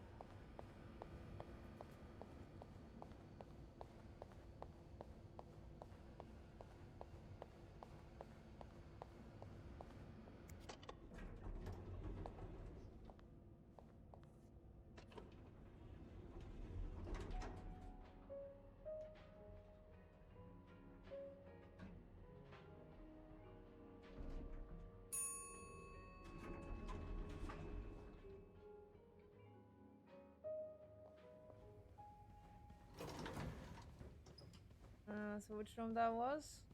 307. Just in case, I don't know. Be careful, Sophie. You don't want this key to break.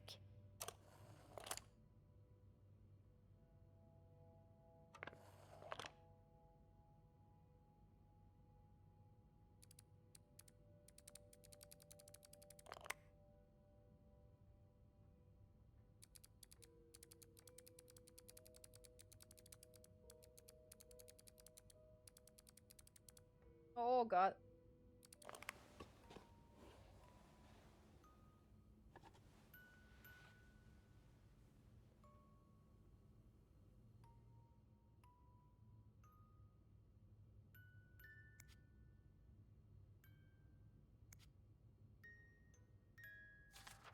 Unlike my favorite bar, this one was black. Her alliterative name will surely take you back. These two sure love their riddles.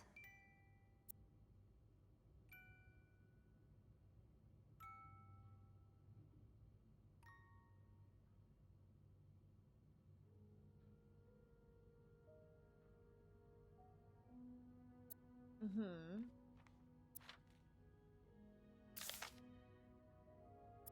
Hope you got better and try to rest today. I will bring you hot soup after class. Huh. Marcella invited you to the movies. Let me guess. You said yes. Playing okay tonight. It's based on a novel I read a while back. I'm sure you would love it, seeing as you like crime stories and murder so much. Nothing creepy about that. Will you come with me?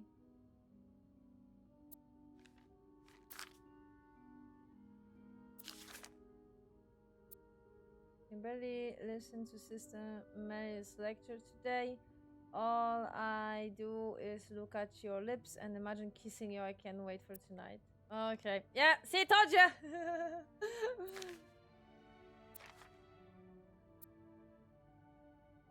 I hope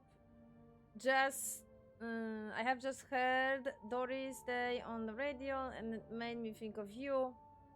I know how much you love Sentimental Journey. Last time I was in Texas, I felt like coming home. Now, strangely, I feel away from home. I wish you were here with me. I always feel at home in your arms. I can hardly believe it has been 5 weeks since we last saw each other. Sometimes I wonder if I might be going crazy. You are always in my head. Everything reminds me of you. Not only songs on the radio, but silly things like the flowers in our garden, that smell of your shampoo, or when people say the word darling, and I can hear you say it with your lovely French accent. My family seems to have noticed my odd behavior, but of course I cannot tell them about you, even though I wish I could. I feel like climbing on the roof of the tallest building in Austin and shouting my feelings for you at the top of my lungs. God, it sounds like a giddy teenager in love for the very first time. Maybe I am. Sometimes I am scared that all this time with you was nothing but a dream too good to be true. I am afraid that when I return to Montreal, I will realize you never existed, or if you do exist, you don't remember me. I wish I had a picture of the two of us so I would know for sure it was real. I long for your embrace and taste of your sweet lips. I love you. Aw,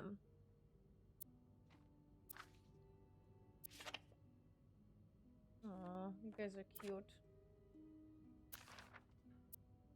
Dear Anne, I'm sorry it took me so long to answer your last letter. Has it been 6 months already since I left Montreal? As you always say, le temps passe si vite. My parents are glad I am done with my studies. They always thought I was a strange idea for me to go to university. Now they want me to find a husband and have a child like any other woman. I think I will. Those past few months, I have a lot of time to reflect on our relationship. You know my feelings for you, and I hope you never forget how much I love you. But we cannot hide our heads in the sand any longer. We were lucky our story lasted as long as it did, and foolish to think it would last forever.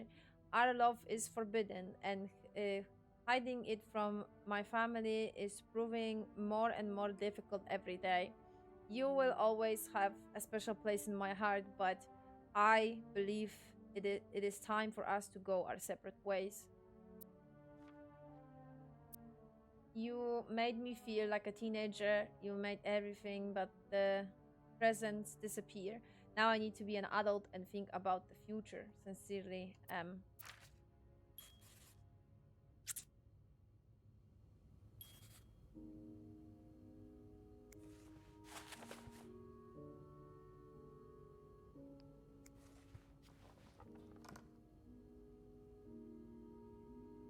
That riddle's a toughie.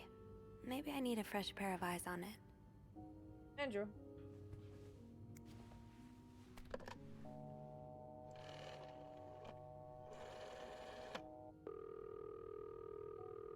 Clarington Hotel reception desk. Andrew speaking. Hey, Andrew. Got a minute? I always have time for you. I opened the chest in room 507. Huh. It worked. Yeah, I really wasn't sure, but our little key's sturdier than it looks. Yeah. So, what's in the chest? A riddle. A riddle? I think it was written by Mrs. Beaumont for Mrs. Cruz. And I think the answer will give me the combination for a case I found in room 509. I could use your help with it, though. That's awesome. I love riddles. Tell me, which part's causing you trouble?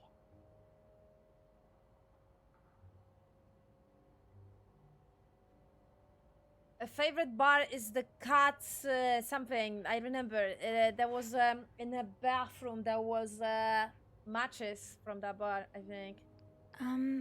Her alliterative name will surely take you back. Intriguing. Yeah, I'm not sure what alliterative means. Oh, it's a series of words that start with the same sound or letters. Like perpetual peril. Does that help you?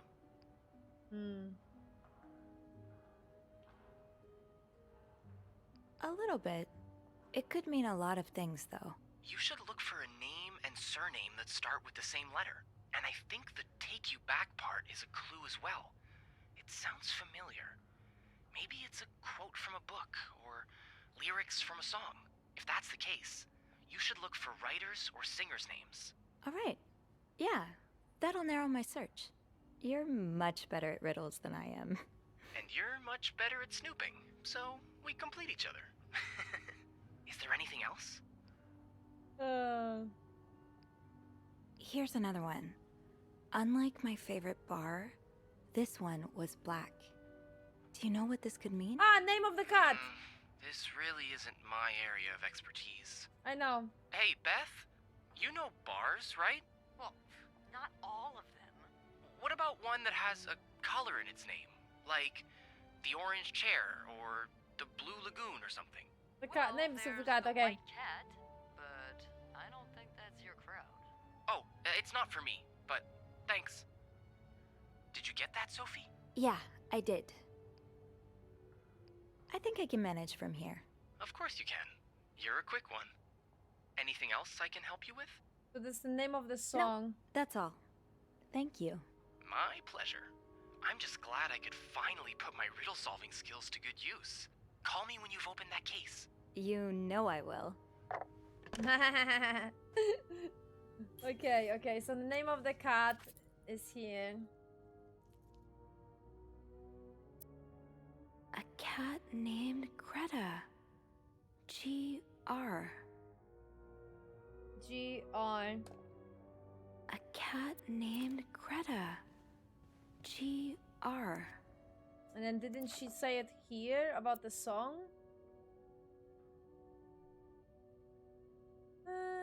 We are scheduled to... No, not here. It was here, I think.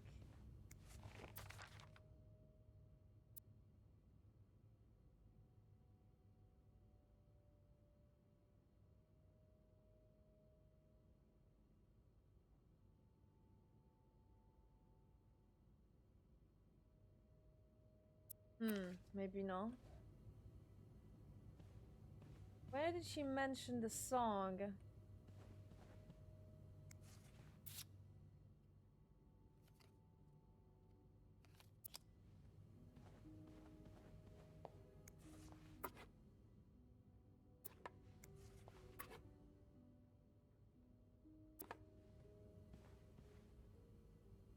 Where did she mention? Because no, this is the cat, the child.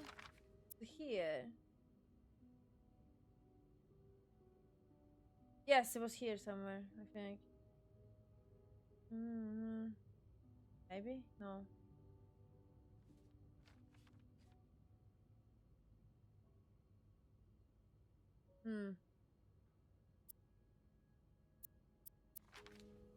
No.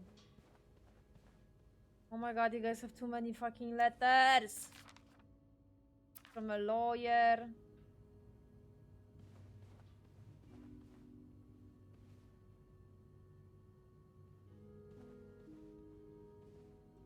Maybe it was in the bathroom?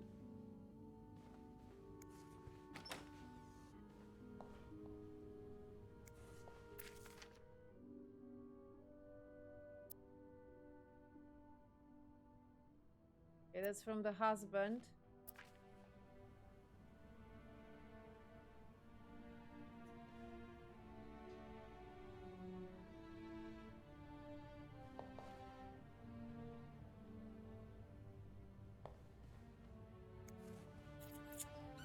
Damn it, where did she mention the songs? I forgot. I remember that she mentioned something about the songs.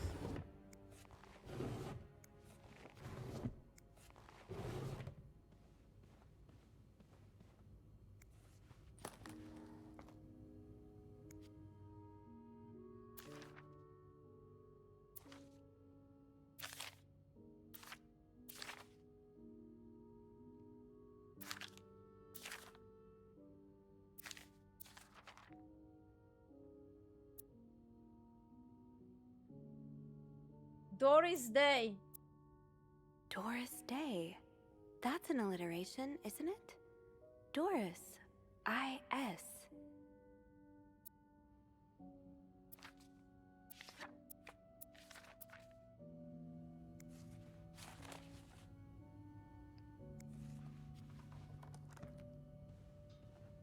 So, GR from Greta and IS from Doris. Greece. Gree? Could that be the code for the case on the bed in 509? It's worth a try. It is!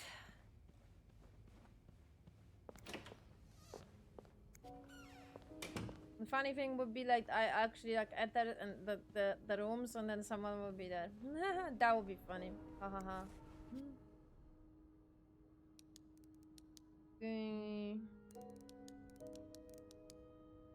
3. Sure.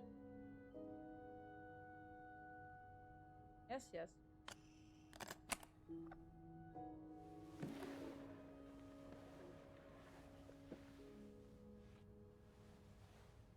What we have here? Okay. Typing machine? Why? That novelist, Bridget Boswell, is actually you, Marcella?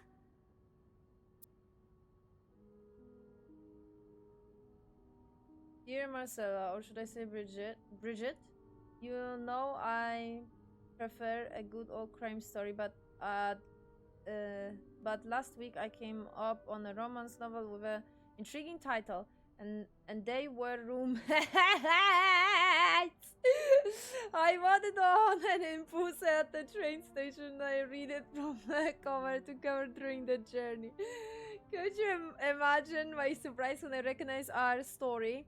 You may have changed the names and location, but all of your moments are there. All our moments are there. Our endless discussions in the dorm room, our first date at the theater, our trip to Quebec City. Quebec. You often say writers are thieves, but I never fully understood until now. It has been almost 10 years since I recovered your last letter. The letter that painted our relationship as nothing more than a summer fling. At first, I could not believe you had written those words. Then I waited in vain for your answer and had to accept your love for me had never been real. Unexpected. For many years, I was broken hearted, angry, confused. I questioned the nature of our feelings, of our attraction, and made many wrong decisions. But this book, your book, am I foolish to think it's proof you really loved me? In any case, I hope you are well, and I am happy to see you accomplished your dream of becoming a writer. Yes, Sacrament A. Oh, Anne. Murder might be a bit much, but you deserve some kind of justice. Dear Marcella, I didn't expect you to reply to my letter, but I am happy to see I was wrong. Your words have comforted me in the times of great distress. If only Luis was half the man you say Hector is. He has quite a temper and hits me frequently. I am willing to put up with it as long as he doesn't hurt Michael, but there are some days when it becomes almost unbearable. The other day, I dreamed of our first date. We were watching The Postman Only Rings Twice again, but suddenly we were in the movie. Suddenly, you were Lana Turner and I was John Garfield, and we were both plotting to kill my husband. I hate to admit it, but I almost hope it was premonitory. To answer your question, I do still have our box. My brother is currently in Atlanta for work, and I was thinking of going to see him with Michael next month. If you are able to meet me there, we could open the box together and laugh at the silly things we thought important all those years ago. I hope to hear from you soon. Just since Sacrament. Yes, do you remember that secret language we invented so Sister Miller couldn't understand the notes we passed during her class? I still do. I don't remember the letters, unfortunately. I do like a happy ending. I just hope that's where your story is headed. Thank you for sending me a signed version of your latest novel. I think it's your greatest work yet, but I do have a few comments to help make the next one even better. First, I believe Rosa should be more concerned with what she deserves than what her husband deserves. He may not deserve the pain she will cause by leaving him, but they both deserve to be happy, and they wouldn't be as long as they remain together, as long as she doesn't listen to her own needs. Also, I think it would be great if your next novel ended on a more positive note. Imagine if Rose left her husband and rode into the sunset with Eve. Imagine if they went to New York or Los Angeles, some place where people like us are tolerated. Imagine if they got to have their happy ending. It would be the best story ever. I hope you will consider it. Yes, I know you say invisibility protects us, but don't you just wish to be seen sometimes? Wouldn't you like people to know you are Bridget Boswell, to recognize you on the street, to recognize you from your work? Why not publish your next novel under your own name? Oh, so you came to Montreal under the pretense of celebrating your wedding anniversary, but all along, you meant to reunite with Anne. Dear Marcella, I left the house, I left Louise, I couldn't take it anymore.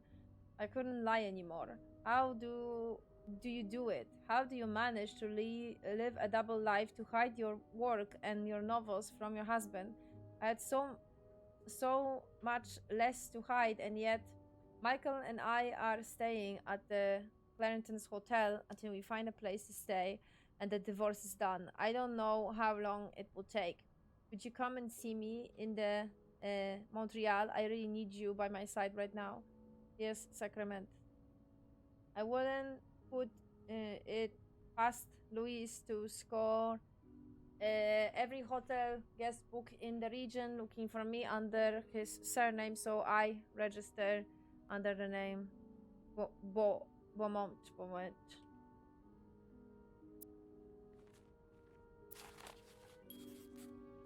There's a lot of stuff in here. I don't think I've looked at everything yet.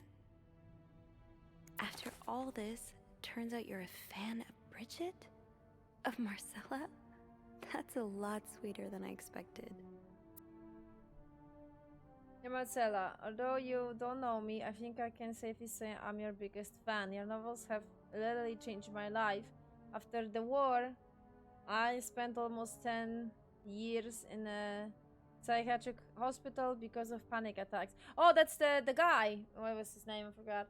And none of the treatments were working, and I wasn't getting any better. I became friends with one of the nurses who started lending me books so I could pass the time. I didn't really like the first one, but then I picked up Bridget Boswell first novel. Bridget Boswell first novel, okay. Your novel.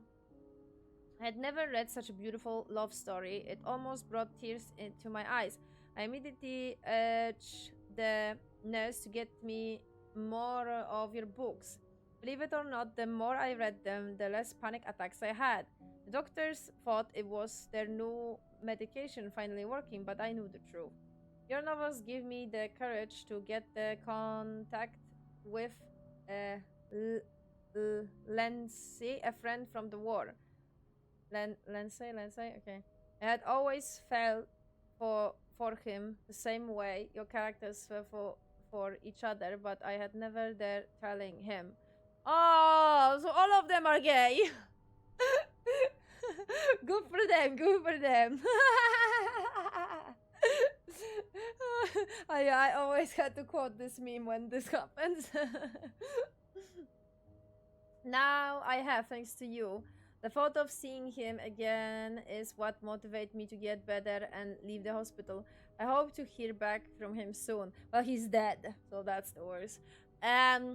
So how is my main character Sophie connected to this? Why he was following her then? I actually don't get it.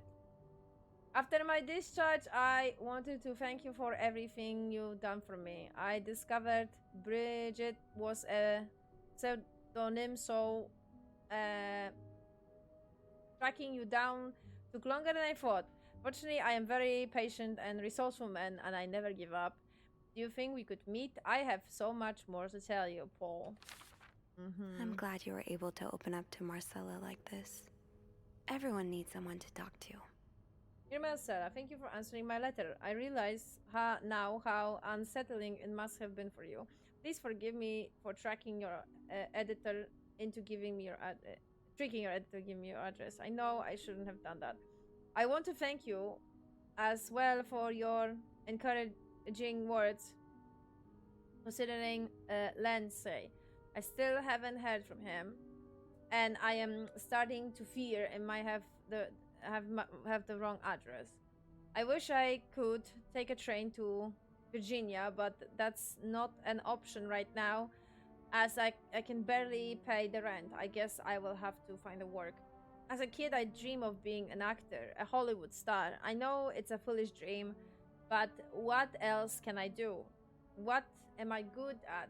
I tried getting some odd jobs already, but employees turn me down as soon as they learn where I spent the last 10 years of my life. If it continues like this, I probably end up on the street like so many of army buddies.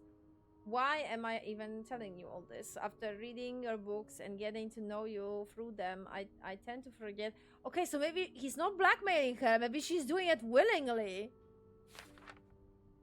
Because she found someone similar to her. Someone that was in love with the same gender. And yeah. Well, I mean same gender as them, you know what I mean? So she loves that Anne, and he loved the Leslie. So yeah, only a stranger to you. I hope you don't mind. You seem to be a good listener, and I've been feeling rather lonely ever since I left the hospital. Anyway, please tell me more about your life, and do not hesitate to write long letters. I must have read your previous one 1,000 times already, Paul. An advance on my salary. So Marcella hired you. But what for?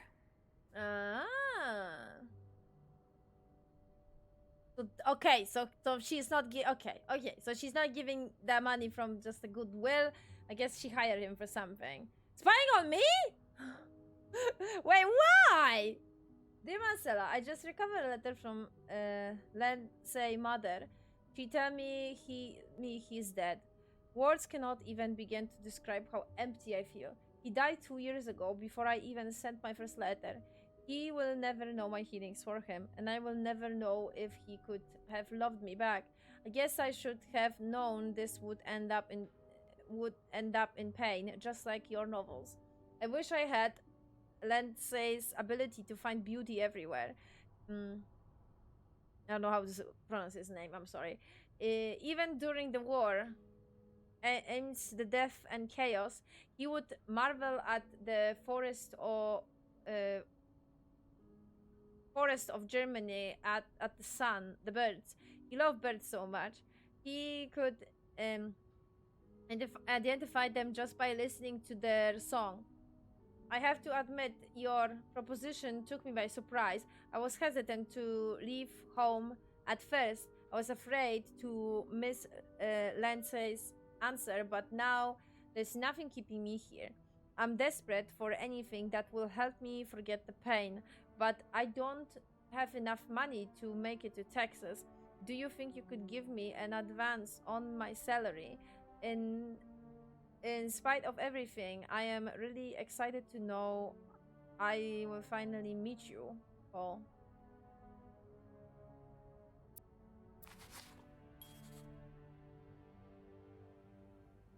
So this was all a story about star-crossed lovers, with the lovers in question being Mrs. Beaumont and Mrs. Cruz? Seems like it, yeah. But I'm not sure whether they chose to meet here just to reconnect for a few days, or if there's something more to it. Actually, I think I can help with that. Really? How? Well, some mail just arrived here for Mrs. Beaumont. I wonder what's in it. Me too. Should we open it? Well, that's illegal, isn't it? But sometimes the mail arrives a little damaged, you know? Oops. So? You guys are evil. Tourism pamphlet for California. 3 train tickets. What do you think this means? I'd say Anne and Marcella are probably planning to run away from their husbands. Those train tickets must be for them and Michael. So you're on a first-name basis now, huh? Well, After reading so much of their correspondence, I kind of feel like I know them, you know? Yeah, like characters in a book. I have to say, though, I'm still a bit confused as to how Paul fits into all of this. Yeah, I know, right? I think Marcella hired him. I found some letters Paul wrote to her. He said that her proposition took him by surprise, and that he'd need an advance on his salary. What would she hire him for, though? I'm not sure. I didn't find the letter he was replying to. And why did he have those pictures of you? We'll probably never know. I think the trail ends here. I guess investigations in real life always have some loose ends. I was kinda hoping we'd have this big third act reveal, to be honest. Me too. At least it made our day pretty interesting. That's for sure. It helped me understand you better, too. Oh? Why you snoop, I mean. Piecing together people's stories, learning what makes them tick. It makes you realize we may have more in common than it seems. Of course I am progressing this plot. Come on, man. Plot point very important. Welcome back, Blorneko. Welcome back. So basically, long story short, we found out that bitches were gay. Good for them. Good for them. Both of them. So the guy that was taking pictures of Sophie, it turns out that he was in love with his comrade from war, and then it turns out that the wife, what was her name, Marcella, wife of that in quotes gangster. It turns out that he's not a gangster; he's a insurance agent. But yeah, it turns out that she has a lover. She's in love with Anne, a woman that's in another like room here as well, and they have share past and everything. And then we found out that Paul, so the guy with pictures of us, was hired for something by Marcella. So something related to us, it seems, because he's spying on me. So I don't know. But yeah, I guess maybe we'll find out. You're right. Which is why the next story I'd like to learn is yours, Andrew. Oh? Am I gonna find you snooping through my apartment next? No. I would love to share my story with you, Sophie. You're the first person in a long time who's made me feel like I can. Would you come and see me when your shift ends? We could leave together, if you'd like. Sure. If we're able to. With all that snow, I'm thinking maybe we'll have no choice but to spend the night here. I guess that wouldn't be so bad. We could set up a pillow fort on the mezzanine. A pillow fort? We do work in a hotel, you know. There are actual beds here. Oh, I wouldn't be sleeping. I've got a reading list the size of the Eiffel Tower. This would be the perfect chance to put a dent in it. That does sound like fun. I could bring my magazines and, ooh, maybe light some of Rebecca's candles. Now I kinda hope we do get stuck here.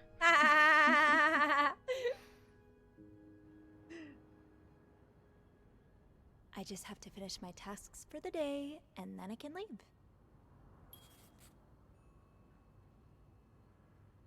Alrighty then.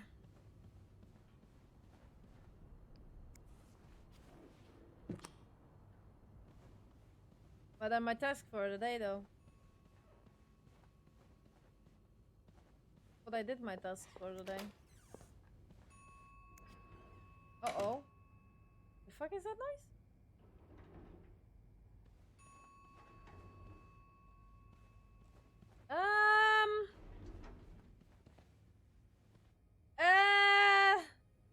Did they actually kill him?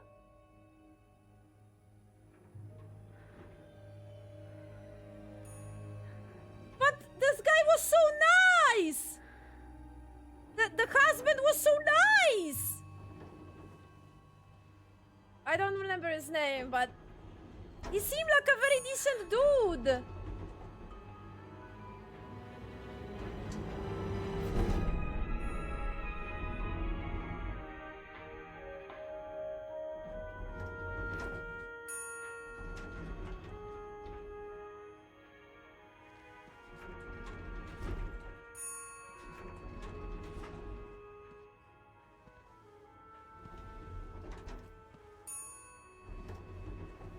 Wait, who is that? Because I'm actually confused. Who is that? Is that Bernard?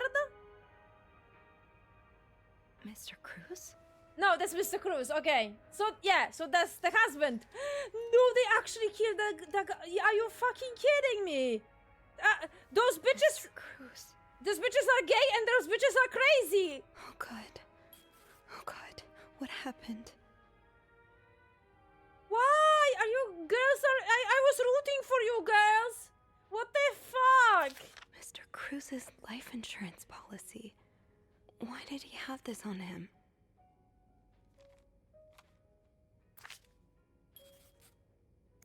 Is this about Paul? Does that mean... Thank you for reporting the guest's unacceptable behavior. We will look into it as soon as possible. However, I regret to inform you that we cannot guest personal information regardless of the guest's behavior. As I am sure you will understand, we are very concerned with our guest's privacy, and our staff prides itself on its discretion. Please contact us should that guest bother you again. You're kidding me? So she actually like...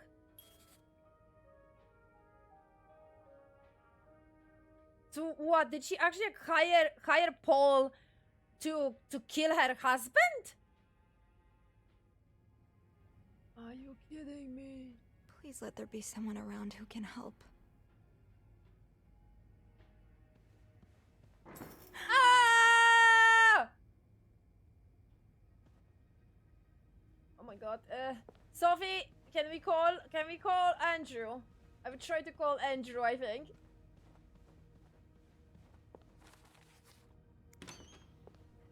Call Andrew, fast.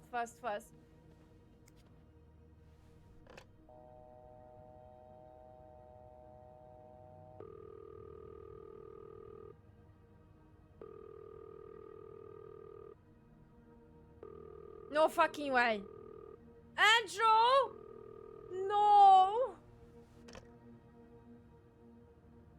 No answer. Andrew must be busy trying to restore the power in the lobby. I have to get the power back on.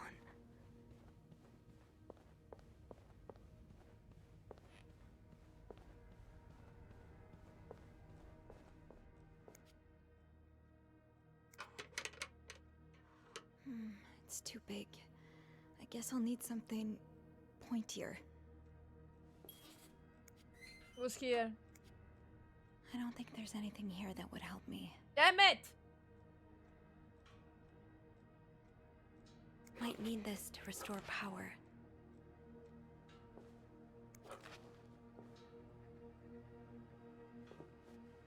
Think, Sophie, think. What can you use to open the fuse box? Something pointy. I thought it would be in the toolbox.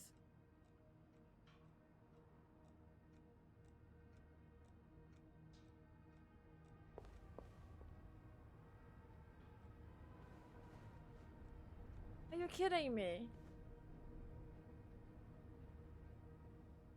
I knew blocking the stairs would be a bad idea. Maybe an ice pick could pry open the fuse box. Where is the ice pick though?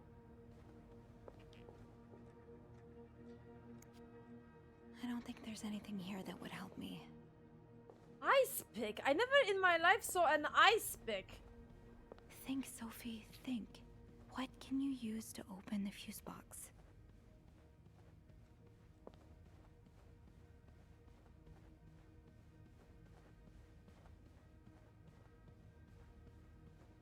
The game for real though, I need to seriously follow this.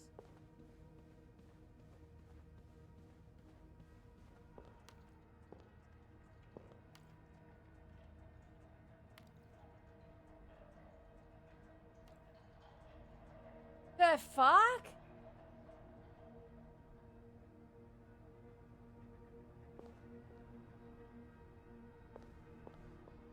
Okay. This looks like something I can use to open the fuse box.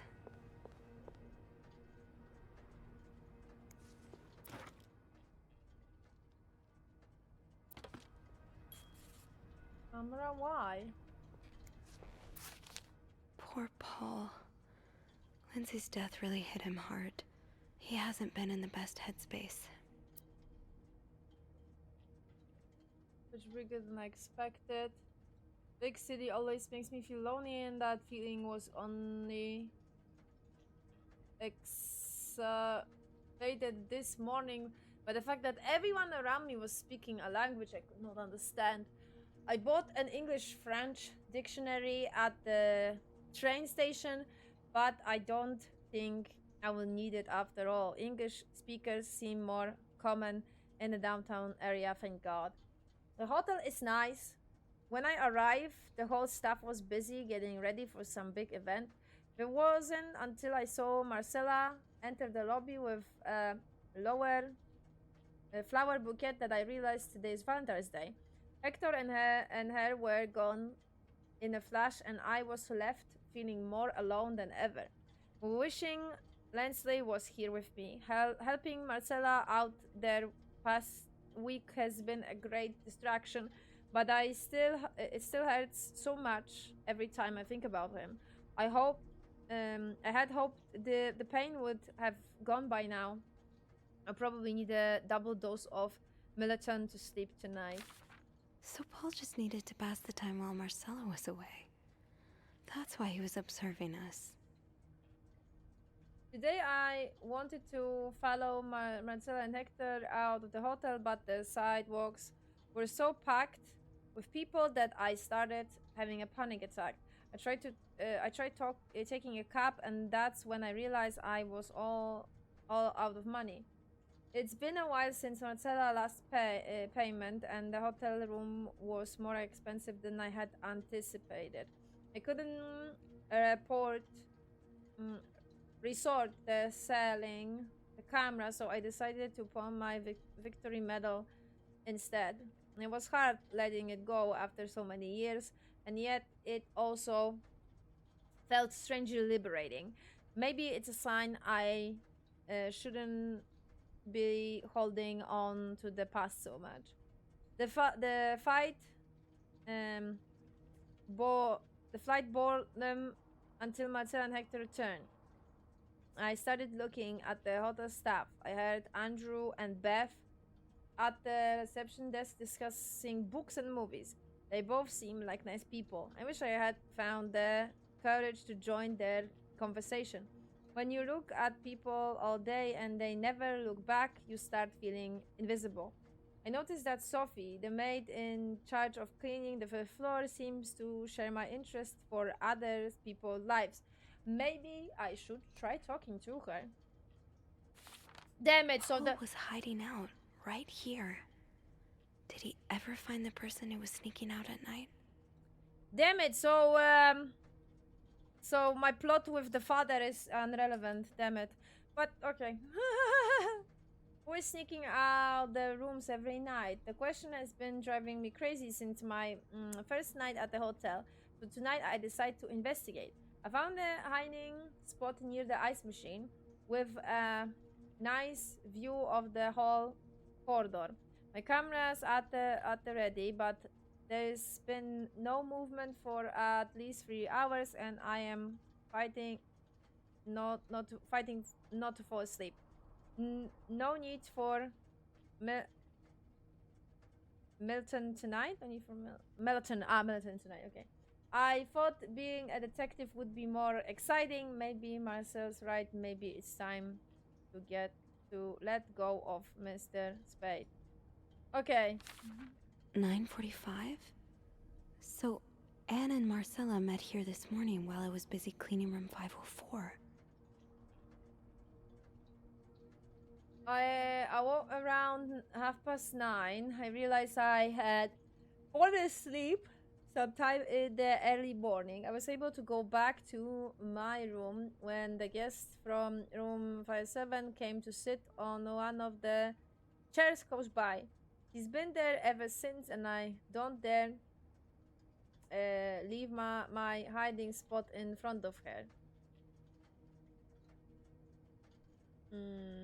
Marcella joined the guest from 57 around 9:45. Apparently, she told Hector she didn't love him anymore, and he is now convinced she's been cheating on him.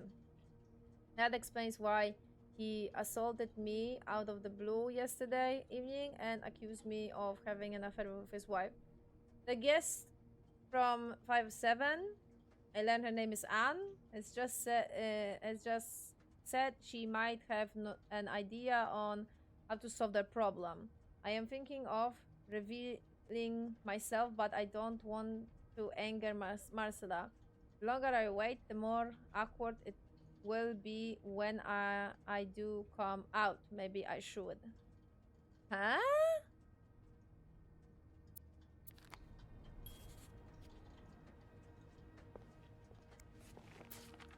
Oh, so Paul's work with Marcella was to follow her around like a private investigator, to help her with research for her novel. Dear Paul, I'm sorry to hear you are in such a that situation. You seem to possess a lot of useful skills, and it's a shame MOs cannot see past your medical history. But dis- but don't despair. I have been writing novels for almost 8 years now. My publisher takes most of the sales revenue, but I was still able to collect a substantial sum of money over the years. Now I would like to use that money to hire you.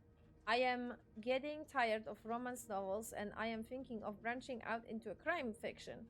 Um, as a sort of research, I would like you to follow me around town and take notes of my comings and goings. I am aware that this is a very unusual job, but I consider you will be able to track me down. I believe you would make a great private detective.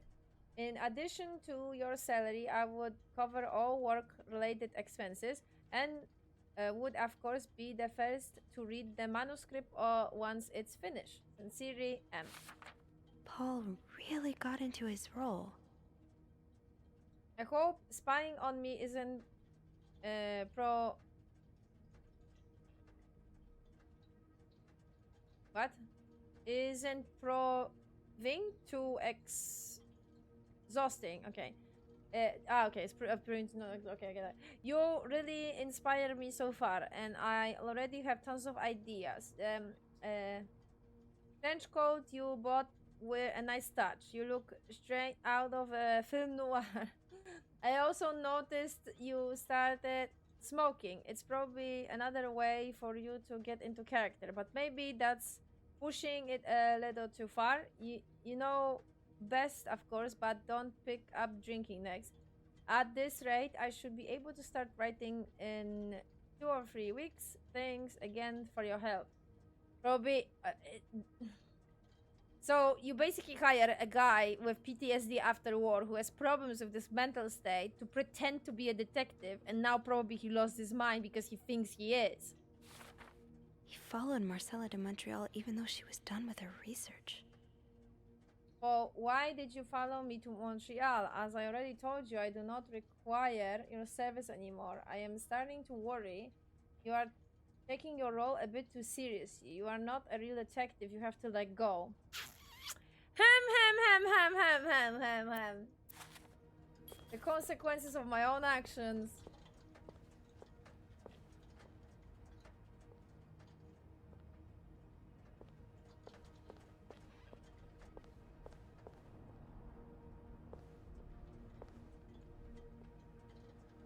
I can open the ice machine.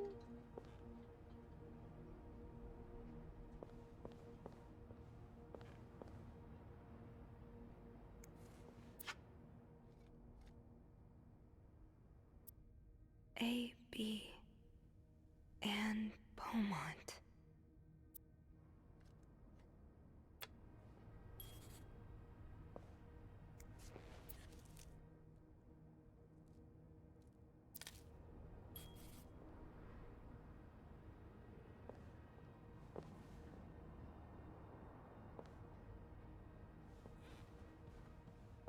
So undid it.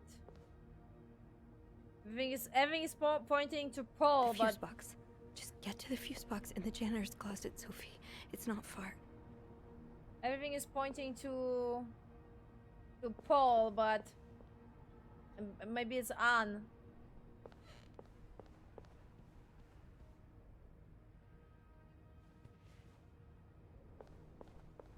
She basically did the yandere. Those are my own.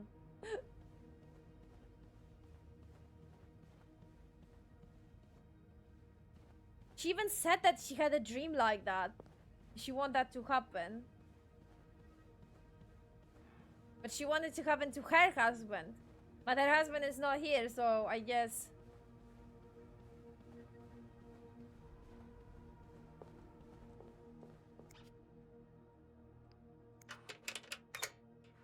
That worked, thank God. Now, to get the power back. Eugene, what I would give to have you with me right now. Your note will have to make do. There's a power outage and I'm busy preventing another part of the hotel from collapsing. Here's what to do. Check fuse box plan for require amperage of each socket. Remove all blown fuses from sockets. Brown fuses are usually blackened. Screw in new fuses in sockets. Make sure upper range is correct. Big lever to restore power.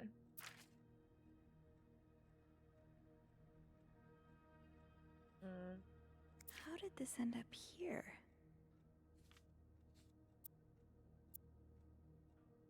Safe combinations? Oh.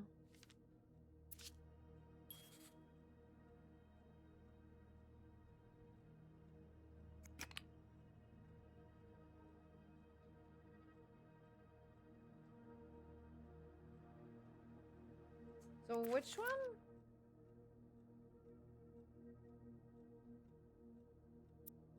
Blackened. So all of them?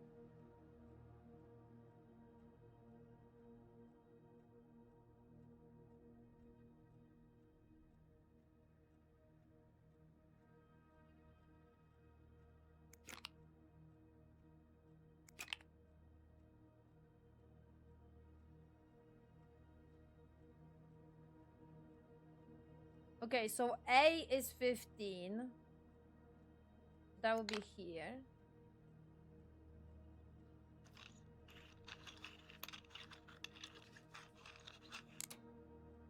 Um, 30 is G.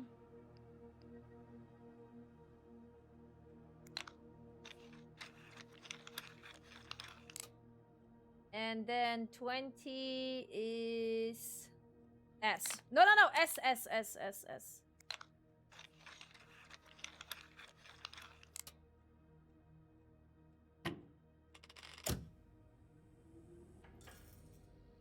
Easy peasy lemon squeezy.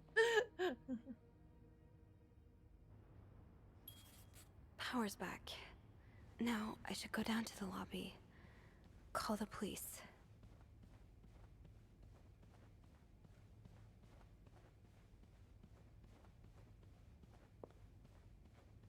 Is there anything I've forgotten? Once I leave this floor, I probably won't be able to come back. I don't think we forgot anything. I think we are good. Checked all his belongings here.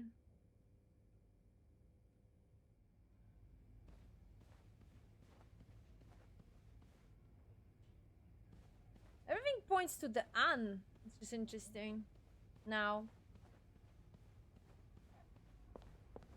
I mean, this is her necklace, that's what it is. She stabbed him, I think. But why the notes of Paul here? That's another question.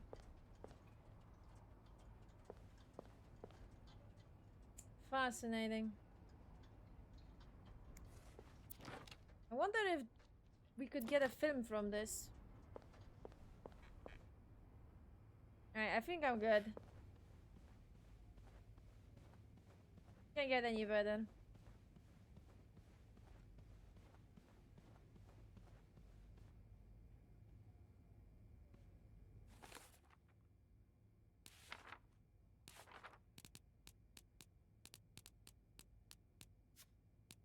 Those are all the documents that I found, so I can't find any.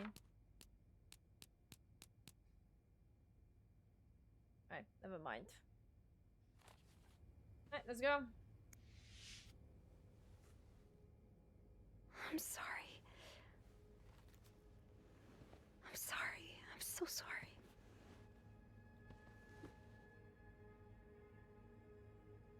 Weird that you are not covered in blood.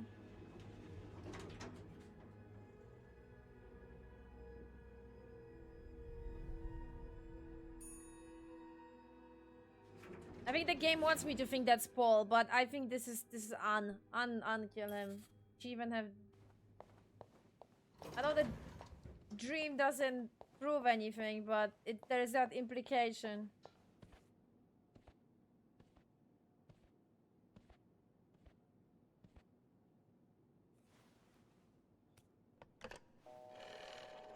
She's completely crazy over Montreal Police Service, Station 22. There's a man dead. He's been murdered. I need the police. Please stay calm, ma'am. Where are you right now? The lobby, but the body, it's upstairs. Can you give me the address, please? Oh, 1178 Drummond Street. All right, ma'am. Officers are on their way. Thank you.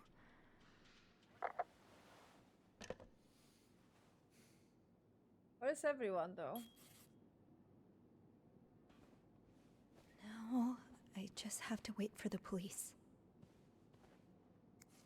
Why does the VIP want to meet with Paul? Maybe he fell for his role-playing and wants to hire him as a private investigator. Maybe guest has expired to meet the guest or cannot. Oh no. Bernard really wants Paul out of the hotel. I've heard more reports of the guest and his strange behavior. When people around, spying on guests. Okay. Okay, so basically, mentally ill guy gets to the roleplay too hardcore now and informing the guest that must be okay. Know that from now on, if you can pay, you can stay. Police no longer applies. Guests who do not fit the others no the standards should be in the room. Okay.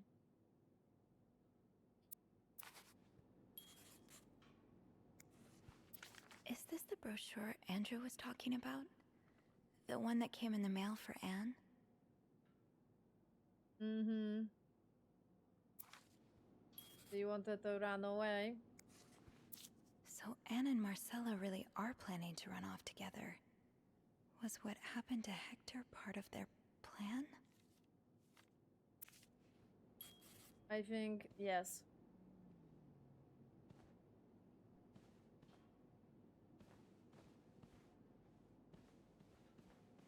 I think this is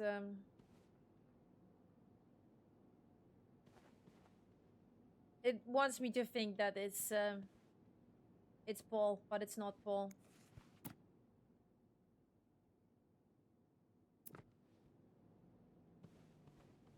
I'm 100% sure.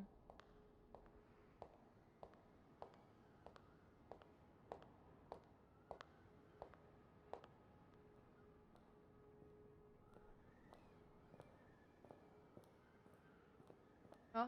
Hey, Andrew. you're here. I've tried restoring the power, but I think Eugene's the only one with the key to the fuse box, and Sophie? Don't worry, I'll find a way to bring the lights back on. Hey, you look a bit pale. Is everything okay? I found Mr. Cruz. Hector. He's back? How's he taking that whole thing with his wife? You don't understand. I found his body. He's dead, Andrew. Jesus. Maybe you need to sit down, huh?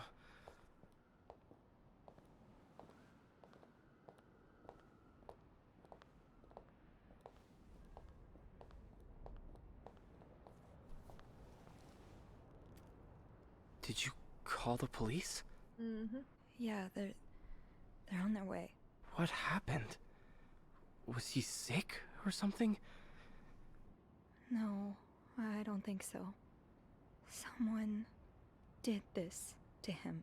You mean... Jesus. Do you think it could be Paul? No, I think Paul was hiding there. I think Paul was just hiding there. And after he saw the murder and Anne left, he panicked and ran away. I think. And that's why he dropped his notes. I think Anne did it. What about Anne and Marcella? Their affair is a pretty good motive. The police will want to ask you a lot of questions. You may want to be careful about what you tell them. With Paul's history of mental illness, there's a good chance they'll suspect him even if he didn't do it. What are you saying? What I mean is... that spending some time in a psychiatric hospital doesn't make you a murderous psychopath. But for some reason, that's what everyone seems to think. Yeah, exactly. And that's why I don't think it's him. Yeah. I hadn't thought of that. You know how I said I studied to become a priest, but never took my orders? That's because I felt so lost. I couldn't enjoy the things I used to like. I could barely get myself out of bed. So I ended up going to a psychiatric hospital. Oh, wow. And the doctors, they helped me get back on my feet. But when I returned to my hometown, it was like I had become a complete stranger. My mother kept telling me I was making it worse in my head, but I swear, people were changing sidewalks when they saw me, looking at me as if I was this dangerous creature all of a sudden. That's why I didn't tell you that. What? Call it coincidence or fate, but that psychiatric hospital, it's the same one Paul went to. I've met him there, talked to him a bit. I'm sorry I didn't say anything before. Oh, man. It's okay. I get why you didn't. You do? You know how I tell everyone that my mom's sick, bedridden? Well, it's true, but I always leave out the part about her illness not being physical. I'm ashamed of the truth. So even though I don't know exactly what you went through, I can understand. Thank you for telling me. I know it's not an easy thing to talk about, but if you ever want to talk about your mom, I'm here. They're here. Promise me you'll be careful with the information you share. Yeah. Yeah, of course.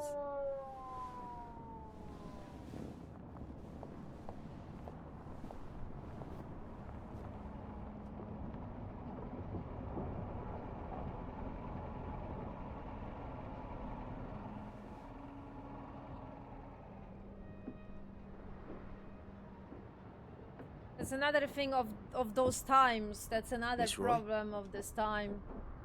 Miss Roy. Miss Roy. Oh, sorry. I was distracted. I really need you to focus right now. I don't want to be here all night, and I'm sure you don't either. No. Ah, too No, dark. I don't. Sorry. So, as I was saying, we're trying to ascertain the circumstances of Mr. Cruz's death. Can you tell me how you came to find the body? I was cleaning room 509 when I heard the elevator bell ring. Again and again and again. I thought maybe a child was playing with the doors, so I went out in the corridor, and that's when I saw him. All the blood and... Why was the elevator bell ringing? I'm sorry? You said you heard the elevator bell ring. Why was it ringing? I assume it wasn't a child after all.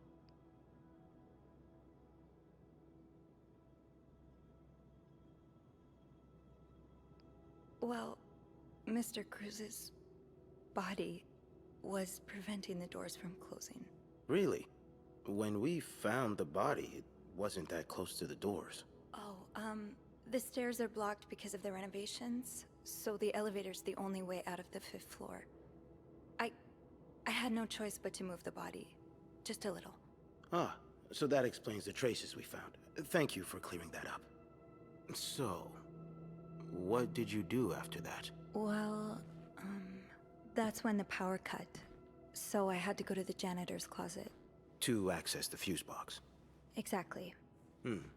I changed a few fuses and turned the power back on. But there's a lock on that box, isn't there? Did you have the key?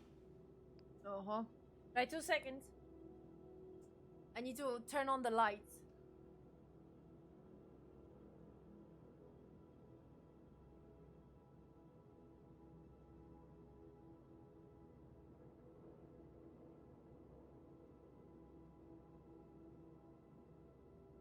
My avatar is freaking out because it's too dark. The game is dark because it turned black and white and and then there's no light in general, so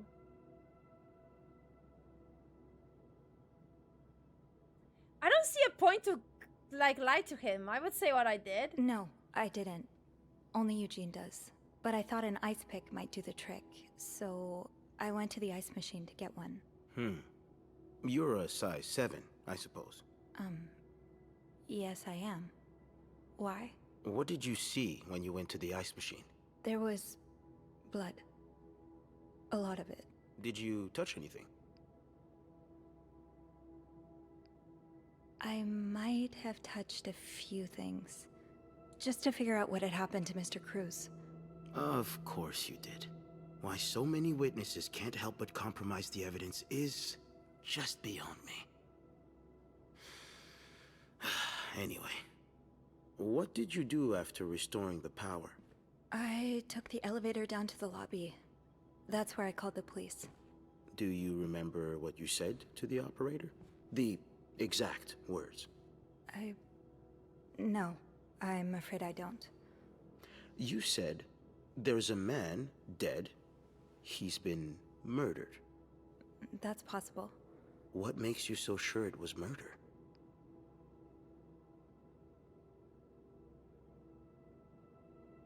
Okay. I don't know, man. I don't feel like lying. Like, why would I? I've been snooping around the guests' rooms. I didn't think you'd admit it. You knew already? We found pictures of you snooping around. Oh. Now, unless you want me to arrest you for violating your guests' privacy, I suggest you tell me everything you know. All right. We've learned from one of your colleagues that the victim had a fight with a guest named Mr. Spade. What can you tell me about him? He spent some time in a psychiatric hospital after the war. That's when he got into Mrs. Cruz's novels, and they really helped him. Yes, I already know about his time in a madhouse. We called the place and they painted quite the picture of him. Did you ever see him display odd behavior in or around the hotel? No. I mean, we've all got our little quirks, don't we? Did he seem obsessed with Mrs. Cruz? A little, maybe, but... Obsessed enough to kill her husband? No, nothing like that. We all have our obsessions. Me, for instance. I'm obsessed with celebrities and gossip magazines, and... You don't seem to understand, Miss Roy. Mr. Spade is not like you and me. He may look like us, but he's not. He's dangerous and needs to be taken off the streets. So tell me, did you ever see him be violent or aggressive?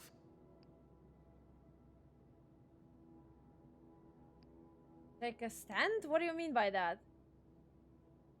What do you mean by take a stand?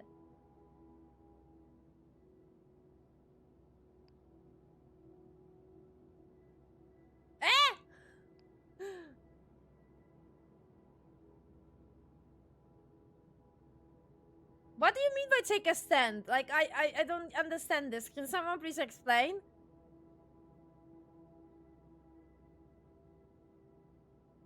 I guess?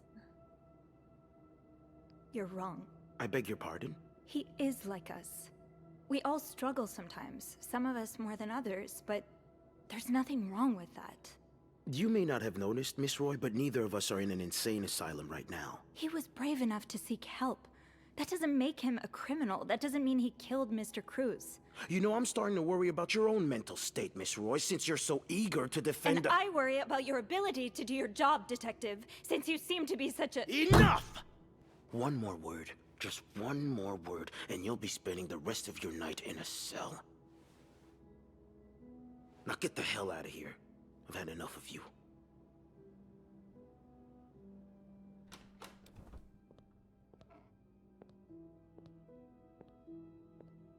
So there's not gonna be justice.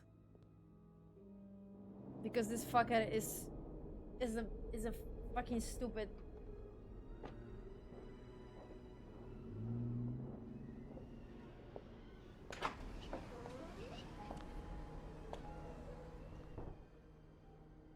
Bernard was strangely chipper on the phone. That can't be a good sign. I guess I'll know soon enough. The atmosphere is so different in here. Will it ever feel like it used to? Let's go see what Bernard wants.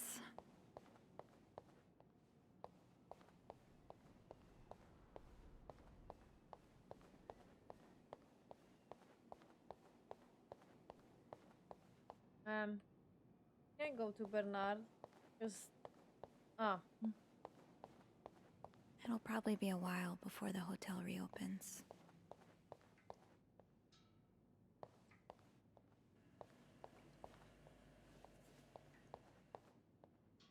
Oh, really? Without Eugene, the lobby will be a swimming pool by the end of the month. Will the rest of the building even be standing?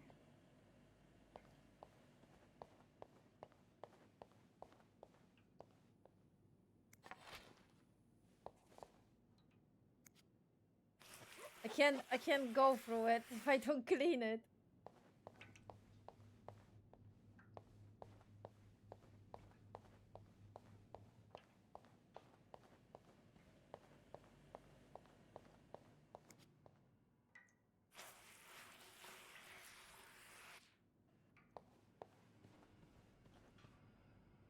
I'll go empty my locker. Andrew, Hey, are you okay? I've just been fired. What? No, It's okay. I just need some time to process it. I'll be on the mezzanine if you want to join me afterwards. Yeah, okay.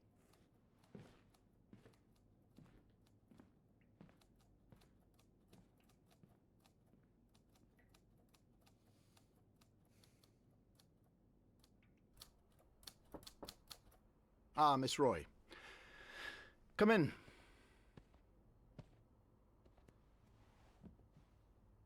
I suppose you know why you're here? I'm not sure, actually. Your phone call was a bit vague. Yes, well, I prefer to have this conversation in person. We've been getting a lot of press lately, and not the good kind. I wouldn't expect you to understand the position I'm in, but I assure you, it's quite uncomfortable. To have one's life's work blown away like that. All thanks to some sexual deviance and a nut job. It's obvious to me now that I haven't been firm enough. For guests of such morals to be comfortable booking a few nights here and committing such a horrid act. Things need to change. This means elevating our standards to the highest possible level, and it starts with the people working here. It starts with you. With me? Yes. From what I've heard, you've been quite the exemplary maid lately. Clean rooms, satisfied guests. I take my job very seriously, sir. As you should. We'll see for the future, but for now, you'll be allowed to continue working here. Thank you. I'm not done. The police have finished their investigation and left a mess on the 5th floor. I want you to clean it up. You want me to go back there? Yes. Why not? I found a dead body on that floor. I'm not going back. I'll make this simple for you. If you don't do it, you're fired.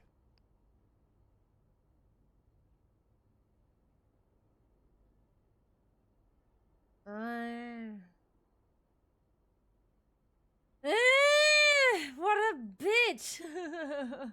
What a fucking... Oh my god.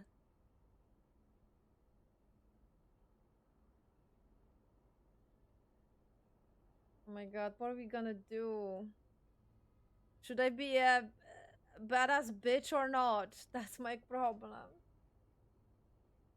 But we have a sick mom. That's the worst part.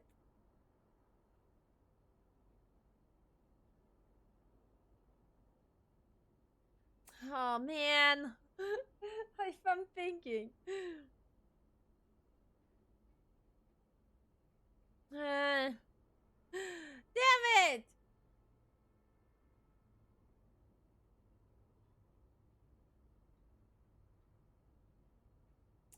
Oh my god, I don't know what to do.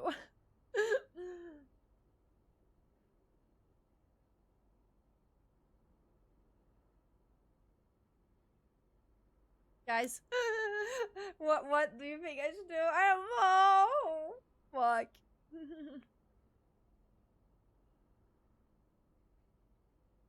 Oh man.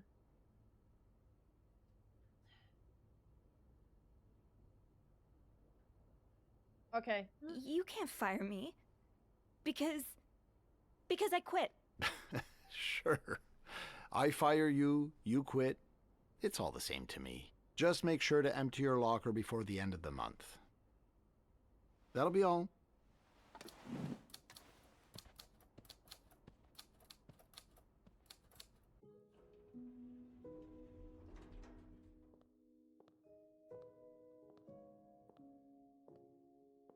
He fired him because he found out about the psychological Hey. hospital. What a week. You don't say. So what did Bernard want with you? Well, he was being kind of a jerk, so I quit. You what? I quit. I figured there was no point in staying if you were leaving. I'm flattered, but that really wasn't necessary. I think it's for the best. Did Bernard say why he was firing you? Well, I told him about my time at the psychiatric hospital. Really? Yeah. He said that didn't fit with the hotel standards and showed me the door.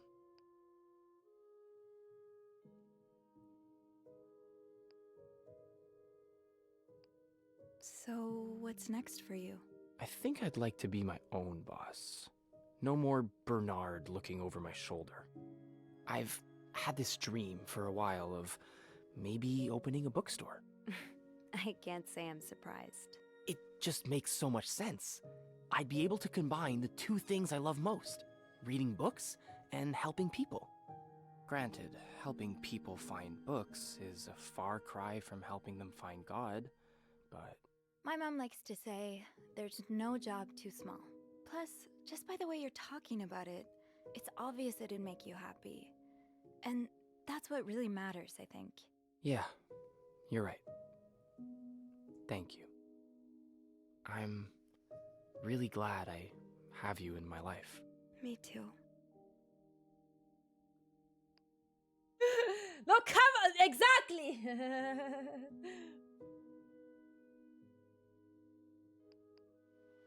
Can I?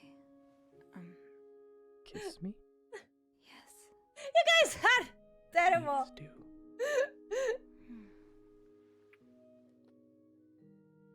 That was... Yeah, it was.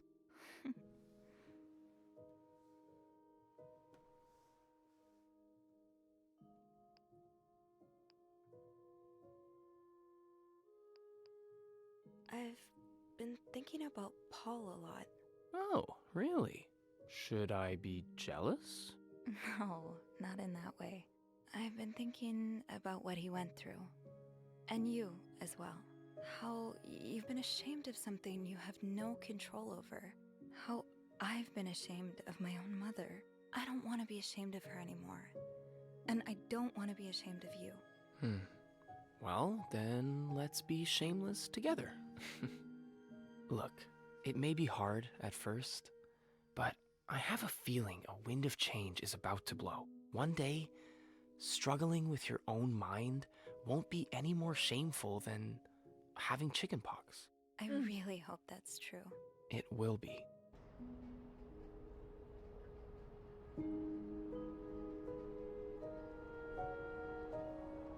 So Paul is gonna go to jail because I said the truth.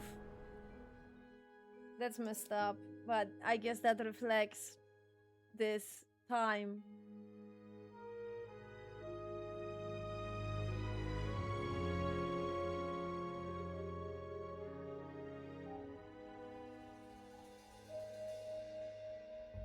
All of them were charged. Nah, but Paul got in the jail.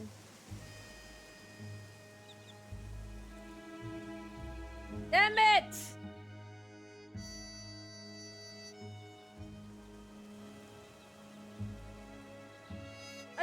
I mean, it wouldn't be any point for me to lie because they could find those pictures.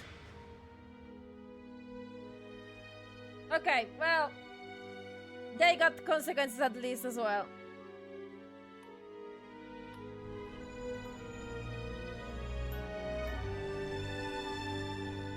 I think that's for the best that he's back with the dad. More or less, I guess.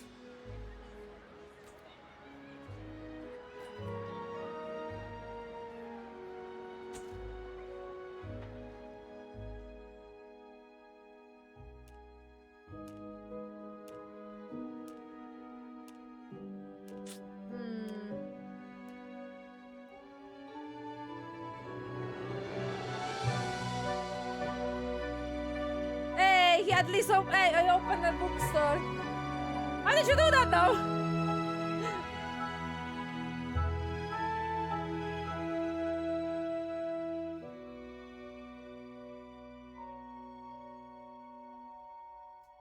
Yeah, I mean technically I could if I would get rid of the photos from his room, Paul's room, then I could lie that I wasn't snooping, and then they wouldn't assume that I was Paul. But yeah, because it was Anne, not Paul. But well, I didn't want to mess up the evidences. I'm not gonna lie. And there is definitely something I can do with Bernard as well. I can do something that the hotel is gonna close and that mental hospital is gonna open. But I don't know what, actually. I really don't know what I could change for the Bernard to...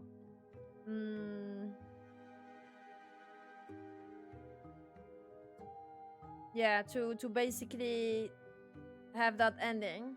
Because I have a feeling that that's what could happen. But yeah. Oh well, still was a very, very good. I actually liked it. That was super good. I really liked that game. I mean, again, you could see that it's a small studio and they didn't have like insane budget, but still very, very, very good. Nice structure. Very good like mini games that were like adding to the narrative. I like that. I like when that is happening. A lot of like the puzzles weren't like super insane, and there was a lot of like inside the gameplay, a lot of like nice, you know, basically make it more pleasant, which is again quite nice. I really like that. And yeah, and I guess if you guys are interested, I recommend. Currently there's a Steam summer sale, so you can get this game for like £5 or something. So I really recommend, and let me know. You can test the different choices now. And that by choices, mostly it's which evidences you got rid of and which you keep. I think if you want Ubisoft, okay. I guess if you want Paul to not end up in a jail, because of the stigma. Is that the word in English? I guess stigma in a society about people that went to the mental institution.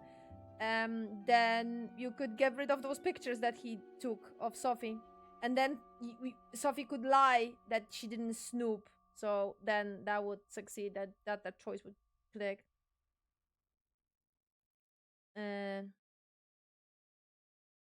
Yes, I know about that. I know that the whatever her name was, the best friend of Sophie. Yeah, her. You can have a romance route with her. Which is interesting considering, you know, the whole like mystery of the game, the whole plot with Anne and I forgot her name. But I'm glad that I'm glad that I have a choice. I'm really glad that I have a choice who I romance. So that's nice. Yeah, that was very nice. That was very nice. Really recommend actually. As you guys see, not super long. 6 hours it took us. Perfectly. That's what my Steam time is telling me. Yeah, very nice. And you could maybe change some bits and pieces. As I said, definitely you can do something. You can definitely do something with the, you know, the Bernard. But I'm actually not sure what. What I could do with Bernard to be able to close the hotel and make the, you know, make that hospital open. Because I think that would be a lot. That would be the only thing I would change in my ending. Would try to accomplish that whole, like, the hospital would open. I don't know how. And then definitely I would try to hide those pictures that Paul took of Sophie, and then he wouldn't end up in a jail. But I'm glad that all of them end up in a jail, though, like, more or less. I mean, again, Paul, I'm not happy about Paul. I think Paul shouldn't end up, but yeah. So that's that. Anyway, that was pretty nice. I really liked that. That was very, very good. It held me, and it was entertaining. Hold me on the suspense. The romance was super cute. I'm actually wondering how that romance with the that lady looks like now. Considering her attitude and her sass. And probably if you romance her, you will find out more about her backstory. I presume that you will know about Andrew's past. Oh, I think I know what they did here. If you romance Andrew, the connection to the main plot is that he was in the mental institution. And if you romance her, the connection to the main plot is that both you and the accomplices are having exactly the same struggle, which is the female romance. Bitches are gay, good for them. Oh my god, I get it. Okay, right. You know, it's actually quite cool. I like that. Yo, okay, so yeah, 100% really recommend. But I had fun. It was very good. Too bad. I mean, maybe it's for the best that it's short, but I don't know. I mean, yeah, I think it's for the best. I think it was for the best.